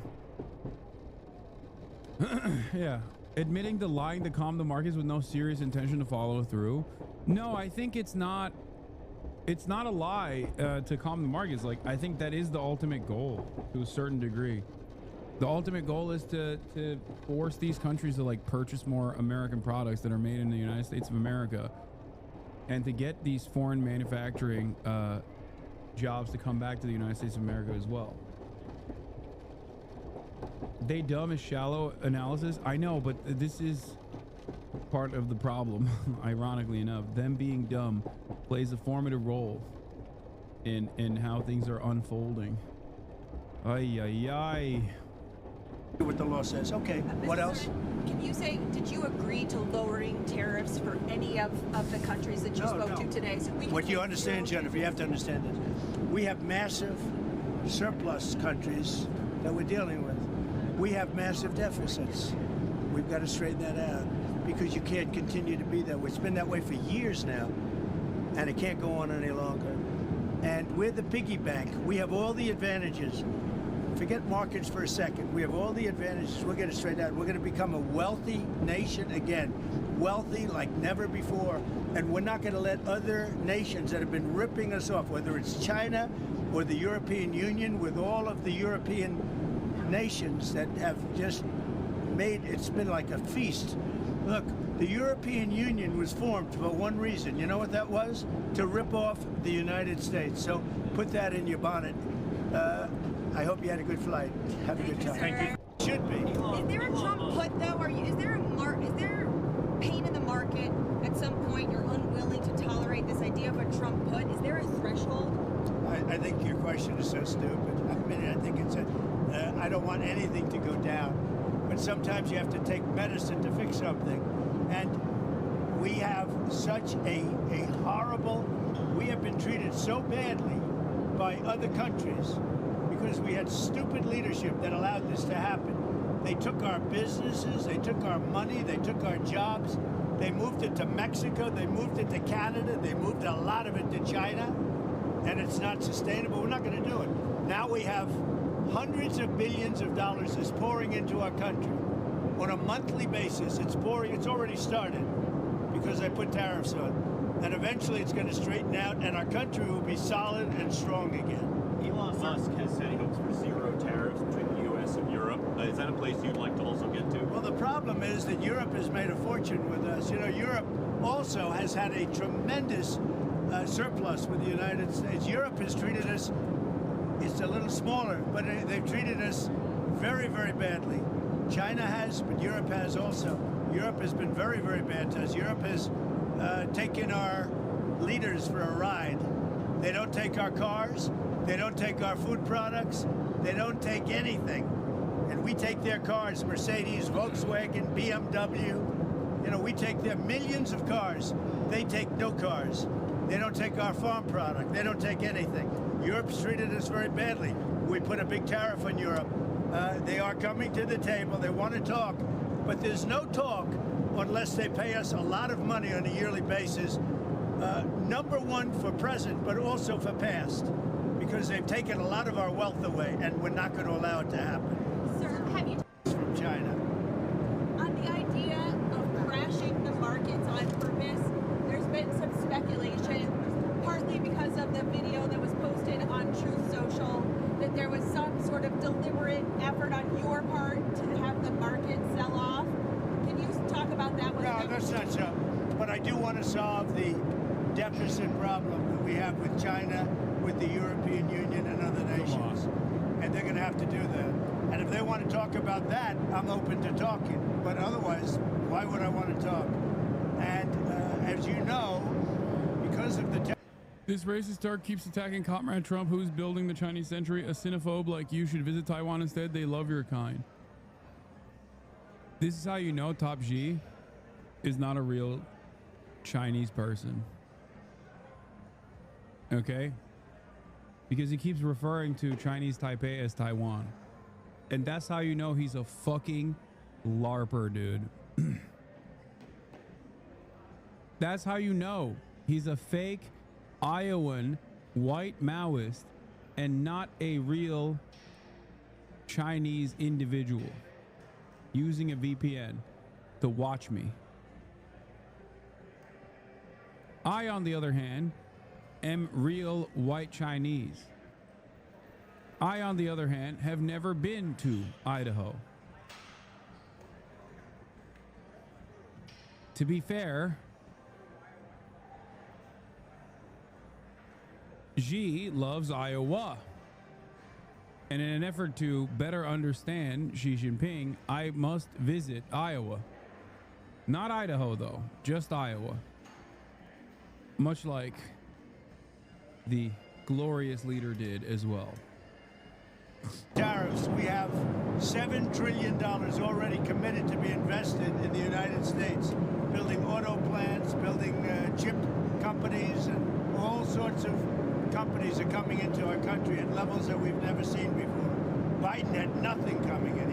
This was a dead company this was a dead country with Biden. He didn't know what he was doing, and that's now been proven at least. This morning, Wait, let's watch. My Republican mom answers where the stock market's crashing. Stock market, mother. It's plummeting. Why? Because of Joe Biden and Kamala Harris. How? Because they've got our country in shit shape. And now Donald Trump. What do you think about the stock market, mother? It's plummeting. Why? Yeah. Donald Pump. He's gonna pump the stock market after he pumps me. Okay, I wish he would pump me. My dead Brussy is quivering thinking about Donald Pump.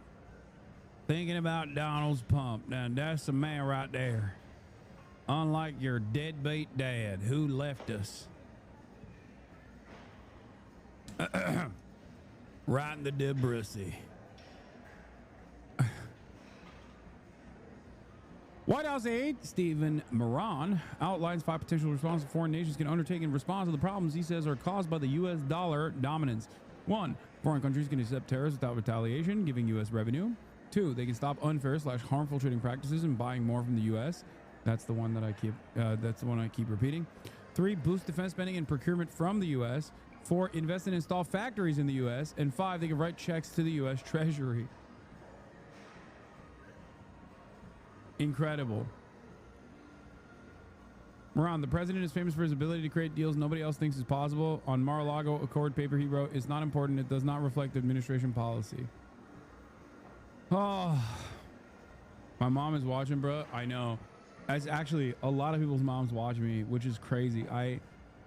Anytime I go outside in the wild and I see a Hasanabi head with their parents and they're like, oh, we watch you together, I forget all the heinous things I say on a regular basis. I feel bad. What a sales pitch for international investors. You have no choice but to give us money. Give up now. I mean, yeah, that's what America's doing. Defiant President Trump says his tariffs are working and he is not backing down. But hedge fund billionaire Bill Ackman, who endorsed Donald Trump for... But Netanyahu offered ending the trade barriers and Trump said no relief.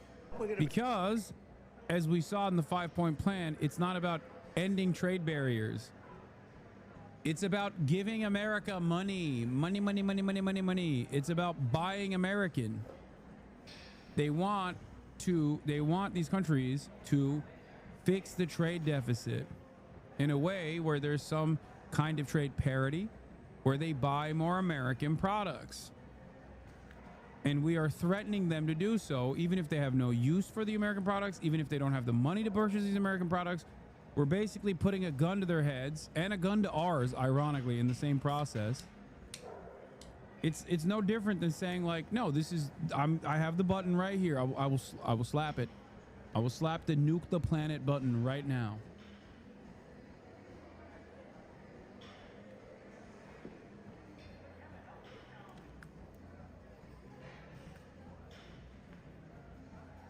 Do you plan to reduce tariffs your country put on Israeli goods 70%? We're not.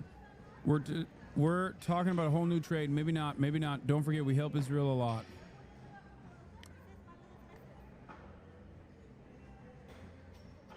What is this? Who is this person?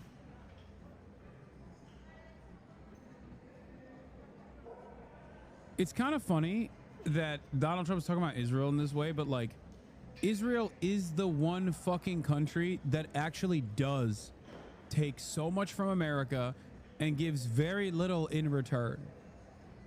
Like the way he talks about China, the way he talks about all these other fucking countries is so ironic. Like he thinks every country but Israel is doing Israel shit. And the one country that is Israel doing Israel shit, he loves and will give unlimited funds to. It's so funny. He's just like, all these countries, they're stealing from us. They're taking so many billions. They're taking so many billions. It's like, dude, Israel, what are you talking about? You're saying that sitting next to the #1 welfare queen of all time.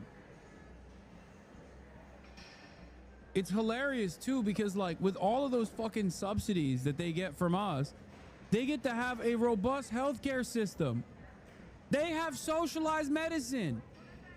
They have state-owned land, which they use to obviously enforce their colonial project and their colonialist desires.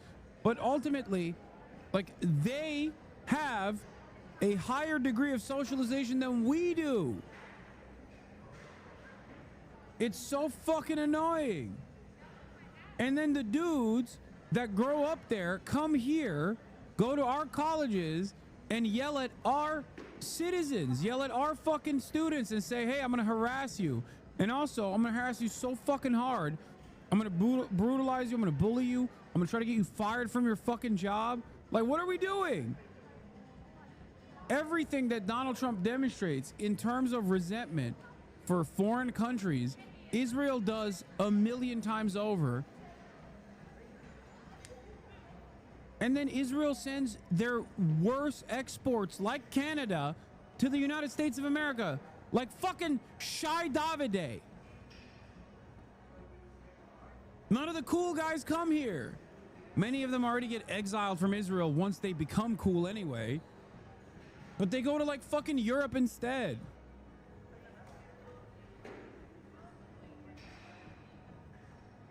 Wrong, they sent us Natalie Portman. Okay, fair. Natalie Portman is one significant W.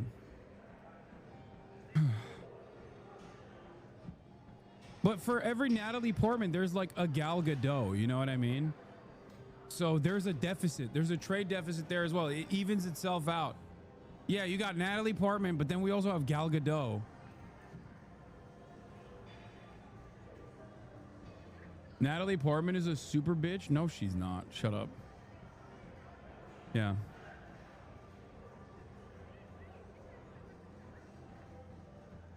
Yeah, Natalie Portman is Israeli.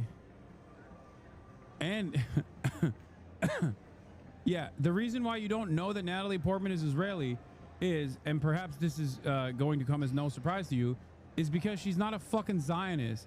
Or even if she was, she's not very outspoken. And I know that she has like outwardly criticized Israel on numerous occasions. So that's the reason why you're like, what? Natalie Portman is not Israeli? That's why I said the cool ones come usually not here, but yeah, she's either she's a liberal Zionist, but I don't think she is, or she's an anti-Zionist.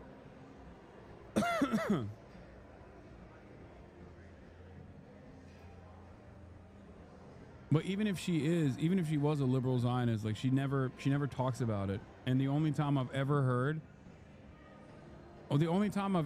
her speak on stuff is in favor of Palestine and Palestinians. Yeah, she called Gaza a concentration camp in 2021. Yeah. Also, she's not even here. She lives in France.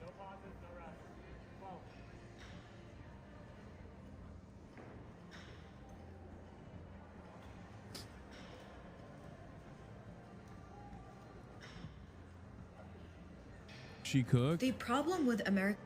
What is this?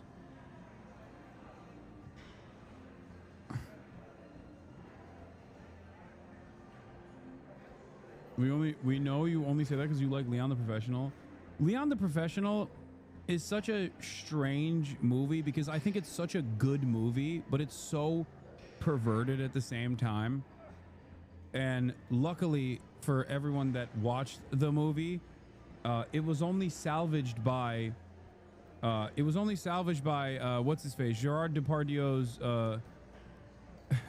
initiative to basically combat against Luc Besson's, or Jean Reno, not Gerard Depardieu, sorry, Jean Reno's personal initiative to basically make himself, like make his character be autistic deliberately, so that fucking Luc Besson could not make the script as pedophilic as he wanted to. This is real, by the way. I'm not even joking. Like, for those of you who don't know, Leon the Professional is an amazing movie. It really is. It truly is an amazing movie. It's a story about a hitman that takes a very young girl under his wing. The young girl is played by Natalie Portman. The director is, unfortunately, a fairly prolific director that has definitely fallen out of favor and doesn't make good movies anymore, but also happens to be a pedophile because he's, you know, I mean, he is. He's just straight. He's French. Okay. Luc Besson. And from what I understand, he wanted to make the relationship between Jean Reno's character and Natalie Portman's character. Natalie Portman's like 14 or something, or even younger in the movie. A romantic one. And I remember reading, yeah, it was 12 years old, even younger. I remember reading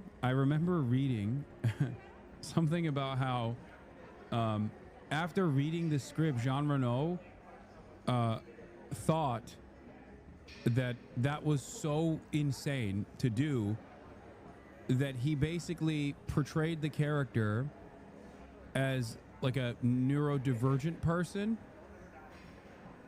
specifically to not offer any,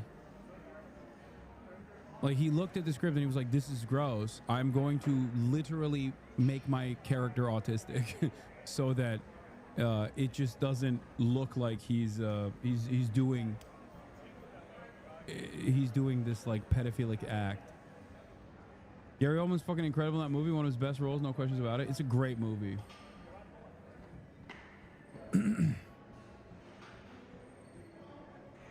That makes sense. Is he did The Fifth Element, an infantized girl taken care of an older man? Yeah. Also on the background, he quite literally dated what's her face, who was underage in the process of making that movie. Not Uma Thurman. What was her name? Mia Jovovich. Yeah. So, who he met when she was 15. He based it on his own groomed wife. Oh, Leon the Professional? Yeah. Yeah, he's very... These are just Frenchman activities. All right, let's move on. All right, let's get to Bill A. Pac-Man. Bill Smoke Crackman. And what he had to say about Donald Trump with the tariffs. For the first time this election, disagrees. The investor warning, the president has an opportunity to... Also, here it is, by the way. Actress Natalie Portman is pulled out of a major awards ceremony in Israel, citing her distress at recent events in her country. Over the past 3 weeks, at least 30 Palestinians have been killed by Israel's military during peaceful demonstrations in the Gaza Strip. That was during the Great March of Return. To call a 90-day timeout, negotiate, and resolve unfair asymmetric tariff deals. We're heading for a self-induced economic nuclear winter, and we should start hunkering down. Yeah, it goes on for pages, but you get the theme. Joining us now is from the White House on North Lawn, Director of the National Economic Council, Kevin Hasan. Kevin, great to see you. Good morning, guys. You're great at explaining these things, but your response to an ally, Ken Ackman, saying that. Will you do a 90-day pause? Would you consider that?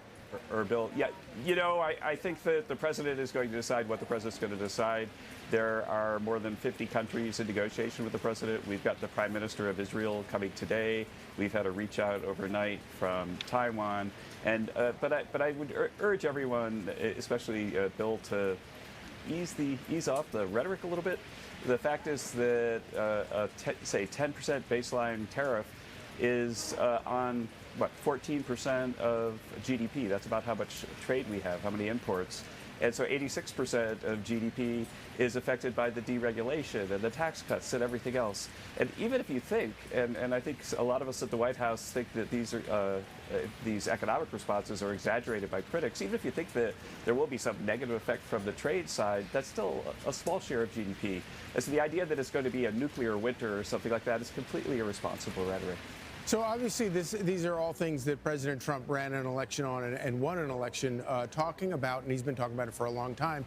And it's not a surprise that the markets have tumbled in response to this. But is there a point at which President Trump looks at the markets and says, oh my gosh, we're at 35,000 on the Dow. This is too painful? The president has made it clear that this policy, he believes, will help American workers. And there's a reason why he believes that, because policies like this... Because he's fucking stupid. Because he's just a stupid guy.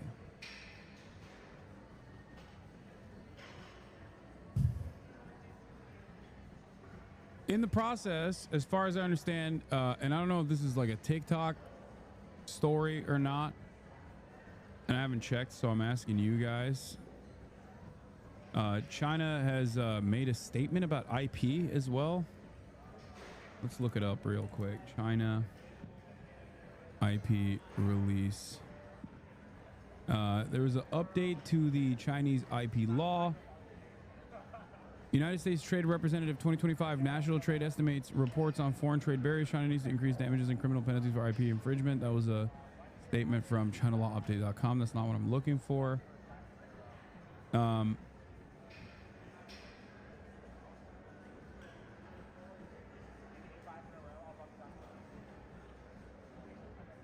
on.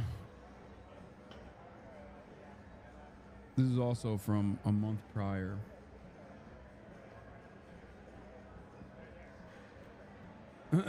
No, not Israel, Palestine, or Beijing review. Intellectual property protection faces new challenges in the AI era. No, that's not what I was looking for either. I'm a company commander in the army of Ukraine. Let's talk. Wait, really? The fuck? For real? If you're actually serious, I will fucking guest star you right now.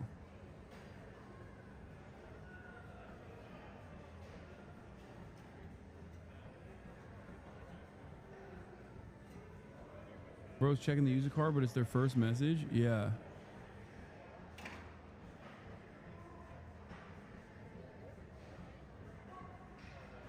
Yeah, we already talked about the Chinese rare earth metals ban. China unveils rule to counter discriminatory measures in international IP disputes. The regulation aimed at striking back against external containment and suppression appears to target the US and EU without naming them. Unveiled a new weapon that it says is to fight discrimination against the citizens or organizations in international intellectual property disputes. Ryan Ruth in the chat. I mean, it could be. Ukraine is a very online nation. I can believe this. This is not the same as someone saying they're fucking Donald Trump, Jack. Calm down.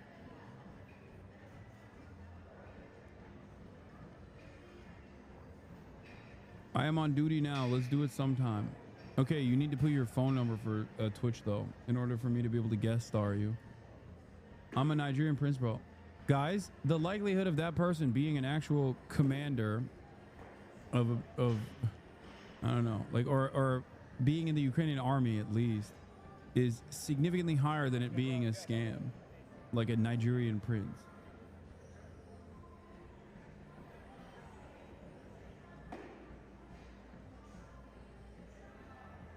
I'm the king of Belgium. Let's talk, bro.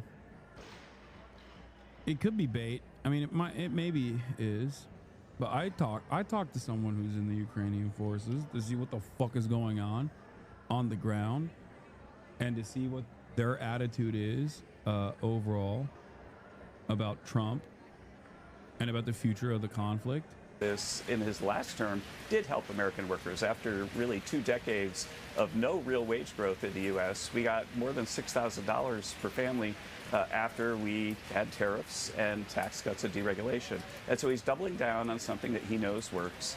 And he's going to continue to do that, but he is also going to listen to our trading partners. And if they come to us with really great deals that advantage American manufacturing and American farmers, I'm sure he'll listen. But in the end, it's President Trump that's going to decide when a deal is good enough. And I think it's interesting that so many countries are lining up.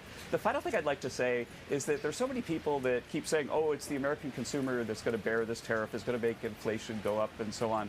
But if you think about it, President Trump's view is it's these countries that are sending inelastic supply to the country, and so they're going to bear the brunt of the tariffs. And if that were false, then if they didn't bear the brunt. If you're actually you, follow me on Instagram right now. If you are who you say you are, chatter, I got your Instagram. Follow me on Instagram.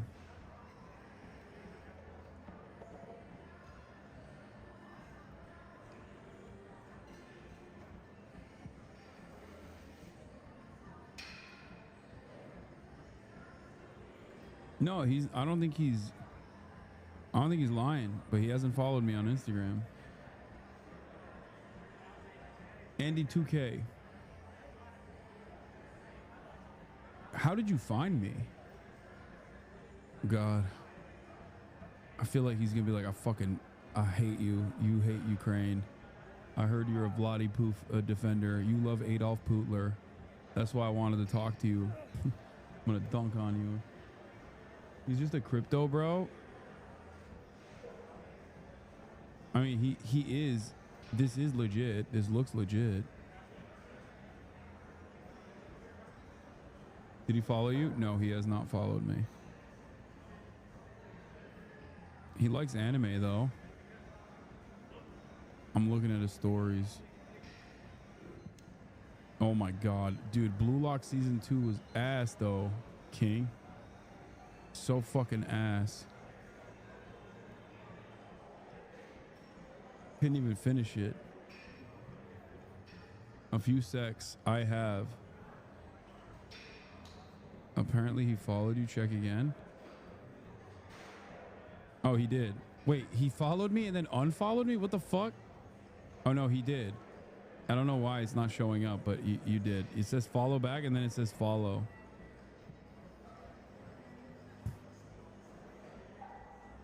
Bro, season 1 was impossible to get through. No, season 1 of Blue Lock was great. Season 2 was ass. Season 2, like the first half of season 2 is just ass. I could not fucking watch it. Oh yeah, we got the deportation stuff that we're going to talk about, obviously, because that's a major story as well. You watch Solo Leveling? Hell yeah, I do. Heck yeah, I do. And Megaphonics, I can't confirm whether or not someone followed me by looking at my notifications, because I get a fuck ton literally every minute. So it's impossible for me.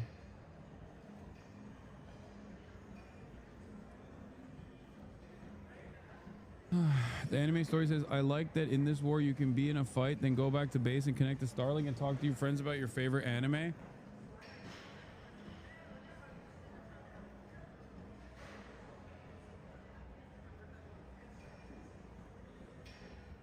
I watched a little bit of Freyren. I will get back into Freyren, don't worry. I scaled back.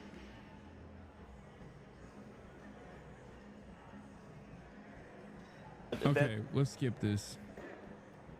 Design the cheetahs, I already talked about Navarro. I talked about all of that. Let's see what John. I think you got to give the president the latitude, the runway to do what it is he was elected to do, and that is get this economy going again and get our trade properly balanced with other countries. So I think most of the American people understand the necessity of that. Listen, we had a $1.2 trillion trade deficit in 2020. I don't think that's fair. I think the American people understand that, and I think this president is engaging in trying to fix that. So we're going to get. It's so funny that the Republicans that created this process, or played a very big role in the creation of this process, alongside the Democrats that also played a role in this process, are now turning around and making it seem like how could this have happened? I can't believe the global trade that we designed to create these outcomes is harming us in the long run.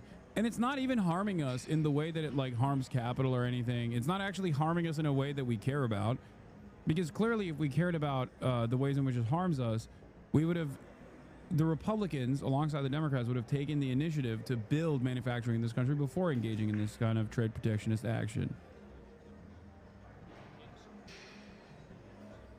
What the fuck?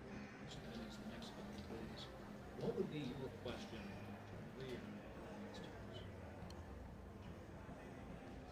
The Trump tariffs, which are a tax on the American people, are so reckless, so unstrategic, so lacking in any sophistication,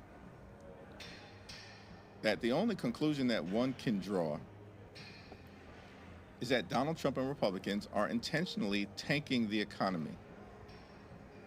Is it because, as Donald Trump has indicated, that during tough economic times, the rich get richer and it's a buying opportunity?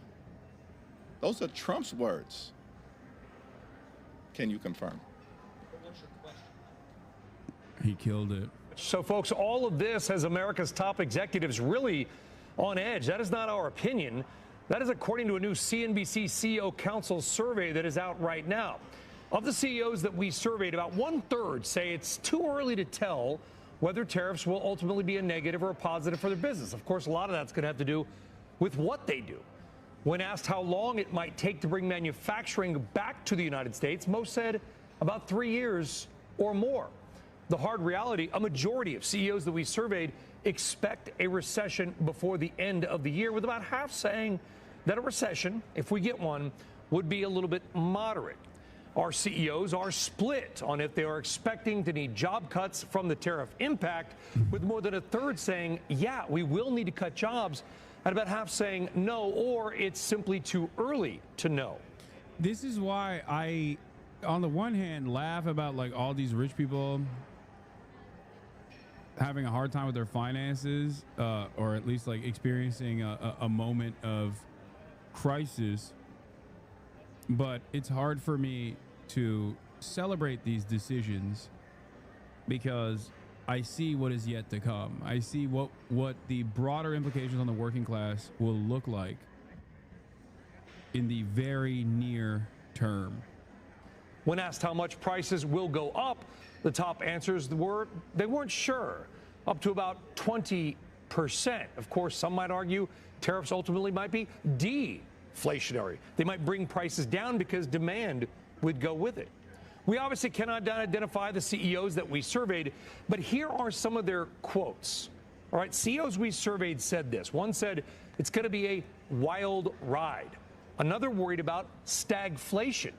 One quote called this, quote, disproportionately stupid and illogical. Their words, not ours. Another warned of a so-called Trump recession. There's a ton of news in the automotive. Some automakers haul shipments to the U.S. for April while they assess tariffs response. I deflated my body by losing a leg. Yeah. Supply chain. Jaguar Land Rover responding to tariffs. Juliana Tatelbaum joins us with more from London. Morning, Juliana.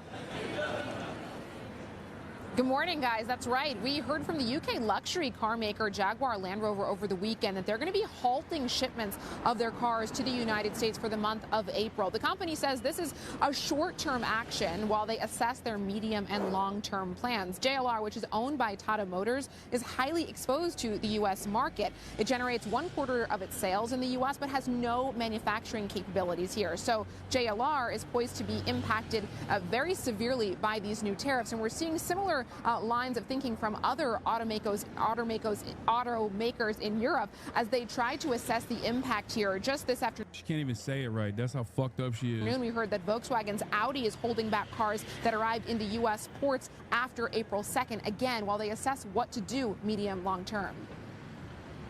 Juliana, thank you. That's a big piece of the ongoing list, Jim, of collateral damage. We mentioned Nintendo on Friday, the Klarna IPO, Land Rover, Volkswagen, Audi today. Well, you're describing a situation where everything's frozen, and I think that that's right. And I think one of the reasons that we're struggling so. In 2023, roughly 62% of all American vehicle sales were assembled in the U.S. Source one. It's a made-up issue. No, he's talking about. He's talking about other countries not buying our vehicles. That's what he's talking about.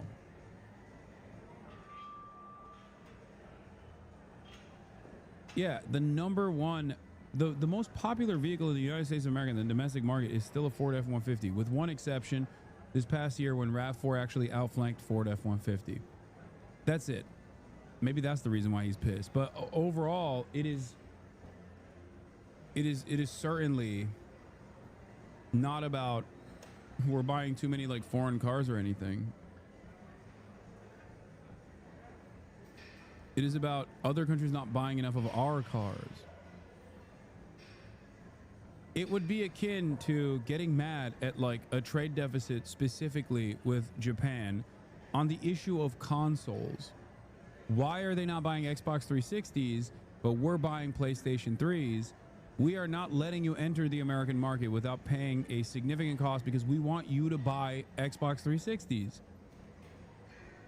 I just figured out a fucking perfect way to explain it to gamers. Oh my God. That's it.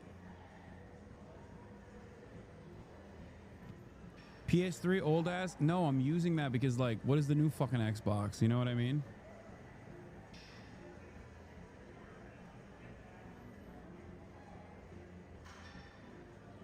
At a time when there was competition and there was a domestic manufacturer of like a entertainment console, like a video game console. It's the same fucking shit.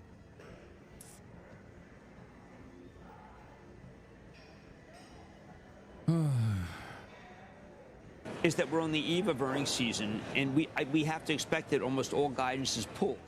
When I win the election, we will immediately begin a brand new Trump economic boom. Vote Trump and your incomes will soar, your net worth will skyrocket. Groceries, cars, everything. We're going to get the prices down. President Trump made a lot of promises on the campaign trail, but he didn't talk to voters or warn them that their 401ks would take a nosedive. It's also ironic because I don't even think the Xboxes are not even made in America, so that fucking analogy doesn't even work. Imagine if Xboxes were made in America. Are they even assembled in America? Are Xboxes assembled in America?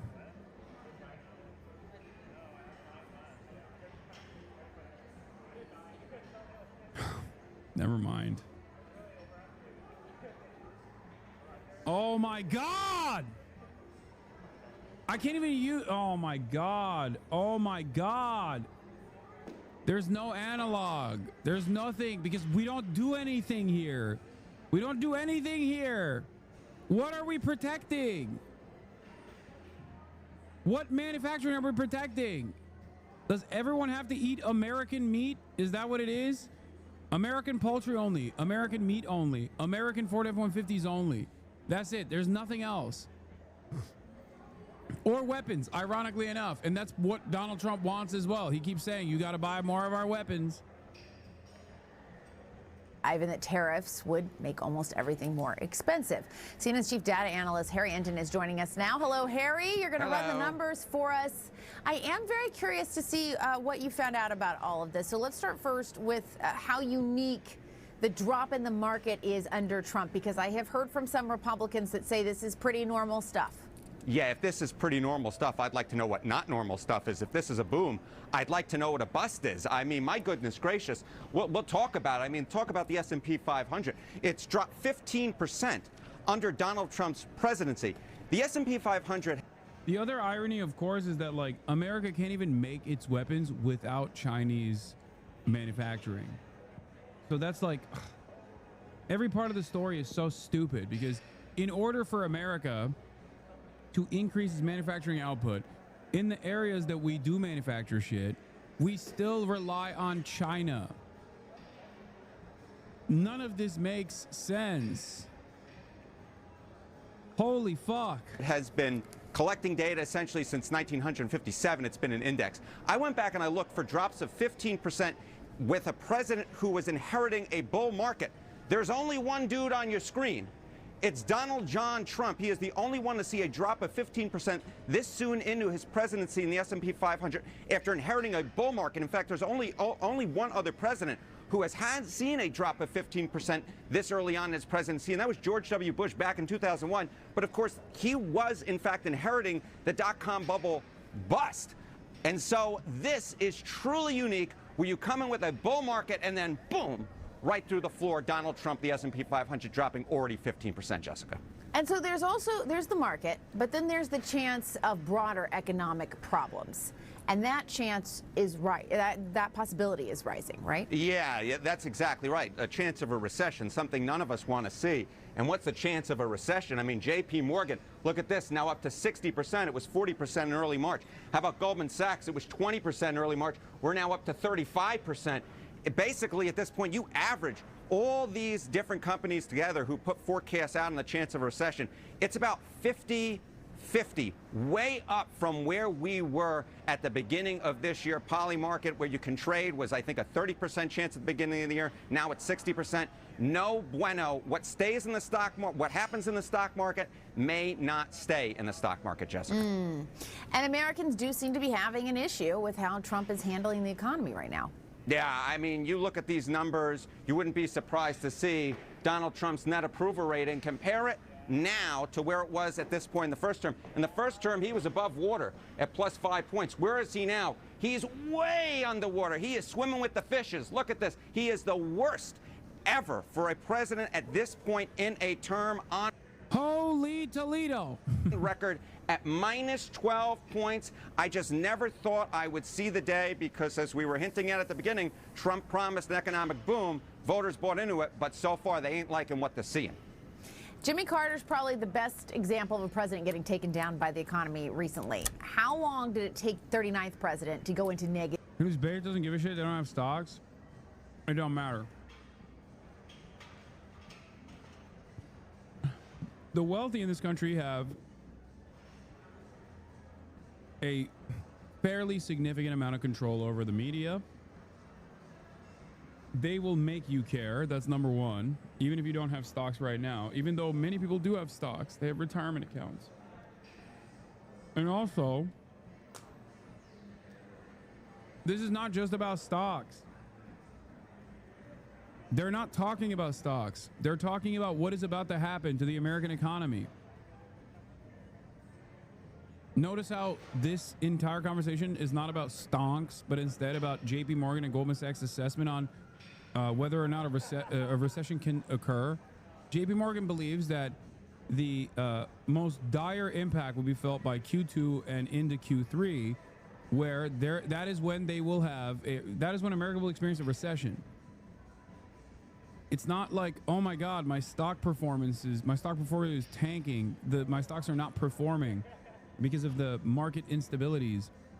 No, the real problem is not the stocks. The real problem is not for the retail and institutional traders. That's just short-term issues. The real problem is what comes next. Negative territory on the economy.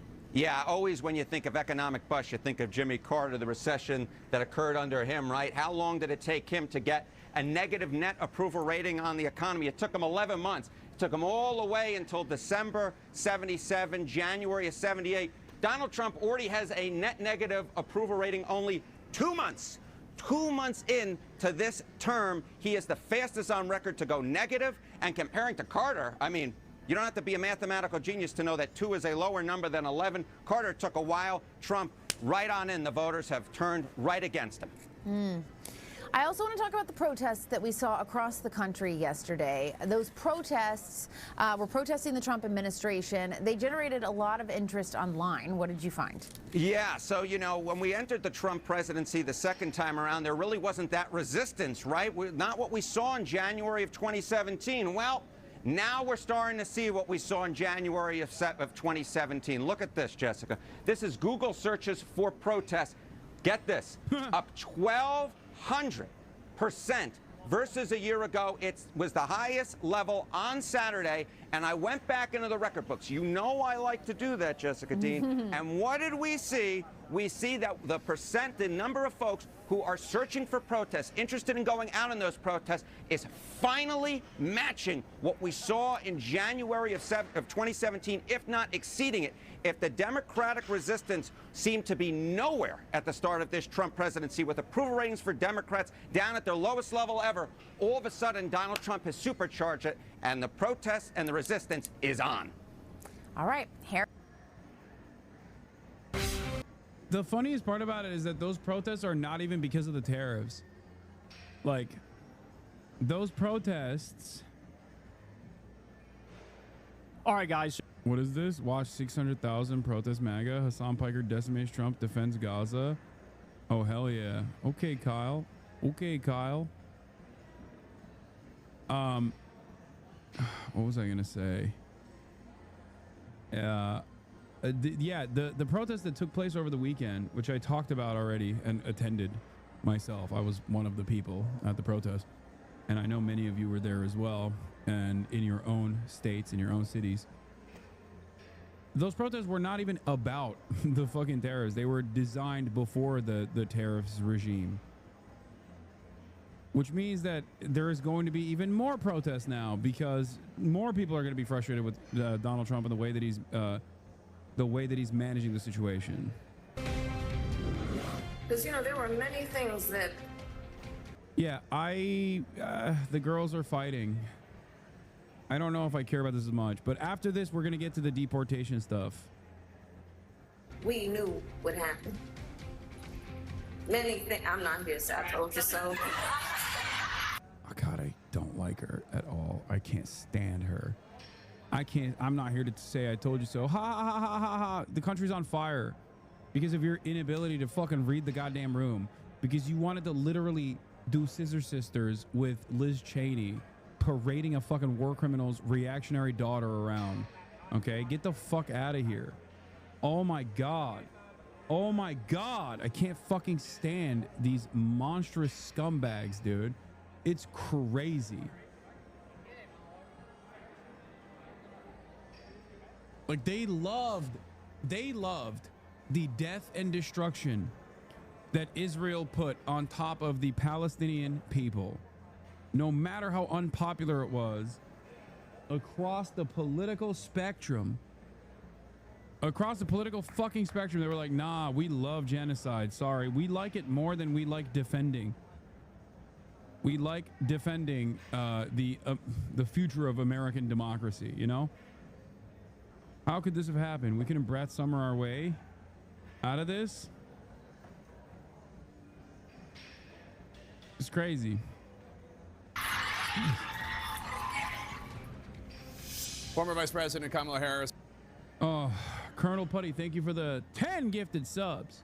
Back with a little I told you so this week, as President Trump's tariffs are setting off global shockwaves. So what does Harris's former running mate think? Well, she's the front runner for 48% for 2028. Yeah, I think the Democrats are cooked, honestly. They really are. They don't learn. They don't understand. They will never understand. I will not lose hope. I will continue to try to actively educate liberals who have this kind of idiotic assessment and think that like Kamala Harris was a perfect vessel and the people failed her and that she didn't fail the American people. Okay.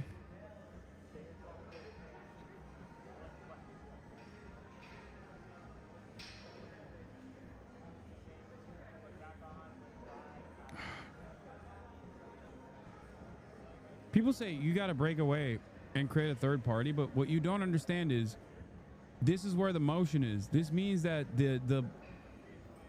this low-key kind of means that the liberals are a little bit off base as well. Do you understand?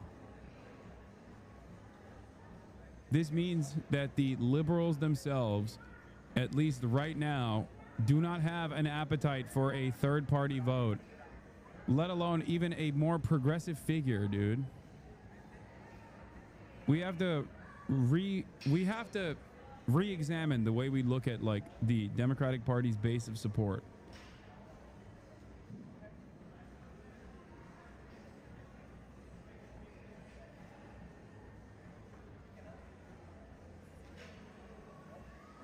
This is terrifying.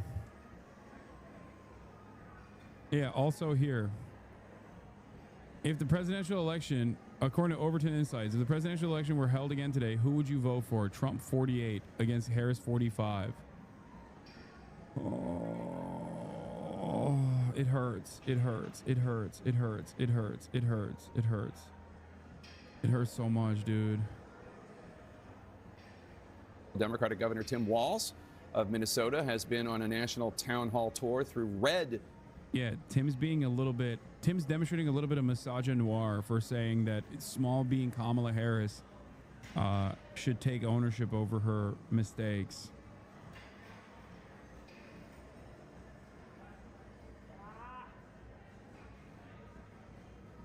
Congressional districts from Iowa to Texas to Ohio, and he joins us now from Columbus. Democratic Governor Tim Walz of Minnesota. You're the governor of an agriculture-heavy state, one of the top 5 in the country, I believe. What's your reaction to what you just heard from the agriculture secretary? Yeah, good morning, Jake. Well, I'm stunned. Your questions were spot on. It's very clear that she talked about the people she's listening to. That is not the agricultural community. It is certainly not producers. It's not folks like Cargill, CHS, General Mills, who are out in my district. Look, this is a really precarious time, and the flippant nature that we're just trying something new here is really dangerous. These markets took us years to develop, and we have to be dependable trading partners. They don't come back overnight, and everyone knows in the history of trade wars, agriculture gets hit the hardest. So I'm deeply concerned. It's our #1 export. Adding the tariffs, our 2 biggest export markets are Mexico and Canada. They're our great friends. This is just really, really terrifying. I would encourage, and I'll call the secretary, I'd encourage her to come to Minnesota and see everything that she said is not what's happening on the ground. So look, it's a precarious time. So let me ask you, because another group you're in touch with, the United Auto Workers Union, you have a lot of that. They have supported you for years and years and years. They were excited to have you on the Democratic ticket. President Trump argues that these tariffs are needed to bring American manufacturing back and to help American workers left behind in places like Minnesota.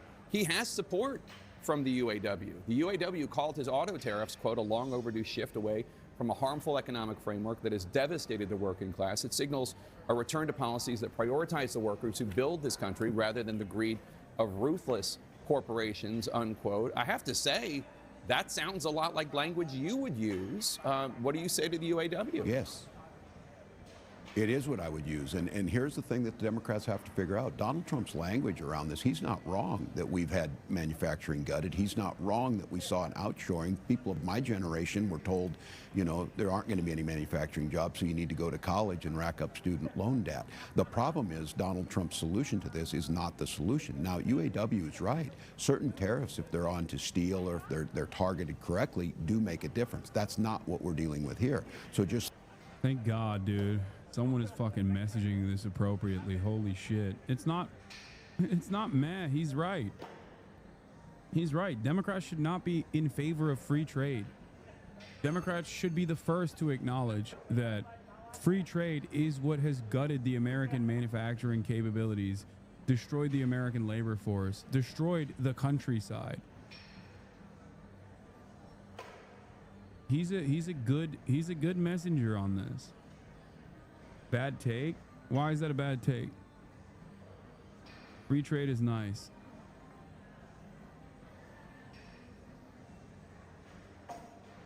Without free trade, or with free trade, you have no manufacturing. Without manufacturing, you have no labor force. Without the labor force, you have no labor power.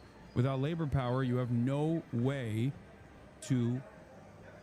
Without labor power, you have no labor unions. Without labor unions, you have no way to increase wages. Without increasing your wages, you arrive at what America is doing currently, which is 23% underemployment, gig economy jobs galore, no protections whatsoever, no mechanism of pushback against the one party that's supposed to be against the right-wing reactionary forces, and you arrive at a nation with no health care, with no future, no retirement funds, a nation in disarray. All of it ties back to labor at the end of the day. Free trade is nice if you are not in the US, though. No, it's not. That's also incorrect. What are you talking about? Free trade is not nice. Do you believe the fucking WTO narrative that free trade has actually greatly improved the living standards of all these other countries? No, obviously it has not. That is not the case at all. The one country that has actually been able to dramatically improve itself in that process is China, and that is not because of the free trade. That is because of what they did with the foreign capital that came in. The only thing that free trade benefits is capital owners. That's why America did it for so many years. A lot of people say, we don't want free trade, we want fair trade. You can't have fair trade without dramatically improving the material circumstances of the global South. There's no wage parity. There is a gap for benefits. There's a gap for living standards. This also exists within the United States. In the United States, I'll tell you something, okay? I'll put you on game a little bit. In the United States, there's a concept called low-cost zones. Places like Oklahoma, states like Oklahoma are considered low-cost zones. And companies try to move to these low-cost zones. Why do they do that? Why is it considered a low-cost zone? Because less regulation around labor rights and also cheaper cost of living in general. Okay? It ultimately fails, though, because there is no initiative to improve these opportunity zones or these low-cost zones. So people don't want to fucking live there, and they inevitably leave. But the reason why they exist, the reason why such a concept even exists internally within the United States of America is because there are areas where you can get away with paying people less. Free trade is basically that on steroids. Low-cost zones also mean that a lot of the background employees that you hire are that you can pay even less. That doesn't end up improving the situation in these states anyway. Last week, 650 taconite miners are laid off. Those taconite miners are mining the taconite to make the steel to build the automobiles. So I don't disagree where they're at, and I think this is the Democratic dilemma. Donald Trump talks about the things that are real in the angst of people's lives. He doesn't do a damn thing about it. In fact, he does just the opposite, and he pals around with the people that caused the problem.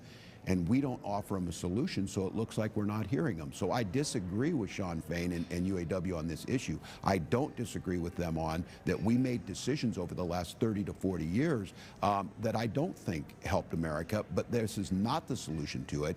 Isolating ourselves is not the solution. We need to make sure that we're focusing. And again, I would just end with this, Jake. Donald Trump has not once ever cared about workers. This is why you need to support unions across the board, support the ability to have a living wage. So we heard your former running mate Kamala Harris say she's not here to say I told you so, although obviously that's what she was saying about all the Trump chaos. We're seeing, I have to say though, what does I told you so really mean here? I mean, people heard her message. They did not vote for her. She lost every battleground state. You yourself have criticized the Harris-Walz campaign for being too cautious. She may have told the American people, she may have warned the American people, but she didn't do it compellingly enough to win. That is the absolute point. And look what. Oh my. Wow. I can't believe I'm hearing this from a liberal mainstream institution.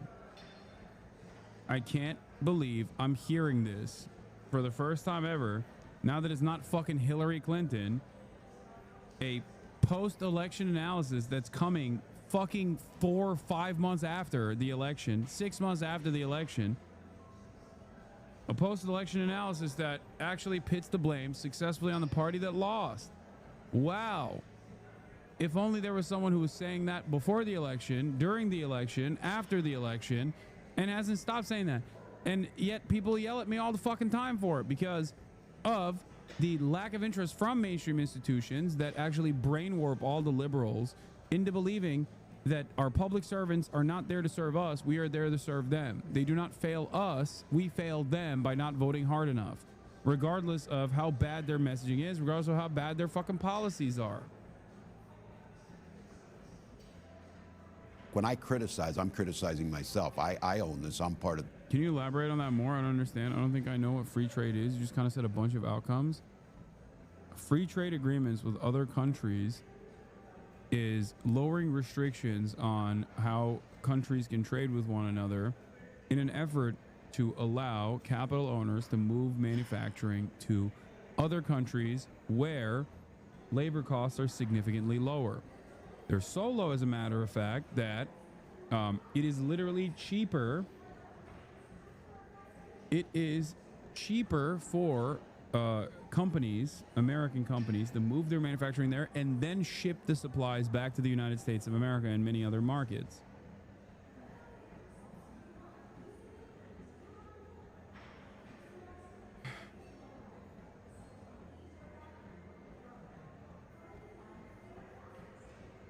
Yes, it allows free flow of investment and capital to lower cost areas. And the argument there is that it's a mutually beneficial scenario. The argument is a lie, of course. It's beneficial because these countries that are poorer overall will be able to take the foreign capital that's coming in and greatly improve their living conditions. And yet, after multiple decades of free trade agreements with many of these nations, a lot of these countries have not been able to improve their material conditions. Because that's not the goal. The goal is not to magnanimously improve the conditions in, improve the living conditions of like the global South. As a matter of fact, it's to keep it poor to the best of your ability so that you can consistently extract higher profit margins. What the F are you saying? She lost because she was a woman and black. Just that simple. The ticket, and somebody has to come up with a strategy. I think this is exactly right. This is the thing. Look, Democrats, it was a good night in Wisconsin. I was over there. We saw that happen. Donald Trump's doing this. Just to be clear, nobody on the Democratic side is celebrating this, and those folks in the street are not celebrating that Donald Trump's making all these errors. I think what the vice president's saying is that was pretty self-evident. Also, the other side of this problem isn't necessarily the lack of manufacturing jobs. The other side of this problem is the reason why manufacturing jobs were desperately moved overseas, because those jobs historically had better union participation and therefore more power to bargain for their salaries and demand better benefits. this made it an incredibly costly endeavor for capital owners. Once those jobs were moved overseas and labor union participation plummeted and labor power plummeted, there's also environmental regulations as well. You're right. There's a lot of stuff. Same with low-cost zones, even internally in the United States of America.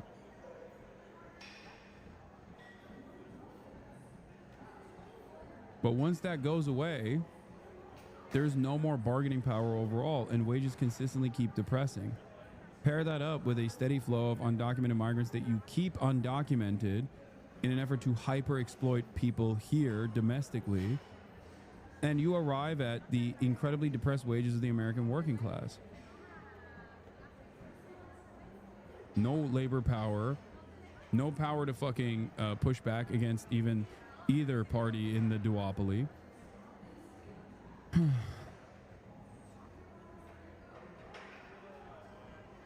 And here we are. That he was going to do that. I do think the challenge for Democrats, and this is, I think, a structural problem that's going to take a lot more thinking.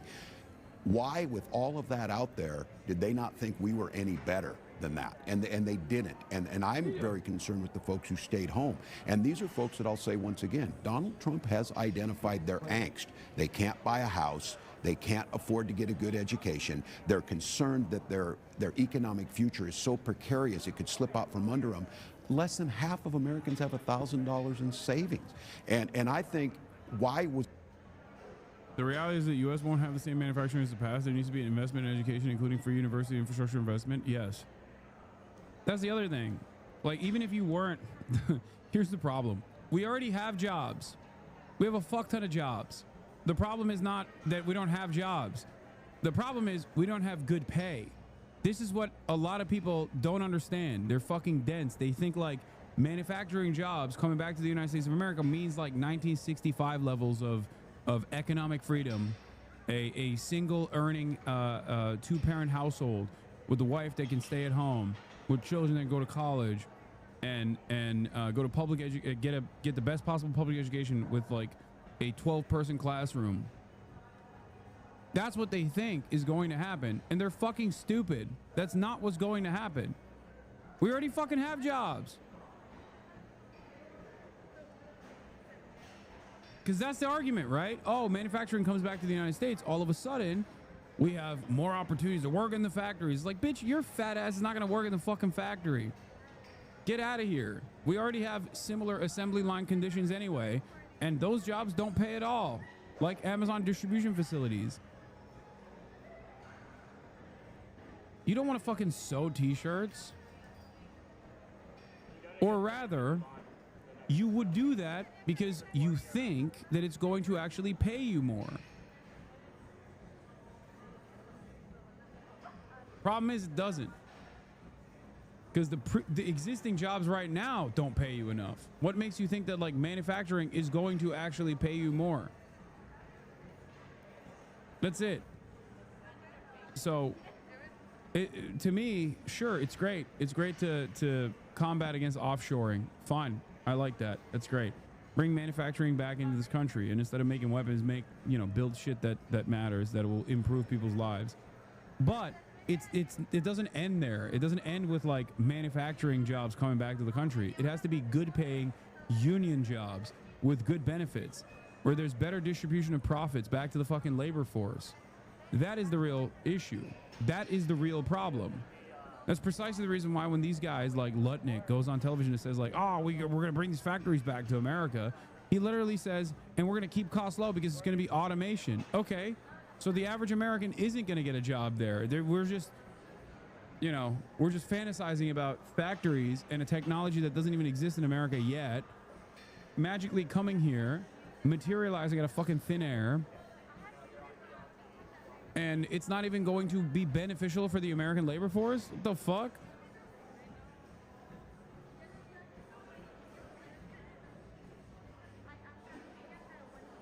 was it not so compelling? It So should have been a stupid. slam dunk for us to say, we're the party that cares about that. We're the party that's going to protect Social Security and Medicare. We're the party that thinks the ACA is a good start, but we need to do more on health care. And we didn't do that. So I'm concerned. Democrats do well in special elections and off-year elections, but the electorate that comes in presidential election years is different. When I was young, it was easy to know what a Democrat was. They stood with the working class and labor. Republicans were country club and for the rich. I love how the answer from Libs is infrastructure investment, which employs temporary construction workers in effect, unless they're in the building trades, but not manufacturing, which creates more organized labor infrastructure historically. Yeah, that's the one benefit. But I think H. Bizzle, you would agree with me when I say this. The real goal of bringing back manufacturing in the United States of America, some people will say, is a matter of national security. I don't necessarily care about that. But the real goal is because people fantasize about 1965 levels of living standards. Not for black people. I mean, like, you know, just in general. Everyone that's living on U.S. soil will have 1965 living standards. You get a fucking good paying job, 9 to 5, clock in, clock out, get to pay for both of your children, maybe your third child, for their education. Healthcare is no longer an issue. Infrastructure seemingly works. It's just like, that's the fantasy. And they think the only way that you can fucking do that is through manufacturing jobs. I'm saying I don't have an issue with that, because manufacturing, as H. Bizzle also correctly pointed out, is one of the best possible ways of maintaining permanent, long-standing jobs. Okay, one of the most resilient parts of the labor force, because there's always need for fucking microwaves and shit. Okay, but the real reason why people want that is because of all the benefits that I'm mentioning, and you can't get those benefits without labor unions. You can't. Like, if their goal is to bring back like sock factories and t-shirt factories and garment manufacturing to the United States of America, great. Except if they're not unionized, then those guys are not getting shit out of this. And if their goal is to inevitably automate all of that process through artificial intelligence and automation and robots and whatnot, then no worker ends up seeing the benefits of that anyway.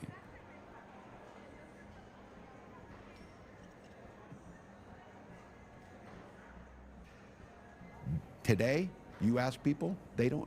We have a 29% approval rating. Yeah. It doesn't help us any that Donald Trump ends up with a 25% approval rating. We have to get back to the core issues, that this is about making America prosperous and stable and innovative for everybody. Well, what do you make of the criticism that one of the reasons why your party was so resoundingly rejected last November is because Democrats were gaslighting the country, saying that inflation was not a big deal, heralding Bidenomics. Not only Biden, but Kamala Harris was heralding Bidenomics, pretending that there wasn't a problem at the border. And then fundamentally, this idea that President Biden was up for another 4 years of the job, while Americans in poll after poll for year after year were saying he's too old to do the job. Yeah. Who else wasn't calling that into question, though? Oh, that's right. You, bro. You and your lackeys. Your party stood against all of those things. Look, Joe Biden coming in and doing COVID and being a governor through COVID did a hell of a job. But I think one of the things that we didn't do is we assumed that we said, and it was true, that we were going to have a soft landing and our economy was better than the rest of the world. Better for who? Better for the working class, who was saying groceries were too expensive, as they are now and going up. They got to see us talk about things. Again, I go back to this. Don't talk about food insecurity or housing type of issues. Talk about people being hungry and wondering where they're going to live, or about their children's future, about real security. And so I think your question is spot on. I think we got intellectualized on this. I think the fact of the matter is Joe Biden did soft land the economy. He did usher us through COVID. None of us are saying we should be soft on the border, but we allow a vacuum, and Donald Trump fills it, the 800-pound gorilla, and their narrative starts to stick, and we look weak. We look weak, like we don't care. We look like we look, Jake, I'm not going to say, you know, what we need to do is we need to just arrest people and ship them to El Salvador. No, we need to do invest the money on border. We need to make sure that we have the judges necessary to adjudicate things faster. We need to make sure if you're going to be in this country here legally, and when you are, you're going to be uplifted, celebrated, and part of this great American tapestry. We didn't do that, and then it fills them. They'll find the example that is horrific, where you have someone who's not here legally and they commit a crime. That is horrific, but we don't do a good job of telling that. Don't you think your party needs to acknowledge that President Biden was not up for the job of running for re-election and that this was a major mistake by the He made that decision.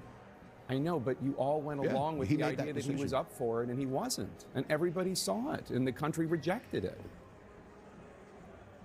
Yeah, well, look, history will tell us to go back. What?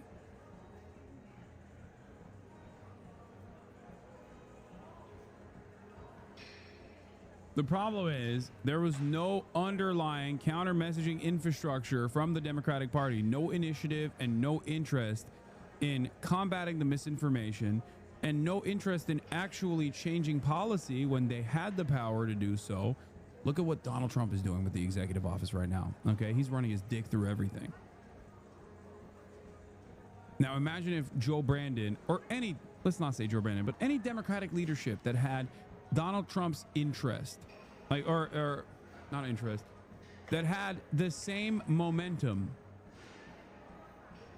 that Donald Trump had or has right now, the initiative that Donald Trump is demonstrating right now to solve some of these fucking problems in the direction that they claimed they would, by saying, guess what? This is what democracy is. The people voted for me to do this.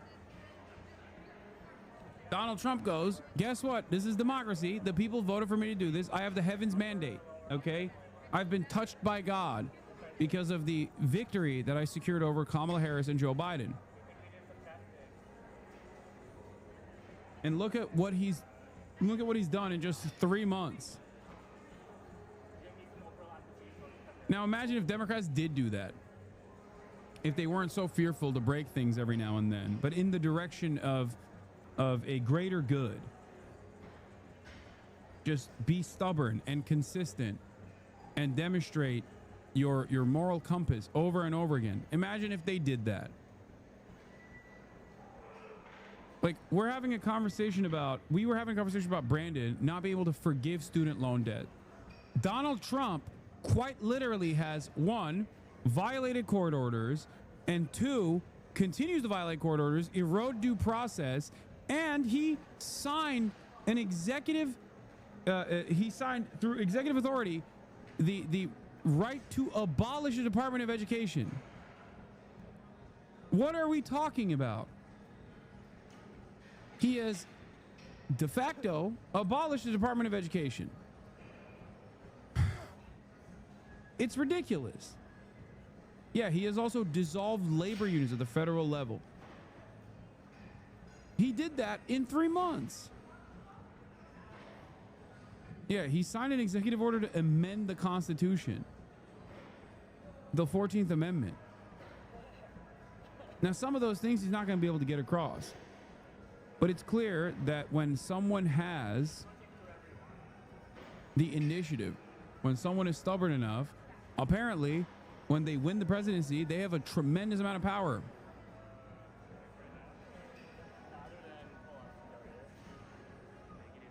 On that very well could be the case, Jake. What I'm concerned about is learning from those lessons. I would hope we would never do it again, make a mistake, make sure we go through, get someone, but I don't know where it helps us going forward. I certainly am deeply concerned that Donald Trump is going to lead us down a horrific look. Thank God it's tariffs that he said. Donald Trump listens to no one. Remember, Donald Trump has statements about, I don't think nuclear war would be that bad. I guess we're lucky that he went after tariffs instead of that route. Yeah. We have an issue in this country that is going to impact us. And if there is not a loyal opposition, if there's not some soul searching on our side, if there's not reaching out to those folks who are in the streets, they're leading right now. So quick question. I would tell everybody, you better get with them. Yeah. Quick question, because we got to go. But you said you're not going to run for the Senate seat there. Are you going to run for a third term for governor? Are you possibly going to run for president in 2028? Well, I'm certainly thinking about running again in Minnesota if that's what they want. I am not thinking about running in 2028. And my advice to folks is if in this moment you're planning for 2028, you're going to get rolled by the people in the streets. You just need to be out there making sure you're helping and doing things like Cory Booker's doing things like Bernie Sanders, AOC, things that we see people out. Why are you bringing Cory Booker up, bro? Yeah. Democrats should be doing what Cory Booker's doing, which is yapping for 25 hours and then using using the power of the pen to give more weapons to Israel so they can do better genocide. Boo. Bernie Sanders, U.S. under Trump faces unprecedented level of danger. I'm going to skip that. Oh, Donald Trump also endorsed sending American citizens to the El Salvador prison. Also, fake Fapper has no leg to stand on here. The whole MSM waited too long to go after Biden's age. Get better. So there is an opportunity every time he goes out, every time Joe Biden goes out. Oof. Age is like a broken bone. It doesn't. Age is not like a broken bone. It doesn't get better. Oof. Damn, I'm kind of mad. That's a banger line. I'm mad I didn't think of it first. Like, I mean, I've been making this same exact fucking joke for a while, but that's like a way more poetic way to put it. You know? Damn, when they want to be, they can actually... When they want to be, the media can actually do their job, and it's fucking annoying. It's so disconcerting that I've seen it happen in like a week. You know, like overnight. I'm just like, what the fuck are you talking? What have you been doing this entire time? It's very, very frustrating that they didn't do this before, and only now are they attempting to do it. And it's like, where was this fucking energy in 2020, man? Yep. Far too late. Yes, I saw the new SCOTUS ruling. Don't worry, I'm gonna get to it. Okay. Tommy Vitor says Biden burned so much moral and political capital by supporting every single thing Netanyahu did, and now Bibi is just sitting there grinning ear to ear as Trump shits all over him. The hug Bibi strategy was one of the dumbest ideas ever spit out by a White House. Wait, Trump is not shitting all over him. Wait, what? Trump is literally eating Benjamin Netanyahu's shit. I wish he was fucking shitting all over him. Oh, shitting on Biden. Oh, I misunderstood. Okay. Yeah, Trump is shitting on Biden and he's smiling, grinning ear to ear.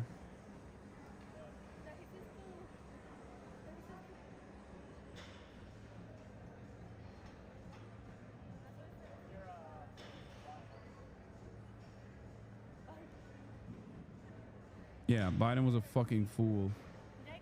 A decrepit old monster. All right. We're moving on to immigration because that is also an environment. An environment where clearly the Trump administration is doing a lot. Okay, sorry. Salvador, the president there said he would be willing to take American citizens in the federal prison population. Is that one of the ideas you're going to be discussing? Well, I love that. If we could take some of our 20-time wise guys that push people into subways and that hit people over the back of the head and that purposely run people over in cars, if he would take them, I'd be honored to give them. I don't know what the law says on that, but I can't imagine the law would say anything different. If they can house these horrible criminals for a lot less money than it costs us, I'm all for it. But I'd only do according to the law. But I have suggested that, you know, why should it stop just at people that cross the border illegally? We have some horrible criminals, American grown and born. And if we have somebody that bops an old woman over the head, if we have somebody that is in jail 20 times and goes back and shoots people all over the place and then has a bad judge or a bad prosecutor that do nothing about him, all they worry about is politics, they don't worry about that. I think if we could... Yeah, notice how he's making this shit up? It's just completely made up. Yeah, what if a guy was just like... What if a guy was just like assassinating people 10 times a day? And then a judge was like, I'm gay and woke. Are you undocumented? Well, I can't send you to prison, nor can I deport you. And then he came out of that situation, came out of that detainment, and then started assassinating 20 people a day. What if that happened? You know, you wouldn't want to deport that guy. It's like, okay, what if a guy had a nuke? Like, what do you mean? What if he had fucking superpowers? Like, what are you saying?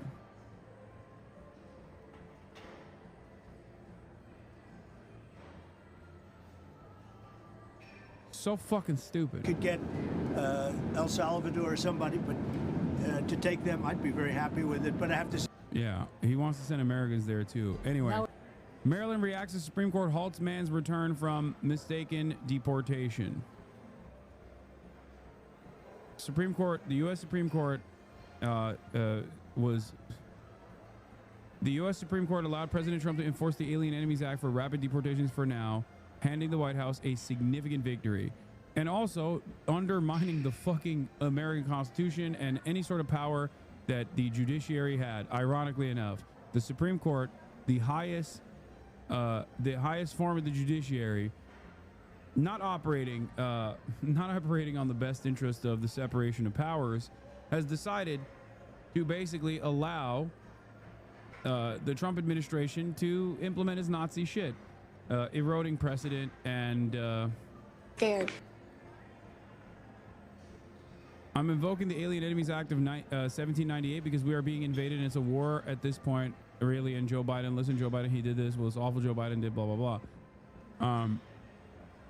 Simplified SCOTUS. This is totally normal. Just give the deportees a court date in Texas, and I think we'll just let things happen. Pay no attention to dissenters. Okay, I don't like simplified SCOTUS. What the fuck is this?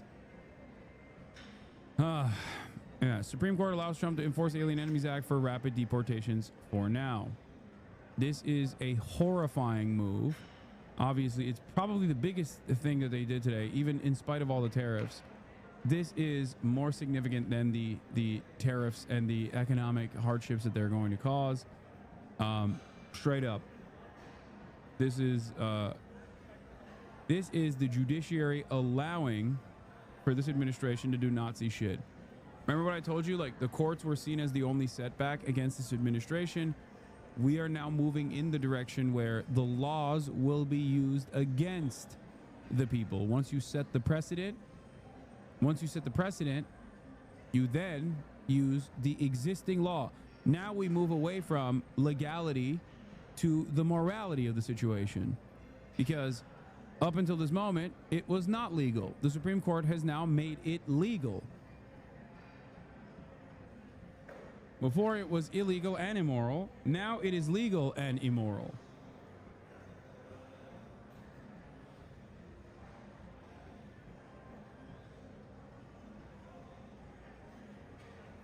Awful decision, but there's an extremely important caveat. SCOTUS says, but offers no way to require the government to do this, and we know this is largely toothless, that anyone subject to the law must get notice and time to file a habeas lawsuit. Innocents will be harmed. I mean, considering that they already caved to the administration on this, there's no reason that they will ever fucking follow up with this. Yeah, next decision that comes down the line will be like, okay, I guess there is no reason. There is no notice in time to file a habeas lawsuit. Fuck it. Do you think the conservative justices understand the historical weight of their decisions in a case like this, or do you think they just don't give a fuck? I think they don't give a fuck. I think they understand it and like it, or they understand it and don't give a fuck.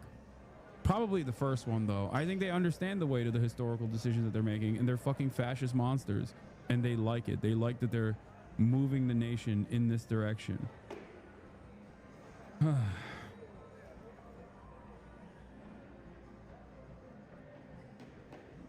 Yeah. Here. At 6, the U.S. Supreme Court hands the Trump administration a temporary victory, ruling that a Maryland man mistakenly deported to El Salvador does not have to be returned to the United States.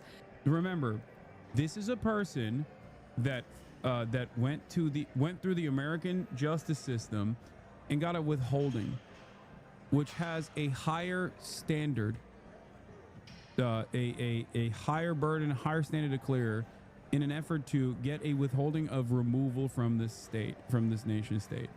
So when the Trump administration actually went out and removed him from this country and sent him directly to El Salvador, they violated the law. Not only did they violate the law, but they also admitted that they violated the law. They were like, oops, we fucked up. And their defense, no, he's not an illegal immigrant. No. A withholding of for a removal is an important part of being able to get legal permanent residency. It is illegal for him to be removed from the country unless he's done something like heinous, but he had not, obviously. We're talking about him like not specifically being here as an illegal immigrant or whatever. I'm talking like straight up.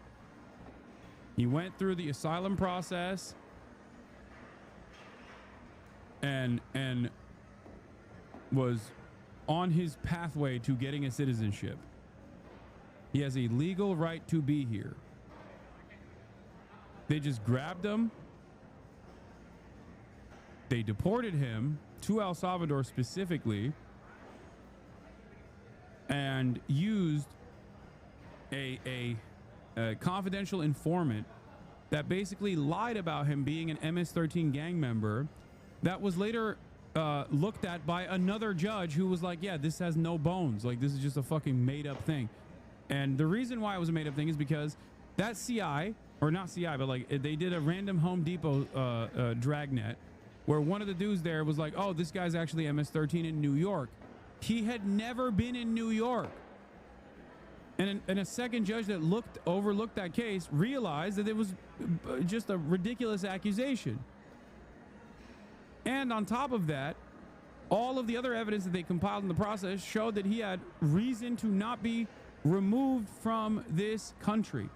And yet, the Department of Homeland Security still black-bagged him and shipped him to El Salvador. His wife didn't know that he was shipped to El Salvador. They didn't know where he was until the Salvadoran government posted a Twitter video where his wife literally saw his neck tattoo and was like, oh my God, that's my fucking husband that was kidnapped. In that process, the administration itself recognized that they had fucked up by deporting this person, but then they, one, lied and said, nah, he's MS-13, which was a fucking lie, straight up lie. Then they doubled down and said, not only is he MS-13, which is a lie, but also on top of that, we can't bring him back, which is also a lie.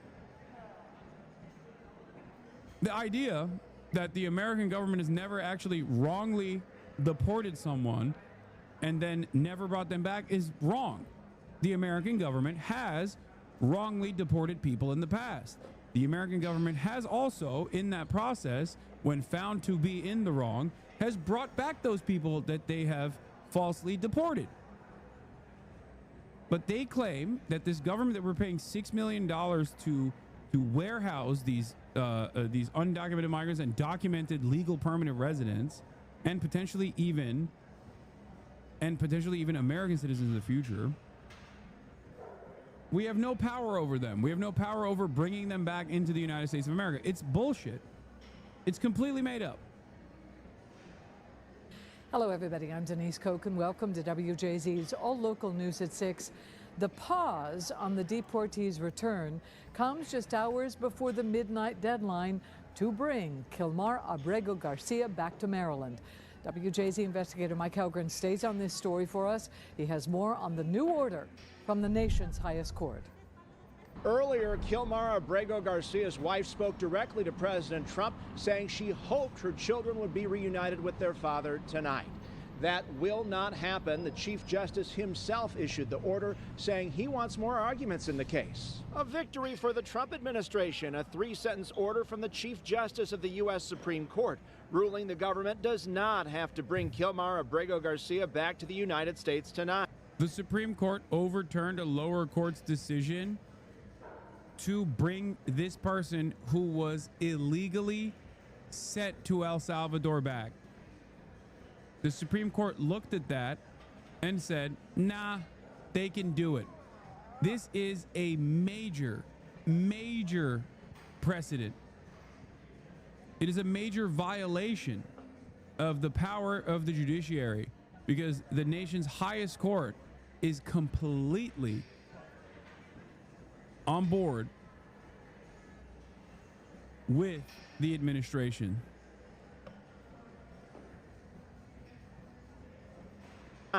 Weeks after immigration officials admitted mistakenly deporting him from Maryland to a violent Salvadoran prison. It goes against lower court rulings. We have judges that try and protect these people, but they didn't protect us when the people were being let in. But to get them out is never easy with these people. He is an MS-13. My understanding is that, yes, he shouldn't be deported, but specifically he shouldn't be deported to El Salvador because he would be in a lot of danger. Like if they deport him, they have to do it somewhere else, anywhere else. Dude, if you're from El Salvador and you get a withholding to be deported to El Salvador, that means don't deport this person. You understand that, right? Where else is the government supposed to deport someone from El Salvador to? That's not how that works. Like, are we just deporting people randomly to other countries? I mean, we have done that in the past, and it's a horrific thing that we did.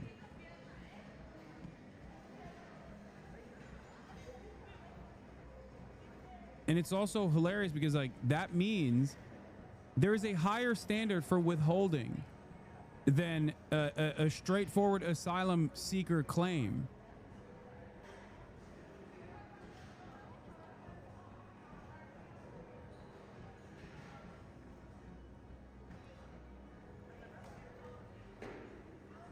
Like there's a higher standard to maintain a withholding, to develop a decision on withholding rather than give like someone a straightforward asylum claim. Gang member. Attorney General Pam Bondi again called Abrego Garcia an MS-13 gang member despite the government presenting no evidence in court, and defended putting the prosecutor who argued the case in Maryland Friday on administrative leave. Yeah, they fucking fired, or you know, they also reprimanded the attorney, the government prosecutor that admitted basically to the mistake that they had made. He shouldn't have taken the case. He shouldn't have argued it if that's what he was going to do. The case has drawn outrage, with Abrego Garcia's supporters rallying around him. A Maryland federal judge blasted the government, calling the mistaken deportation a grievous error and ruling there were no legal. By the way, the reason why they made this grievous error is because there was no due process either. Like, no judge. Like, even if they went to a fucking judge that is like incredibly reactionary, even the most right-wing judge probably would not have let this guy get deported. Maybe he would have let every other guy get deported, but not this dude. You see what I'm saying? Like, no matter how racist they are, this is a direct violation of a previous court ruling. There's too much evidence to suggest that this person should not be deported. Legal grounds whatsoever for his arrest, detention, or removal. His detention appears wholly lawless. The Fourth Circuit Court of Appeals upheld that decision, writing, Abrego Garcia has no criminal history in this country or anywhere else and is a gainfully employed family man who lives a law-abiding and productive life.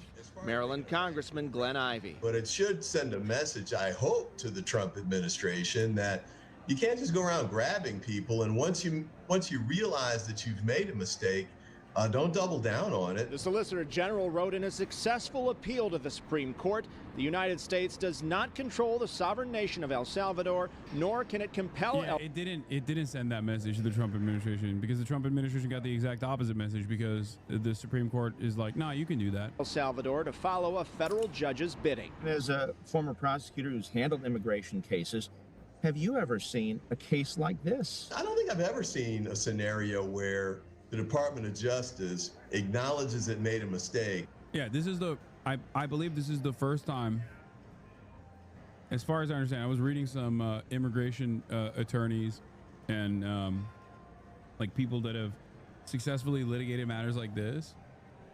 This is the first time where the administration recognizes they made a mistake and does not go back and return the wronged party to U.S. soil. Because like mistakes like this have happened even with due process, of course. Even when someone goes through the court process and then they are found to be wrongfully deported from this country, even if they were initially deported, the government will go back and extract that person and bring that person back to U.S. soil. This has happened in immigration history in the United States of America. This is the first time where the government's like, yeah, we know he should not have been deported to El Salvador. It is literally illegal for us to deport him to El Salvador, and we're still not going to bring him back. But then says there's nothing they can do to fix it. At a minimum, we should be able to get back a person who hasn't been proven guilty of anything, at least so far, that the government's alleged, so he can have his day in court. The Chief Justice says lawyers haven't not overturned yet. It's an administrative stay for more ruling time for the court. They can still allow him to come back or not. Everything I've read has said it's a stay, not an actual ruling on Garcia's case yet, I thought. Maybe I'm misunderstanding it. Like, oh, they're blocking the court order requiring his return in order to give more time to the courts to, in order to give,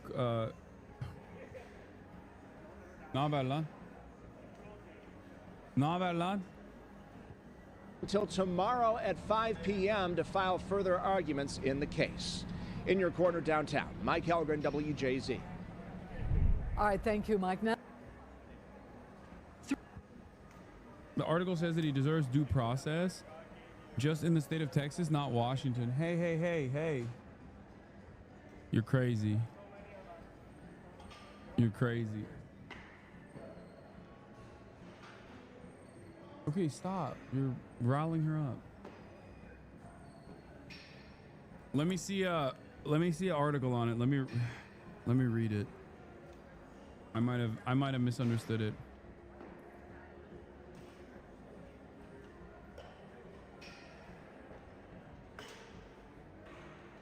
Yeah, the other court decision that came down is this one is actually tied to the El Salvadoran people that are the Venezuelan people.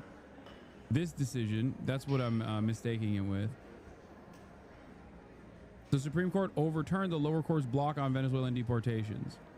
This one is a much larger victory for the Trump administration.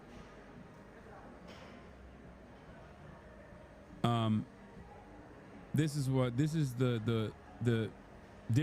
other one that is far worse.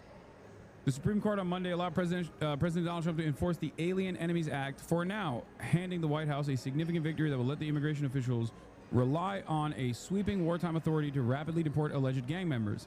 The unsigned decision in the case, the most closely watched emergency appeal pending at the Supreme Court, lets Trump invoke the 1798 law to speed removals while litigation over the act's use plays out in lower courts. The court stressed that people deported going forward should receive notice that they are subject to the act and an opportunity to have their removal reviewed. The court's 3 liberal justices dissented from the decision, and Justice Amy Coney Barrett, a member of the court's conservative wing, partially dissented. Trump framed his emergency appeal as a fight over judicial power, and specifically the U.S. District Judge James Boasberg's order that temporarily blocked the president from enforcing the Alien Enemies Act against 5 Venezuelans who sued, and a broader class of people who might be affected. In other words, anyone else.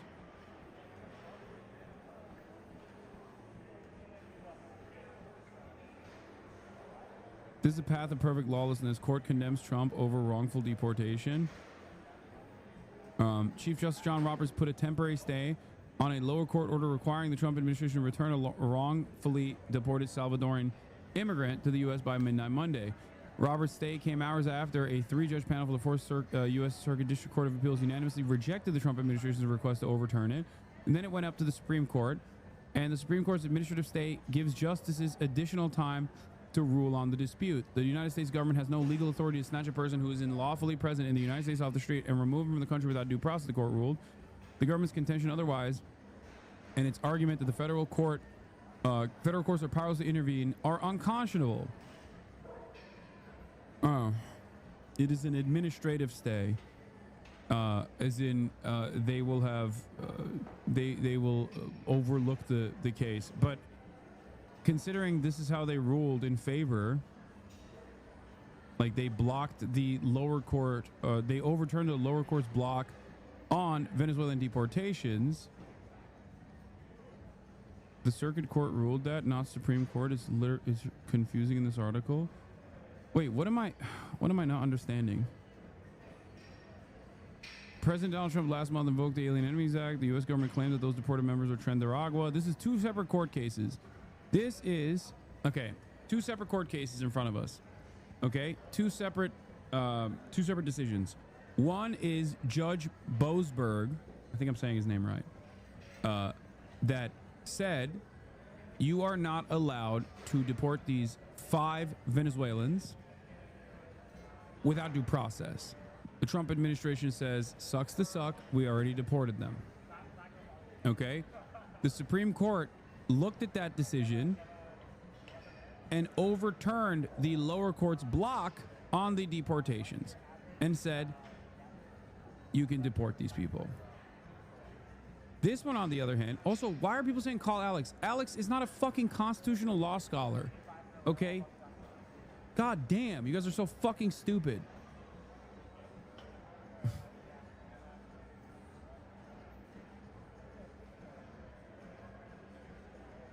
Yeah, I am mad because you're dumb.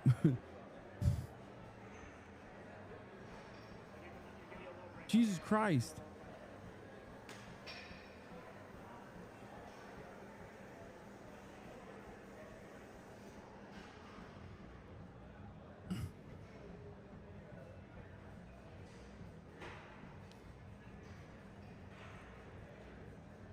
Like, yeah, I'm mad.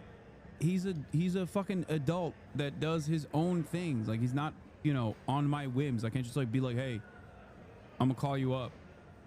Hey, come on the stream right now.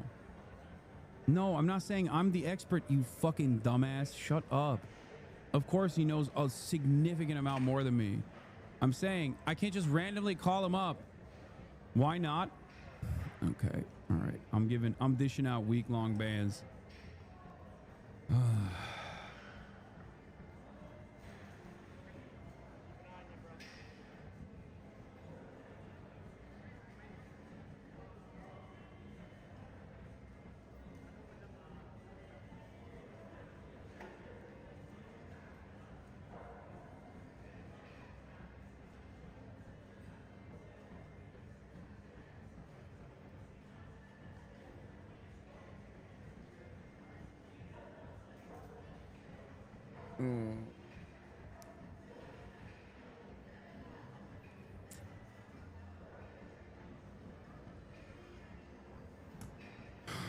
Let's continue.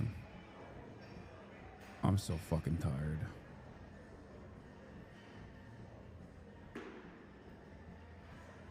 Why does any of this matter though? If they send him to a sovereign nation, what power do they have to force them to hand over someone they willingly took into their prison? What do you mean? They have, first of all, we're talking about America versus El Salvador.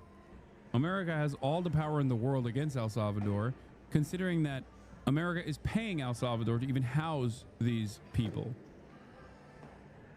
But even if they weren't paying El Salvador, we could just say, hey, give us this person back. And El Salvador would be like, oh, of course. As a matter of fact, that is precisely what has happened in the past. People have been wrongfully deported from this country after they were found in a court to be eligible for deportation, and then they've successfully sued the government, and the government realized that they erroneously sent someone overseas, sent them or deported them, and have actually brought back those people to U.S. soil. It happens. This is the first instance where it's not happening. If the Trump admin doesn't want to take them back, though, they clearly don't care about the courts anyway. I know, but what do you want me to do? Not cover the story and not talk about how fucking insane this is? Like, okay, well, the Trump administration clearly doesn't care about the courts, so there's no reason to talk about the Supreme Court also in an effort to, I guess, maintain the strength of the institutions is voluntarily deciding on behalf of the administration so that there isn't a constitutional crisis. If the Trump administration doesn't follow through on the Supreme Court decision. Oh, did the Supreme Court just ignore the Constitution and federal law in order to help their own political faction? Who could have predicted this? Left-wing legal scholars.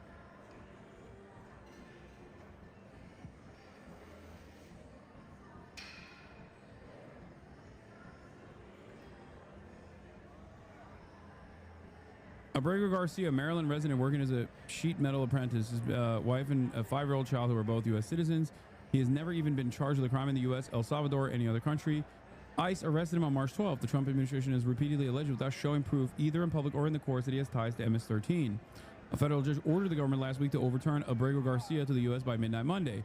The Trump admin mocked the court's order, claiming it couldn't return him and that the judge had no authority over his return, to order his return. It asked the Fourth U.S. Circuit Court of Appeals to overturn the ruling. The federal appeals panel said it denied the Trump administration's order, in part because its actions have most assuredly violated the Fifth Amendment of the Constitution. The government can and does return wrongfully removed migrants as a matter of course, the court said. Requiring the government to do so here is nothing less than exercising our duty to uphold the separation of powers. Before the fourth, which is, again, 100% correct, okay? The Fourth U.S. Circuit Court of Appeals made the right decision following the separation of powers and following the pre-existing rules on this matter. This is what has happened historically when someone has been deported, someone has been falsely deported from the United States of America. The American government goes and returns them. There's never been a reason to defy this process. The Trump administration chose to defy the process, and the Fourth U.S. Circuit Court of Appeals also was asked to basically stop the demand being made from the lower court, and it went all the way up to the Supreme Court. Before the Fourth U.S. Circuit Court of Appeals issued his ruling on Monday, the Trump administration appealed it to the Supreme Court.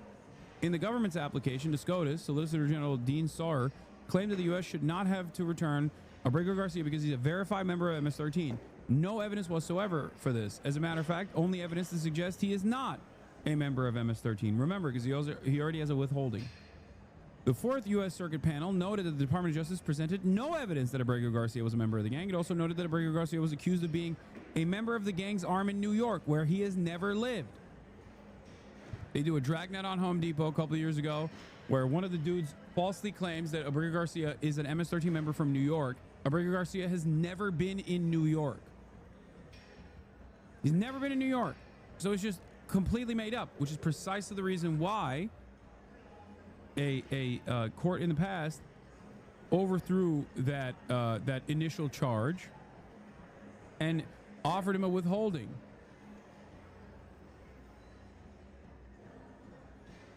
The reason why they offered him a withholding, as we look through the court, the court case that decided to give him a withholding, was because he was being threatened by MS-13 because of his family's like food stands. Him and his family were being threatened by MS-13, as in he should not be removed from the country, and especially not to El Salvador, because he is directly, according to the American justice system, the American justice system has established that his life would be in danger if he was sent back to El Salvador.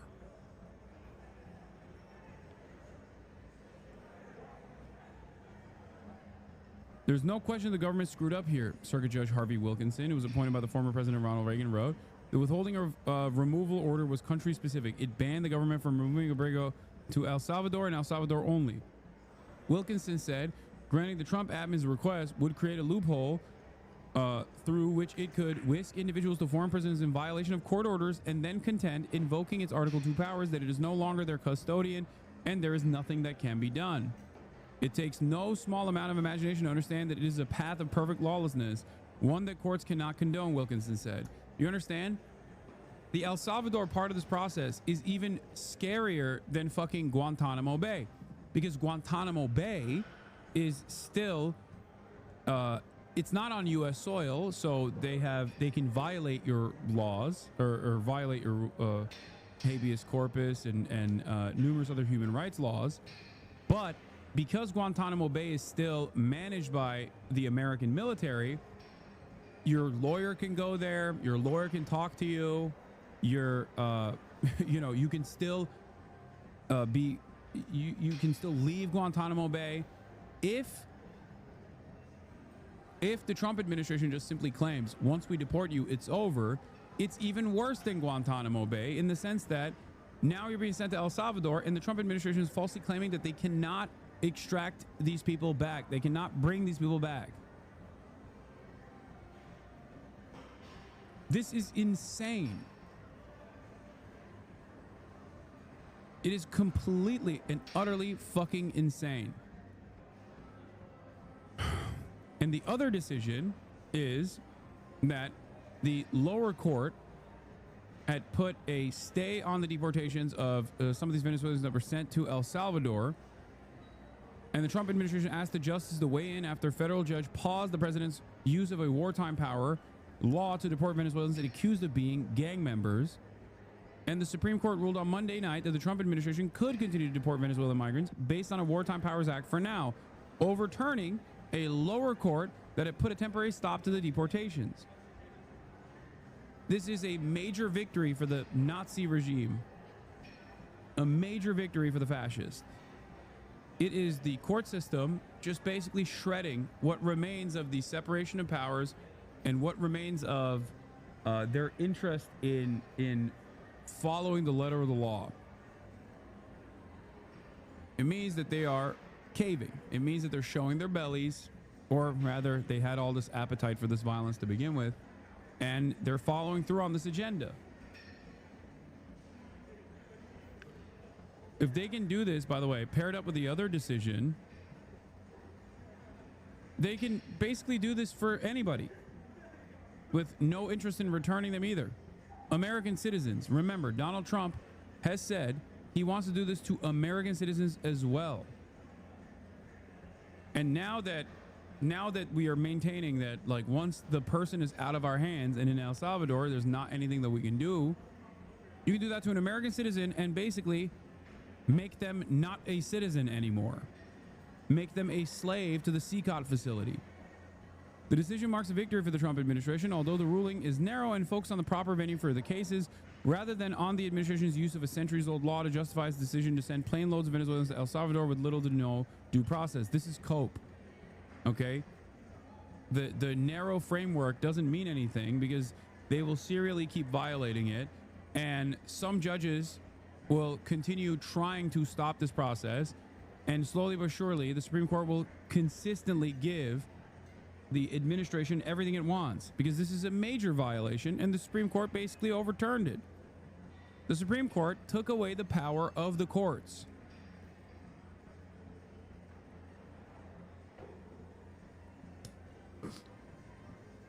The justices did not address the question of whether the Trump administration improperly categorized the Venezuelans as deportable under the Alien Enemies Act, finding the migrants had improperly challenged their deportations in Washington, D.C. The justices determined that the migrants should have raised the challenges in Texas where they were being held. It's just like such a fucking cowardly, annoying, process-focused way to, one, simultaneously save face, while two, allowing this administration to continue its deportation agenda. And the reason why they did that was because they did not want there to be a potential constitutional crisis.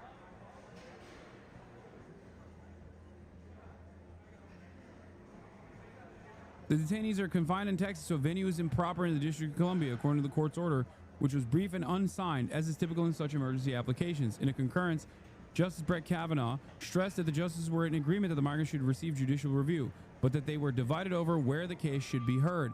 As the court stresses, the court's disagreement with the dissenters is not over whether the detainees receive judicial review for their transfers.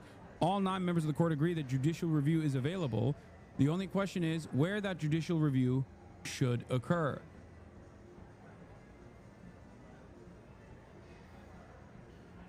They did this thing in the most cowardly way possible, where they wanted to come across like they are, because if they had supported the lower court's decision here,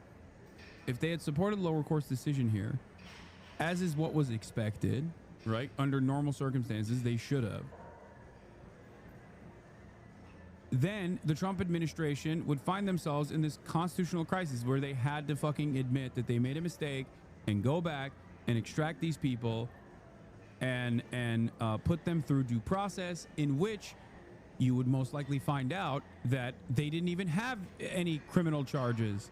Maybe one of them only had criminal charges and was deportable, but the other ones weren't. You know what I mean? It would be a long, convoluted, drawn-out process that would make the administration look bad. There'd be media coverage on it. There'd be a lot of back and forth where the messaging would absolutely hammer these guys. It would put the fucking dangerous immigration agenda in the forefront of people's consciousness. So instead of allowing that to happen, the Supreme Court found a cowardly way. The Supreme Court found a cowardly way to say, we don't want to have a constitutional crisis here, and we don't want to embarrass the administration.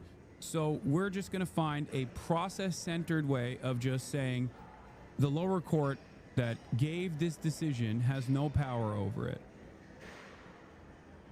Okay?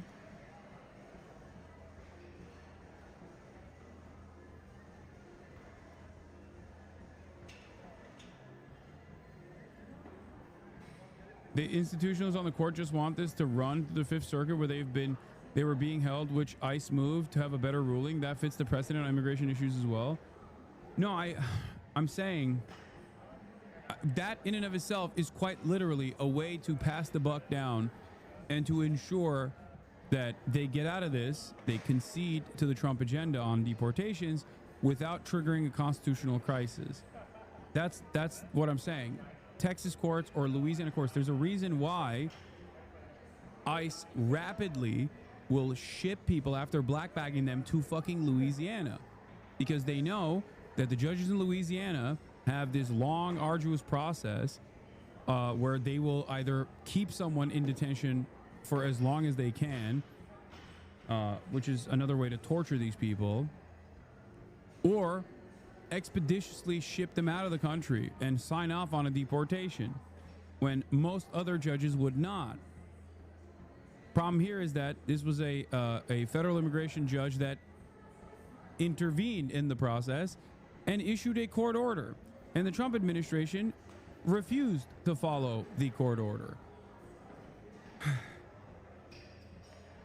So the Supreme Court either was going to say, yeah, you have to listen to a fucking federal judge on immigration when they give you a court order, and then embarrass the Trump administration or even undermine their mass deportation agenda, or they could find a process-focused way to move, a process-focused way in which they're not saying like judicial review is gone, okay, but simply you did the wrong, like this judge didn't have power over this. Only the state where they were held, where the federal judges have power over it. The administration has asked the justice to weigh in on its effort to use the Alien Enemies Act to deport more than 100 Venezuelans to a prison in El Salvador. The administration claims the migrants are all members of Tren de Agua, a violent street gang rooted in Venezuela, and that their removals are allowed under the act, which grants the president authority to detain or deport citizens of enemy nations. The president may invoke the law in times of declared war or when a foreign government invades the United States. I want to mention something here. Nazis in the United States of America during World War II did not have their due process violated. Nazis in the Nuremberg trials did not have their due process violated. Nazis during the Nuremberg trials deliberately were put through, and remember the documentary that we watched, not a mock trial in the same way that Stalin was engaging in, but instead a real liberal-ass fucking court where their death sentences were dished out after due process went through, after they went through the entire fucking court proceedings. So this means that random fucking gay Venezuelan barbers that are being called Tren de Agua, which is now considered a terror group, are unironically getting processed and deported and have a worse go in front of the law in 2025 than the fucking Nazis did in both Nuremberg and also prior to Nuremberg in the United States of America during World War II. That is crazy.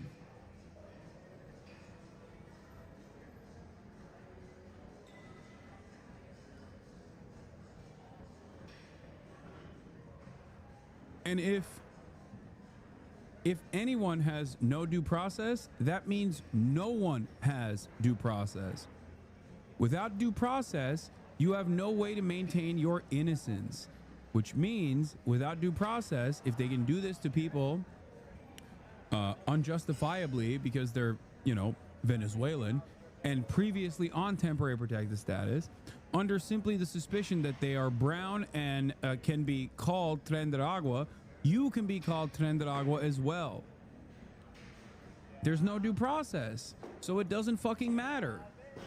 When there's no due process, that means anyone and everyone can be considered a Tren de Agua terrorist that can be expeditiously shipped out to a fucking slave labor camp without the government's, without any sort of extraction in the aftermath if we find out that we deported the wrong guy. Do you understand why these two court decisions play hand in hand and create an incredibly dangerous scenario for every American? So when you say this can't happen to me, understand that it very well can happen to you. No one is safe. This is the bright spot in a decision that, while not endorsing Trump's overreach, lets it play out for now, but it's a toothless argument. The Trump admin will either ignore it or give people 24 hours to have a chance to file a lawsuit, even if they don't have lawyers. Yeah. The Supreme Court effectively says this position by Stephen Miller is wrong. Detainees subject to removal orders under the AEA are entitled an opportunity to challenge their removal. The only question is which court will resolve that challenge. Thanks to today's decisions, there will be many more cases like this. Requiring people to file individual habeas lawsuits in Texas that are appealed to the Fifth Circuit will simply not be possible for everyone to do. So people will again be illegally sent to El Salvador. So functionally, nothing changes, and worse, they actually basically give the legal background to the administration to do this kind of thing expeditiously. Do you understand? That's why I'm saying that they, in the most cowardly way possible, came down with these two decisions that allow them to fucking rip anyone they want out of their homes or in the street without any fucking due process whatsoever. And eventually this is going to happen to an American citizen. I promise you. Right now, the furthest they've gone is a green card recipient. That was the high profile case of Mahmoud Khalil, unjustifiably removed. That's a separate, there's a separate legal standard for that, which is again in dispute right now. Does Marco Rubio as the Secretary of State have the unilateral power to decide without any fucking evidence whatsoever that a person is a risk to American national security and interests? Does he have the power to do this without showing his work? That is going to be another major Supreme Court case. But in terms of these mass deportations that have been taking place, now the Supreme Court is basically, in the most cowardly way, stating that they're going to play ball with the administration.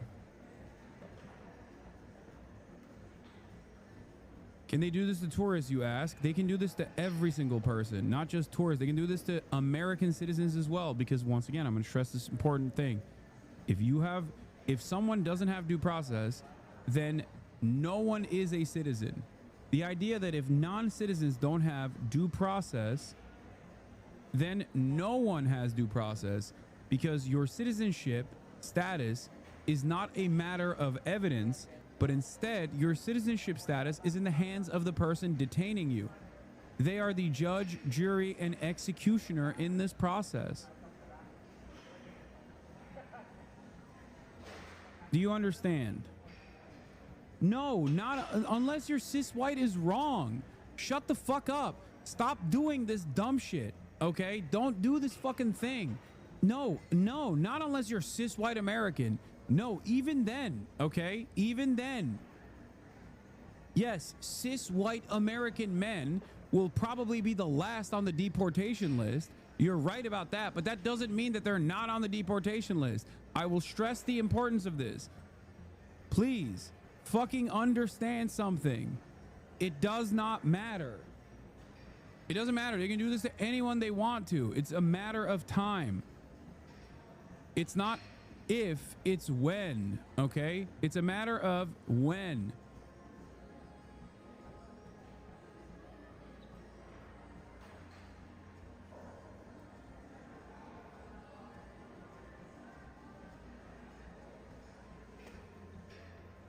How are people not understanding what I'm saying here? It's not because these guys are brown. Them being brown makes it more palatable and in line with the white nativist anti-immigrant agenda of this administration. But that's just opening up the door. Just like this administration doesn't give a fuck about anti-Semitism, they're just using the institutional appetite of Jewish advocacy groups that are actually pro-Israel advocacy groups to use their institutional muscle and their institutional power to enforce a dangerous agenda that violates the First Amendment. It is just a boundary-breaking, precedent-setting initiative. The goal is not simply to do this to brown people. The goal is to do it to everybody they want to do this to. They decide that you violated, you are a domestic terrorist because you fucking farted on a Tesla, you're a white guy, you're out. You're out. It's only a matter of time, okay?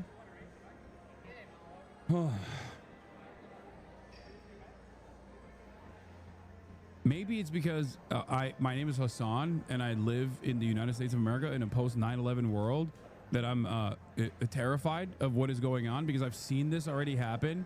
I've seen how we got here, and many Americans were just, they had their fucking horse blinders on and they were oblivious to it. But if you think that this is not a serious escalation from the standard that was set in the post 9/11 world, I don't know what to tell you. This is how it happens. This could not have happened right now without the war on terror, without the surveillance state greatly expanding in the aftermath of 9/11. And this could not have happened if Democratic administrations severely rolled back these violations of civil liberties, but they didn't do that. Every administration expands upon or normalizes the previous administration's dangerous agenda. And we finally arrive at an administration that has the initiative, that has the interest of following through this incredible surveillance state and its deportation mechanisms to its logical conclusion. If you think being white or being straight is going to stop you, if you think that like some ICE guy is gonna be nicer to you because you're a fucking white guy, you're delusional. Okay, no one is safe. You're literally operating on, you're doing the fucking first they came for the communist poem. You're Neum, whatever the fuck his name is, the German Lutheran priest. You're unironically in the post World War II era doing the same thing. You're Niemoller. You're being a Niemoller.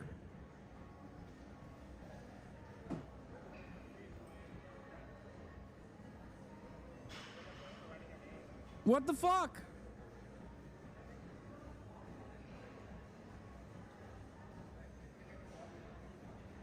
Tonight we learned that it was indeed Andre, the gay man sent to El Salvador because his mom and dad tattoos, who an American journalist saw sobbing as guards slapped him repeatedly. He's an innocent, and Trump sent him to torture prison. Bring him back. This was the reason why he was considered El Salvador.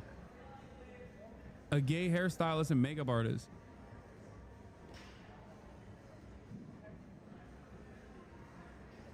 If they could do this to Andy, an innocent man who did nothing wrong, he came to a port of entry seeking asylum.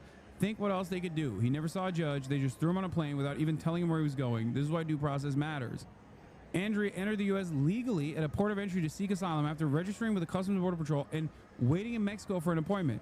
But even if he had entered illegally, it would not justify being sold to a prison in El Salvador with no due process.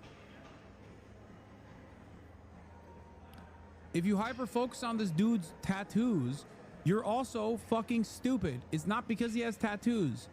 It's not because he's Venezuelan. It's because this administration wants to do this, and they know that this is the weakest link. They're recognizing the appetite that the broad majorities in American public have for the time being for enacting this dangerous deportation agenda, this white nativist immigration agenda. That's why they're starting with people that they're claiming falsely is Tren de Agua. She knows perfectly well that the guy with the autism awareness tattoo and the gay hairdresser are not heinous, violent foreign terrorists. Not sure how these people sleep at night, and they probably call themselves Christians too. Yeah, this is how the administration is defending the Supreme Court decision right now, by the way. This is a massive legal victory, Jesse, a massive victory for law and order and for our constitutional republic and the sovereignty of the United States of America. We called on the Supreme Court to rein in these activist judges like Judge Boasberg, who was completely out of line in trying to say that the president didn't have the executive authority to deport foreign terrorists off of our soil. We have always maintained the position at the White House that the president was well within his constitutional authority to do so. And this decision proves that President Trump and our administration have always... Yeah, the dumbass Supreme Court handed this major W to the fucking Trump administration, and process perverted liberals will still look at this and be like, well, the focus is narrow. No, this is why they did it. So that Caroline Leavitt can go on fucking Jesse Waters and be like, yeah, that's right, we will deport you, and there's nothing you can do about it. And also, lo and behold, turns out even if we deport you falsely, okay, and you had a previous order to be here, whether you were an American citizen or you had a withholding, for example, we can violate that. We can violate that. We won't even take you back. Because guess what? Once it's out of our hands, it's out of our hands as a sovereign nation.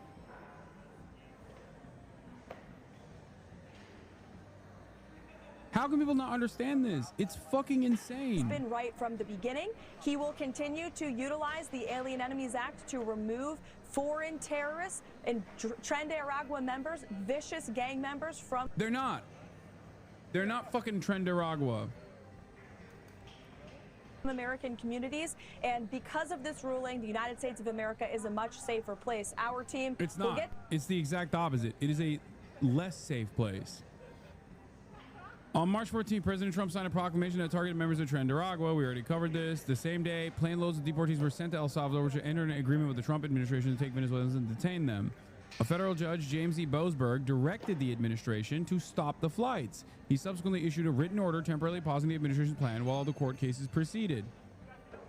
The Trump administration appealed Judge Boasberg's temporary restraining order, and a divided panel of 3 appellate court judges in Washington sided with the migrants, keeping the pause in place. One judge wrote that the government's deportation plan had denied the Venezuelans an even gossamer thread of due process, which it did. At that point, the Trump admin asked the Supreme Court to weigh in, arguing in its application that the case presented fundamental questions about who decides how to conduct sensitive national security-related operations in this country. Lawyers for the migrants responded sharply, arguing that the temporary pause by Judge Boasberg was the only thing standing in the way of the government sending migrants to a prison in El Salvador, perhaps never ever to be seen again without any kind of procedural protection, much less judicial review. The ACLU and Democracy Forward, groups representing the Venezuelan migrants, said that the president had bent the law in an effort to shoehorn a criminal gang into a wartime law manner in a manner that was completely at odds with the limited delegation of wartime authority Congress chose to give him through the statute. Lawyers of the migrants said the migrants sent to El Salvador have been confined incommunicado in one of the most brutal prisons in the world, where torture and other human rights abuses are rampant. Why El Salvador? Because El Salvador is a nation that we can easily dominate, okay? It's run by fucking an autocratic monster by the name of Nayib Bukele, who, one, may or may not have also been dealing with MS-13 or cut separate deals with MS-13 gangs, leaders of MS-13, which, by the way, had their fucking court date in the United States of America, and our administration actually sent them to Nayib Bukele so that they couldn't snitch on Nayib Bukele about their dealings with Nayib Bukele, but that's a totally separate domestic issue for him. But the reason why we're doing this is because for $6 million, this guy who also personally may or may not have cut a side deal with MS-13 gets to process and warehouse people that are law-abiding on U.S. soil, sometimes legal permanent residents, and maybe even fucking citizens, for the low price of $6 million a year. They get to do slave labor in a slave labor camp with no fucking rights whatsoever.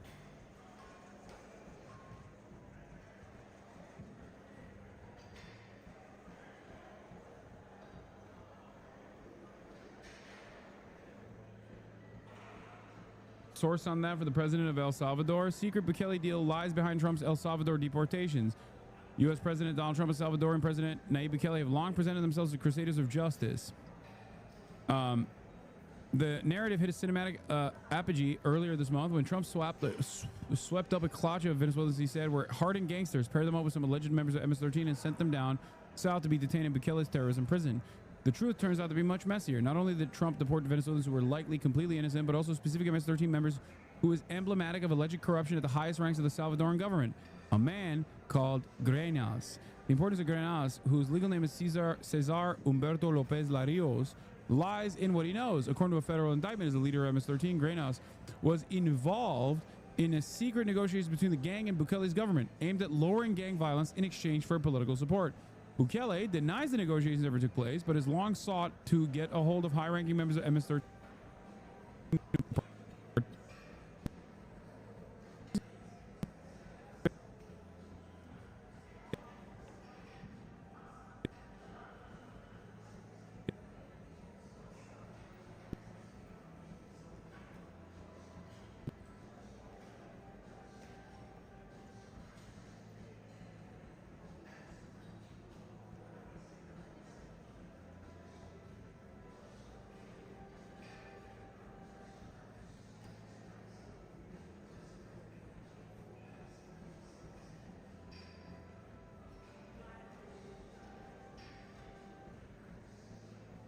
Working to keep such figures out of the hands of the United States before they can have their day in open court.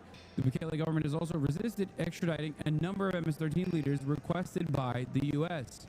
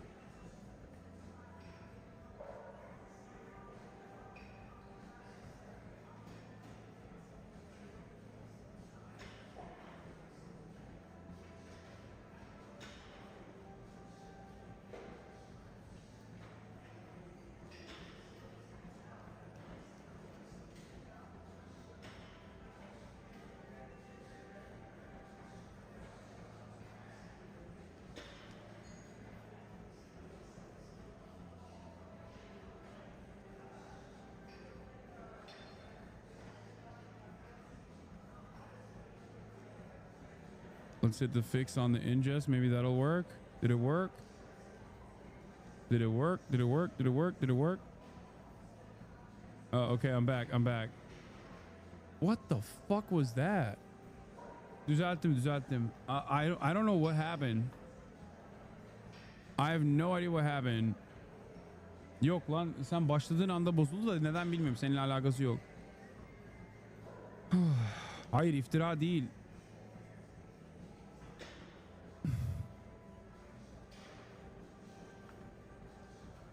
If you don't see me, yeah, I don't know what happened. That was very weird though. Was that your computer? No. My frame rate was fine. Everything was fine, but somewhere along the way, the ingest was fine on my cloud server. I don't think it was Twitch though. I think it was on my end.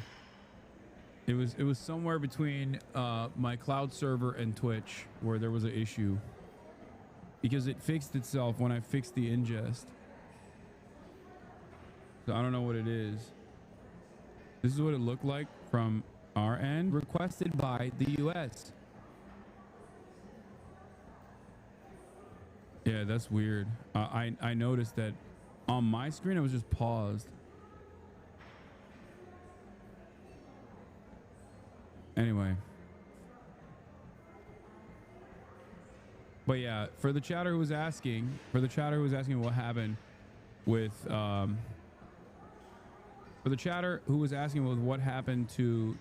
Nayib Bukele, this is the suspicion. This guy had dirt on the... This guy that initially had dirt about the relationship the scheme. Every streamer effed? Wait, really? Huh.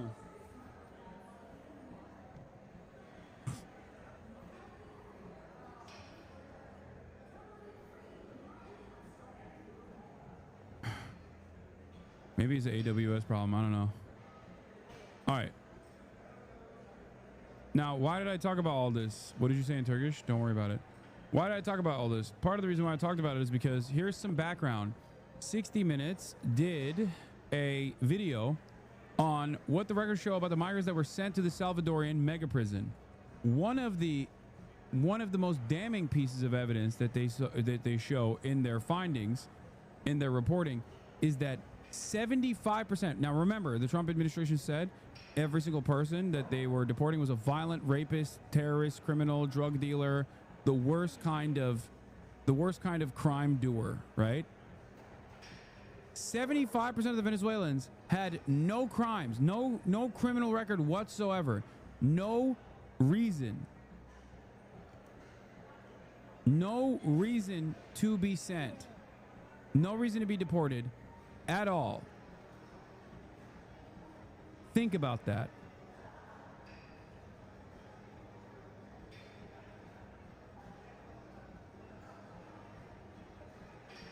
Of course, the Trump administration's attitude on this is that the absence of evidence is not the evidence of absence, and that just because they don't have a criminal background at all doesn't mean that they're not violent criminals. That means they're actually extra bad criminals. That means they're very good at doing crimes and avoiding the authorities in the process. Like, that's unironically their argument, is that if you are innocent and if you have no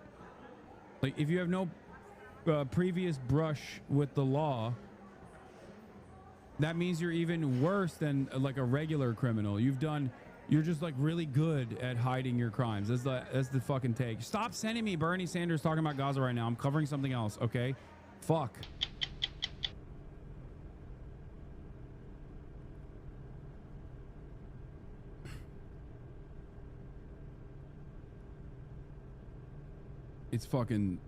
It's so over, dude. We've outsourced our concentration camps. Like, in a way that this also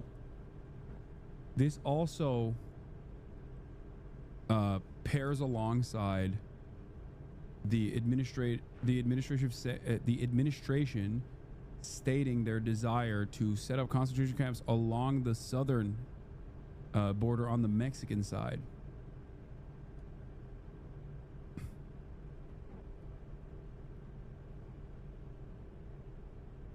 So that they can basically, I don't think Claudio Sheinbaum would play ball, but also more student visas have been revoked. 13 international students at UW-Madison have had their visas terminated by the U.S. government. At least 13 international students, 6 current students, and 7 alumni on employment extensions at the University of Wisconsin-Madison have had their student exchange visitor information system records terminated by the U.S. government, according to the university. SEVIS termination generally requires individuals to leave the U.S. immediately. UW-Madison stated that it played no role in the terminations. The university has not seen any related federal law enforcement activity on campus and does not believe the terminations are linked to political activity or free speech events. However, the specific reasons behind the terminations remain unclear.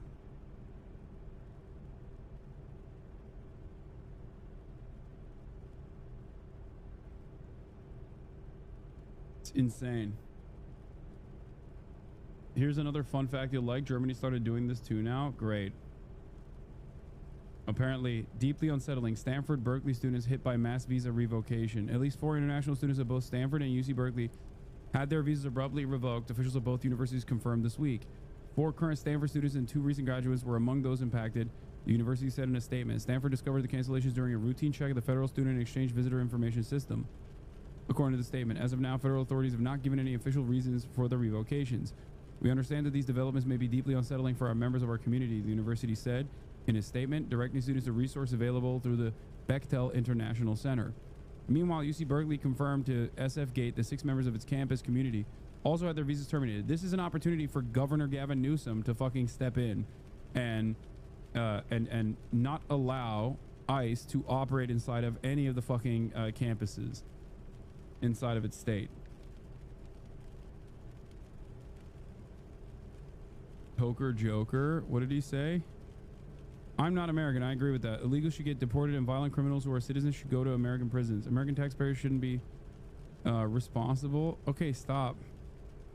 Stop. Let me read the fucking thing he's saying. Okay, calm down. The real issue is that everyone deserves due process, and most are not given that right. Snatching people up because they match a description, aren't carrying proof of legal citizenship is outrageous. Ban me if you must. It's fucking so dumb. He's a due process guy. This is liberalism through and through. He's like, listen, I hate him. I'm not a citizen. I'm not an American, but fuck those people. Okay? While you're in the process of talking about people having their citizenship revoked for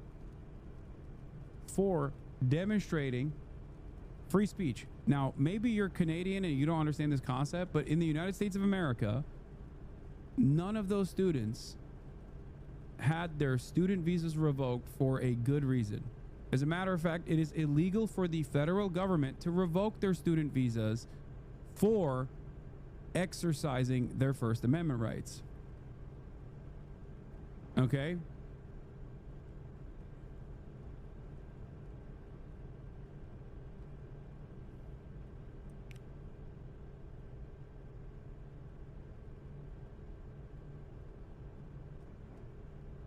Maybe you don't understand that in the fucking communist nation state of Canada, where you guys don't have that thing. You guys don't have free speech. But we do here. At least, you know, the administration is working on removing that. At least 3 Penn students had visas revoked, ISSS says.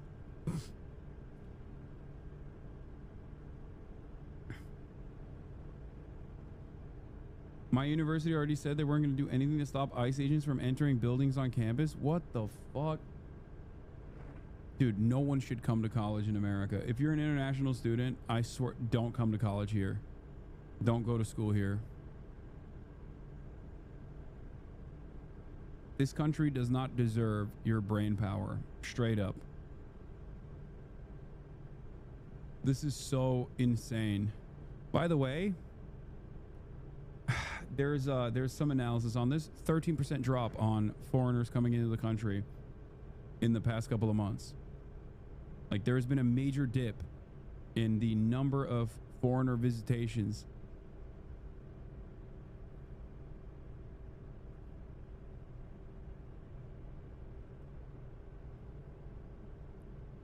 At least 50 international students at Arizona State had their visas revoked, with at least 3 facing detention.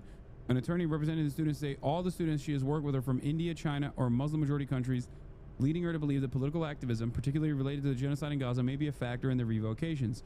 One student has been detained for over 10 days. Students were notified of the revocations via email and are described as really, really afraid and confused, unsure whether to continue attending classes or prepare for self-deportation. Many still believe the revocations were errors.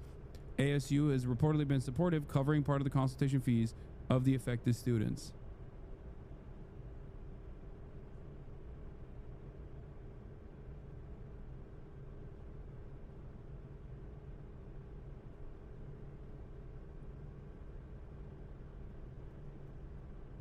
Deported over a speeding ticket. Dozens of U.S. students' visas abruptly revoked. Nearly 40 students report canceled visas over minor infractions as Trump intensifies crackdowns on universities. Lisa was eating takeout at a friend's place when the email from her university landed. She clicked on her inbox, skimmed the message. ISS informs you that your CVIS record was terminated. The wording felt unfamiliar. She read it again, but it still sounded like a scam, absurd but unreal. Lisa is an international student at University of Wisconsin-Madison, just 1 month away from graduation. She asked to use a pseudonym due to concerns about retaliation and an ongoing legal case. Before going to bed, she found someone posted a similar notice on social media. It was through these posts that Lisa understood what the email had actually meant. With her student exchange visitor information system record terminated, she was now considered out of status in the U.S. Staying could mean violating immigration laws. The DHS maintains the CVIS database that tracks international students and scholars on F, M, and J visas. Once the CVIS record is terminated, a student's legal status becomes immediately invalid. It They must either leave the U.S. within a grace period, typically 15 days, or take steps to restore their status. Otherwise, they risk deportation and future visa restrictions. She dug through the comment section and joined group chats, searched for patterns. One emerged. Most of the affected students had been fingerprinted. Some had been cited for non-criminal offenses, but the messages they received said they had criminal records. That's when she remembered a year ago she was driving home when she got 2 speeding tickets, one for speeding and another for failing to stop. She hadn't seen the police car behind her until it was too late. To get the charges dismissed, she showed up in court, where she was fingerprinted. Lisa is one of the several students across states who found their legal status revoked by the U.S. government on the 4th of April. Dude, it's so... The very fact that they are going after people with, like, the lowest level, the most minor shit implies the thing that I've been saying in perpetuity, which is that there is nothing. Undocumented migrants and documented migrants are so insanely law-abiding. Documented and undocumented non-citizens are insanely law-abiding, especially documented non-citizens. Like, there is data available for this. This is precisely the reason why they're trying to hit, like, anything they can, and the best they can do is, like, a fucking speeding ticket, dude. It is psychotic. Students from 50 universities reported their visas were canceled around April 4th, many noting that they had prior records, some limited citations, or non-criminal offenses like trespass. You know, you were drinking in an open container. You were drinking with an open container out in a place where you're not supposed to. Boom, deported. That is insane. Oh.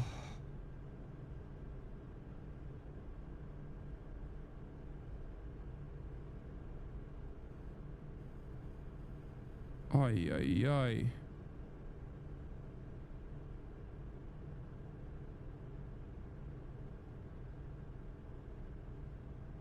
Yeah, German national U.S. permanent resident currently detained in Rhode Island without charges, lawyer alleges. Fabian Schmidt was hospitalized with the flu after allegedly being subjected to violent interrogation. This was a couple days ago, and I guess this is an update.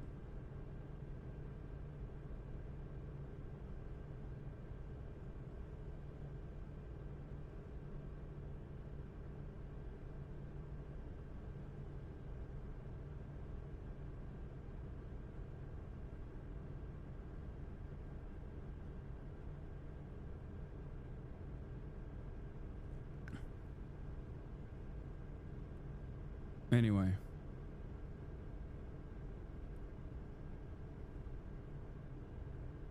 Literally broken window policing? No, this isn't even broken window policing. This is something even more dire than that.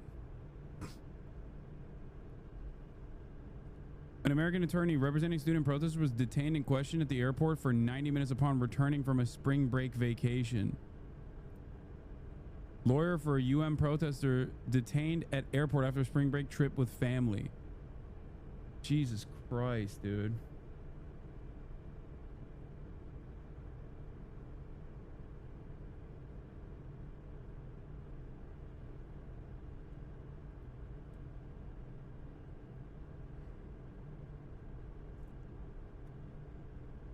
Anyway.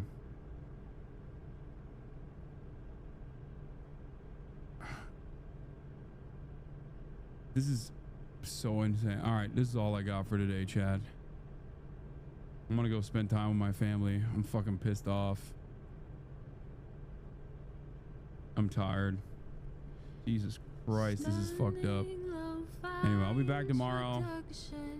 Hopefully with some better news. Jesus Christ.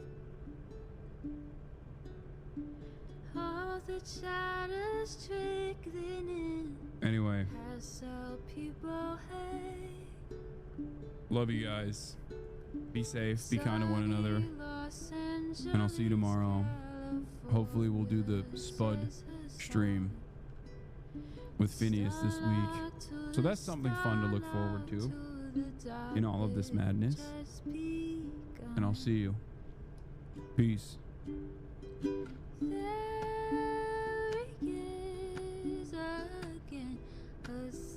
Street.